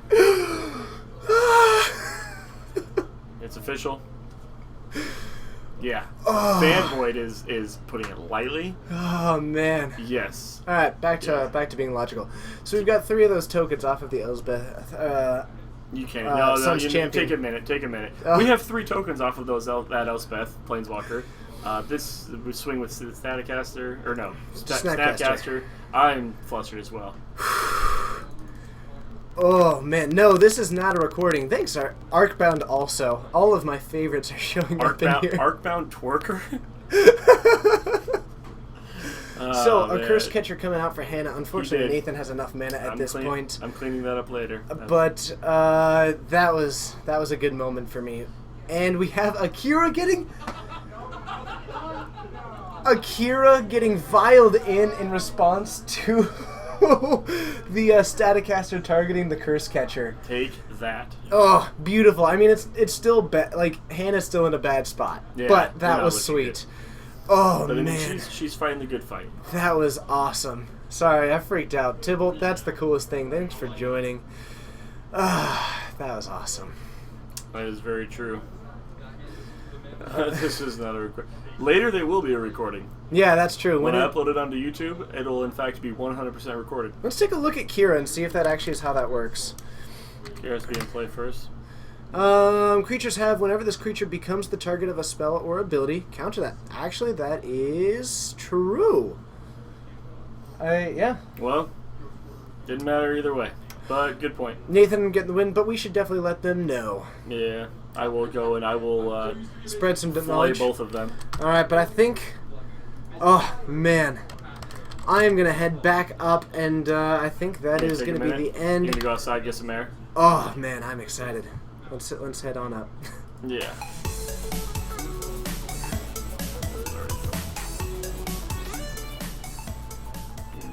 Flare arms. Okay, no, I'm all good now. Thanks, Dylan. That's a pretty accurate thing there. My energy is part of my charm. That's the True. big thing there. Oh my goodness. But unfortunately, Hannah doesn't get the win there. Nathan's deck just a little bit overwhelming on the board presence. Yeah, too many good instant speeds. And Elsbeth closed that deck out extremely fast. Supreme Verdict and Anger of the Gods against an aggro deck at instant speed is a tough day in the office. Absolutely. But to everybody who is watching right now, stick around if you just want to hang out and talk about stuff. I think that was the end of our matches, but join us again tomorrow, noon Pacific Daylight Time, for a Modern Grand Prix trial for GPLA. More Magic. More Magic. I'll More be Modern. playing. David and Eric will be He'll be commentating. playing. Yeah. So you guys will actually be able to see him play. And so all these times that he's commenting on everybody's bad plays or wrong plays or right plays, now you can judge him. And I will be judging everybody. Hooray! I thought John was the judge. Well, he's the he's the judge for that. I can't do both. I actually have to have someone other than myself because I am the TO. TO stands for Tournament Organizer. Yes. He is the judge, Mr. John Munch. Very nice guy. Oh man, yes, it will be some Mother's Day modern. And yeah. honestly, it's mostly because the alliteration is why we went for it. Yeah. But MDM, the acronym. having so many people in here, I haven't fully decided what I'll be playing. The odds are Affinity, but I'm still liable to see it change. But I am very excited. If you haven't yet, please hit that follow button. It means a lot to us. I'd love to see a bunch of emails bother at the moment here. It's man. Sorry, Star Wars. I am pretty excited about that and just going forward. But this is kind of at the end where we get to do all kinds of fun things. Where if you guys have any questions, anything like that, feel free to toss them in. I'll answer them. We have the store owner here who is more than happy to answer some questions. I'm assuming until you have to actually go and like hand out prizes and stuff. So I guess it won't be too long. They're not playing for anything. But Like for Star Credit. Yes, that's correct. Tomorrow's Mother's Day. In case anyone's curious. The only reason why we are doing it tomorrow is because there's a lot of tournaments going on, and GPLA is like 2 weeks, and it's kind of like the last Star Trek is better. I totally agree. I'm actually a big Next I like them Generation both. fan. Yeah, I do like them both, but Next Generation. But no, a GPLA being in 2 weeks, basically wanted to kind of get like the last ditch effort. So hopefully that will kind of maximize the people that want to come up that haven't played. We usually get a pretty good turnout, especially for the Modern more ones? local, well, the modern ones especially, and also the more local Grand Prix. Like Portland will probably be very popular. Vancouver was very popular. SeaTac was incredibly popular, even though it was Legacy. Still, a lot of people like to play in that one. So I'm excited. yeah, I'm ready to fun. throw down. I haven't actually gotten to play in like sanctioned events for some time. Probably just put you on stream all 5 rounds so everyone can see. That way I don't have to move. I Yeah, appreciate exactly. that one. No, I might end up on a couple of times, but I'm not going to be too pushy about it. It's mostly if people want to see what I'm playing, then I'll play what I'm playing. Why don't you just face roll your deck? Oh yeah. It's like, I am playing Burn. I am playing Infinity. That's usually how those games go. I'm actually not good at this game at Nah. all. I mean, you just play the cards and they turn sideways and something happens. Exactly. You win. It's weird. surprisingly easy. 20 life? Come on. It's like having a pet cat and saying that it's trained to do nothing. Right, yeah. It's like, I'm a pet owner and I have a cat. It's like, no, the cat is just kind of there. Like, I mean, they even have machines that, like, auto-feed your pets now. Like, literally the cat is... Hey, you seen those? It just, like, they, like, go near it and it just, like, and it does, like, an automated thing and just some food falls down and they're good. Oh, That's man. Burn. Burn is your pet cat. Burn is your pet cat. Actually, I love Burn, but I am just really excited by the concept of getting back in there. And is it time for you to go actually take some things here? Okay. I just got a high five from Nathan. Nice. Yeah. That was sweet. Seeing Brandon Jar do some cool things was always good, too. Now, Dylan, as a store owner, I gotta say, are you excited about the Dude, I told possibility? you guys, brain the jar was broken. No one believed me. Brain in the jar. Instant speed anger and instant speed. Oh, we were watching it. Oh, we were there. We were. I saw it live. the dream. I saw it live. That was fun. Yeah, autopilot decks. As, Tonight's winner was Esper Gifts, though, we will say, which is definitely not an autopilot deck. No, that's a sweet deck. Garrett went up 4-0 tonight for Esper Gifts. So, I'm excited by that. all right, Esper What do we Gifts is got? such a cool deck. come on, let's. I see like no chat going on. Come on, guys, what do you got? That's true. Let's play a game of 6 words. Everybody who is brand new, ask any. Final four. Is it the final round for? It is the final Yeah, round we are for. done. We are done for the night. I've got this I'm little gonna thing go here home that and I can watch swap over Netflix. there. Probably have some dinner. Don't do that. It's a bad No, idea. food is fantastic. Brain in a jar, maybe one day. I'm still pretty unthrilled by it. I'm And incredibly thrilled by it. Are you? Yeah, I think it's a cool card. I mean, like, yeah, of course, it's not going to overtake Modern. It's not going to be banned or anything like that. But I mean, it is definitely one of those cards that, like, it can allow you to instant speed board wipes. I mean, and it's so easily, like, what is it, a 1-drop? Like, I mean, it's It's a 2-drop. 2-drop. It's a 2-drop. So you're getting out there really early and you can start doing stuff. So, well, apparently we're about to get some 6 words, but DC the one or thing is that Marvel because it's a lot better. Marvel because it's... Because yeah, Marvel that's because it has Spider-Man. Yeah. Spider-Man. I like Marvel. No major reason. I'll be honest. I never really felt big into them, but I do like About his Marvel. cats. I don't have any cats. Why does no one play Scape Shift ever? Not Actually, true. Yeah. It's been really popular recently. Oh, wait, was that supposed to be topping. 6 words? Yeah. Oh, I was going to say, there's actually someone... Wait, when should I start the 6th word? Justin Justin? Hester has done really well. Yeah, and actually, Escape should have been putting up some really nice results, either both online He's done and really also well at with it, a yeah. recent thing. So, I like it. I think he was actually just asking why. I don't know if that was a 6-word thing. Oh, well, okay. Sailor Jerry, Captain Morgan, man, we keep it family friendly, obsession but with one of those tables. is clearly better. Best way to next level your opponent? Cast another bolt. It's so simple. Turn 1 Dark Ritual Pass. I think that's so funny. I don't know who that guy, if he's still in here. That was so Oh, funny. man, that's definitely the true one. Oh, that's awesome. Do we So want good. the Supersonics to come back? Yeah.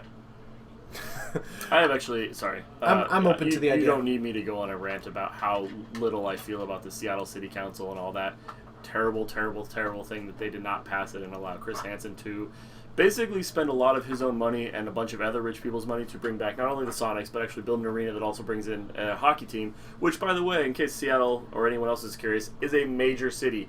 And we have basketball, or sorry, not basketball, and not hockey. And I will stop there because No fair. Thank you very much. We How appreciate is the it. weather up there? It was like, what, 80 degrees? It was hot today. It was hot. It was hot. It was awesome. AC was on That's all day. hot for us, by the way. Yeah, in like case that's anyone's too curious. hot for me. I turn on the AC. Yeah, I love the heat. Actually, I am all for it. But other people, you know, Well, it's because you like shorts because they're I'm wearing shorts right now. they're comfy and easy to wear. Yeah. Brain can't cast. So, oh man, what else have we got? My obsession with Tybalt. He's the best dressed walker Ever. ever. There you go.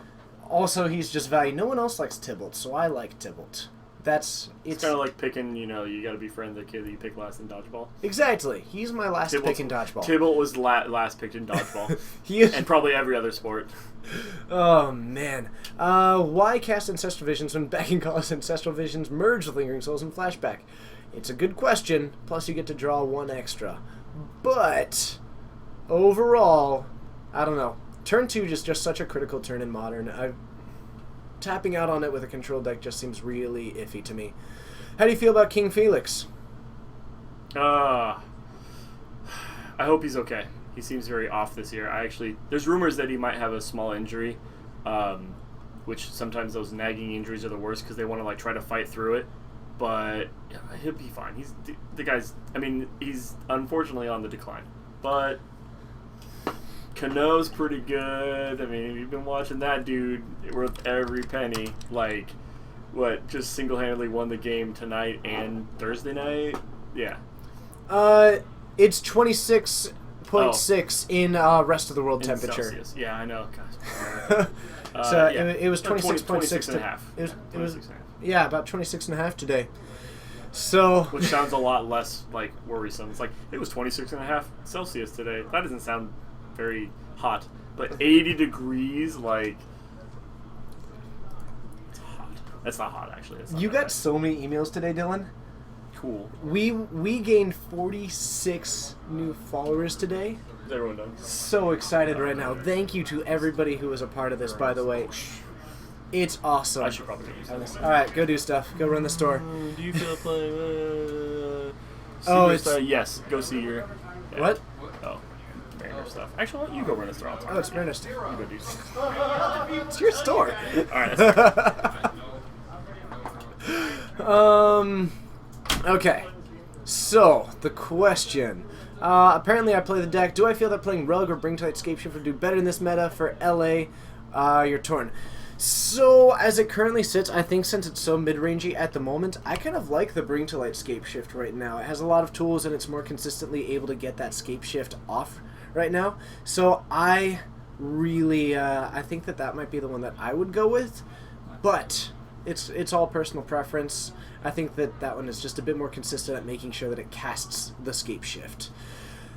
Ooh, apparently Civil War was good. Also, thank you. I'm absolutely thrilled that we're at this many people. So it's time for me to get a little bit sappy, and I apologize. Stick with me to the end, and as you guys toss in some questions, that'll end it a little bit sooner rather than later. But thank you so much to all the people who are brand new, to the people who are regulars.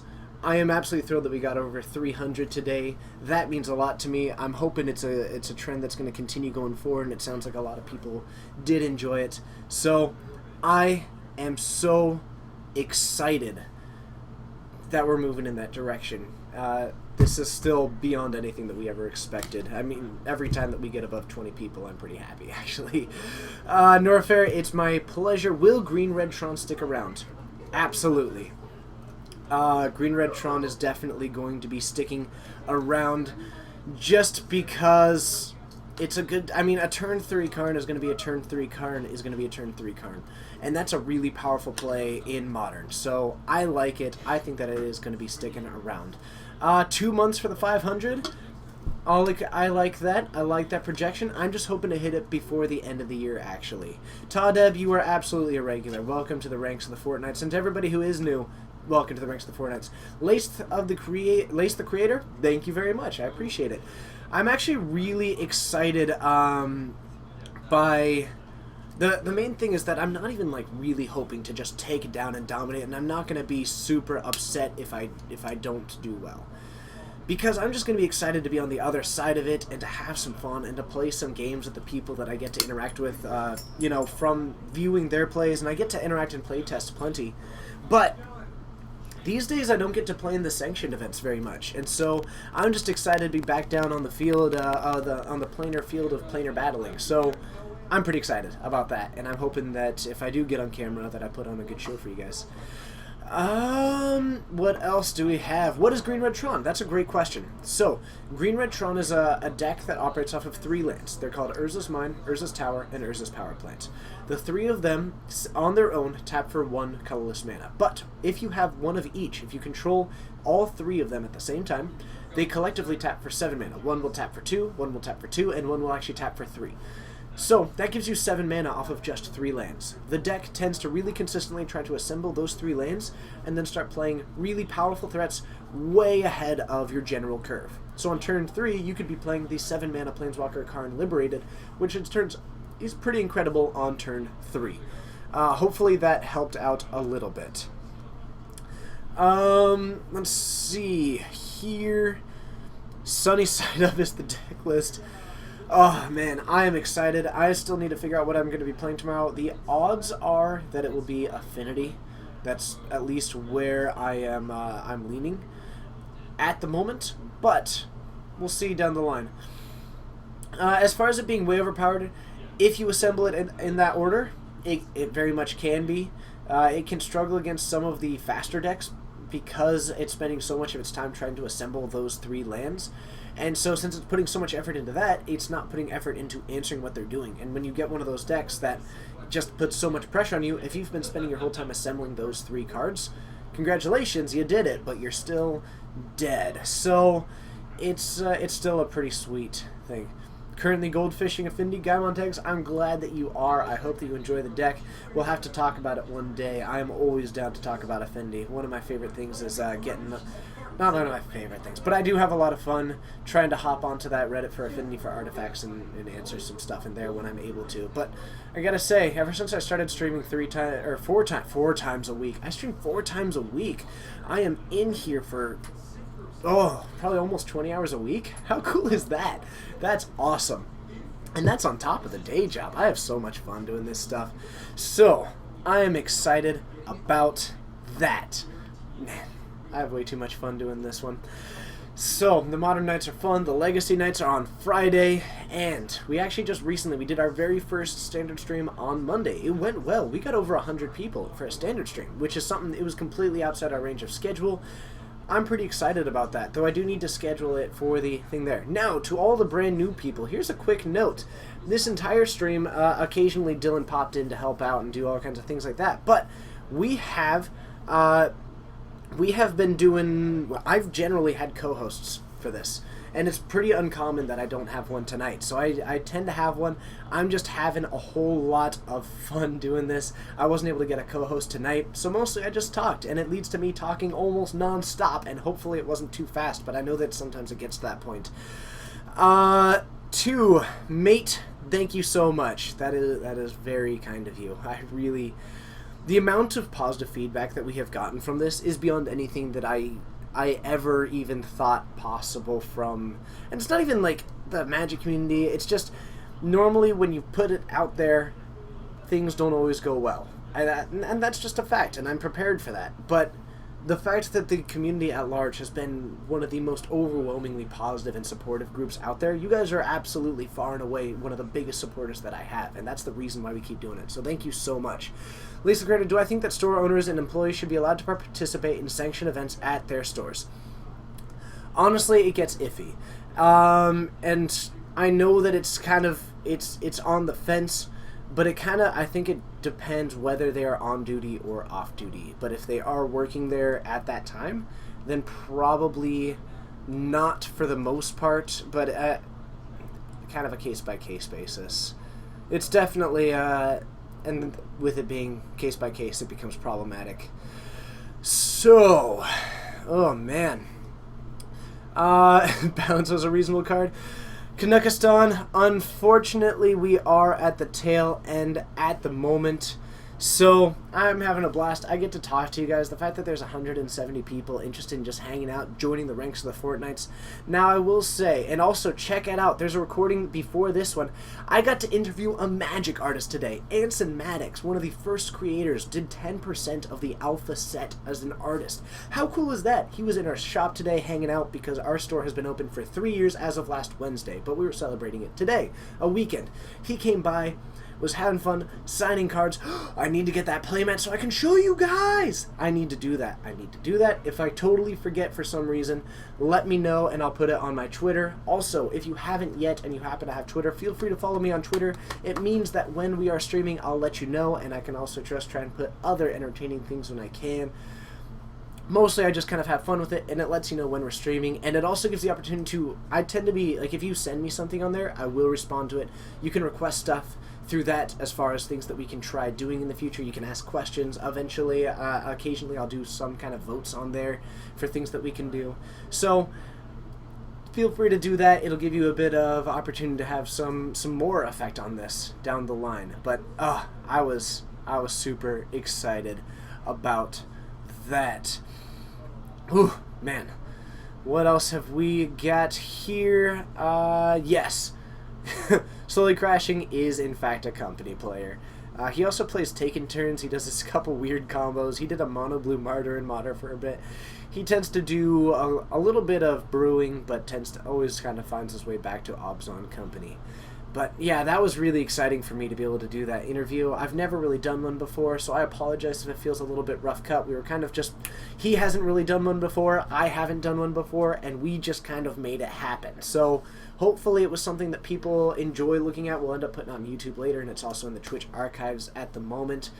But I'm pretty excited about that, and just that I had the opportunity to do it right now. That's a really cool place, and I feel like this stream continues to just be awesome all the time. I have so much fun doing this. And one thing that people mention it, ooh, okay. That's another reason to start following on that. Okay, so to respond to Norfair, let's get that out of the way. I will be at GPLA, and if anybody is there, find me. I'd love to talk to you. I'd love to meet the people that I interact with 4 times a week. That's super cool conceptually to me. So if you're there, find me. Now, as far as signing stuff, I will say that I'm probably not someone who has any right to be signing cards. But if you do request, I'm open to devaluing anyone's property. So I'm open to it. People have asked if that's what you want. Sure, I'll do it. It'll be all kinds of fun. Oh, I'm so excited for GPLA. That's only in 2 weeks. That means that I get to go there, have some fun. I'm going to be there from Friday until Monday. It's going to be awesome. I'm going to get some sweet food. LA's, I actually really enjoy. I was actually born down in Southern California, so it's always nice when I get to go down there. And if I have the opportunity to visit some family, I'll do that. Though I'll also be down there possibly, actually pretty soon. But I might go there a little bit on an impromptu basis in these next couple of days. So we'll see what happens with that one. But I'll also be heading down there for a weekend in June. I'm excited to head down there. I like the area, though I tend to be from the Orange County area. All kinds of fun. Man, this is good. So, a quick note here is that it seems like it's kind of slowing down. If anybody does have any questions for me, let me know. Toss it in there. Anything that you'd like me to discuss, let me know. Toss it in there. Otherwise, I'm probably going to be closing it up fairly soon. That way I can go just say hi to some of the people that are in the shop, and also I can maybe get some sleep tonight and prepare for tomorrow, which is going to be pretty fun. So I'm all kinds of excited for that. But if anybody does have any questions, I'll answer them as long as they're coming or as long as I'm able to. So whichever one comes first, unfortunately. But I'm always really excited about that one, and being able to interact with you guys is the most important thing about this. It is. It honestly is. I like talking about Magic. I like streaming Magic. I like playing Magic. But when it comes down to it, the reason why I play this game is because it's fun to me to interact, and I've had a lot of just really good interactions through this. So, thank you to all of you. You continue to make Magic even more of a positive experience for me than it was. And that is very, very exciting to me. I'm also a bit curious. Anyone else in that chat that is still on the fence about that follow button? And let me know. Let me know what would get. Maybe. I don't know. I'm always down for it. And I think Dylan's back. I at least hear him coming. Nah, I think he was just turning the fan off. I think we are going to be closing up fairly soon. So we'll see. Anyway. In the end, I didn't see too much coming in there. So I'm going to call it a night. But from Geek Fortress in Snohomish, Washington, I had an absolute blast tonight. And whether it's good morning, good afternoon, good evening, or good night, I hope that you all have a great one. Have a good one, everybody. See you there.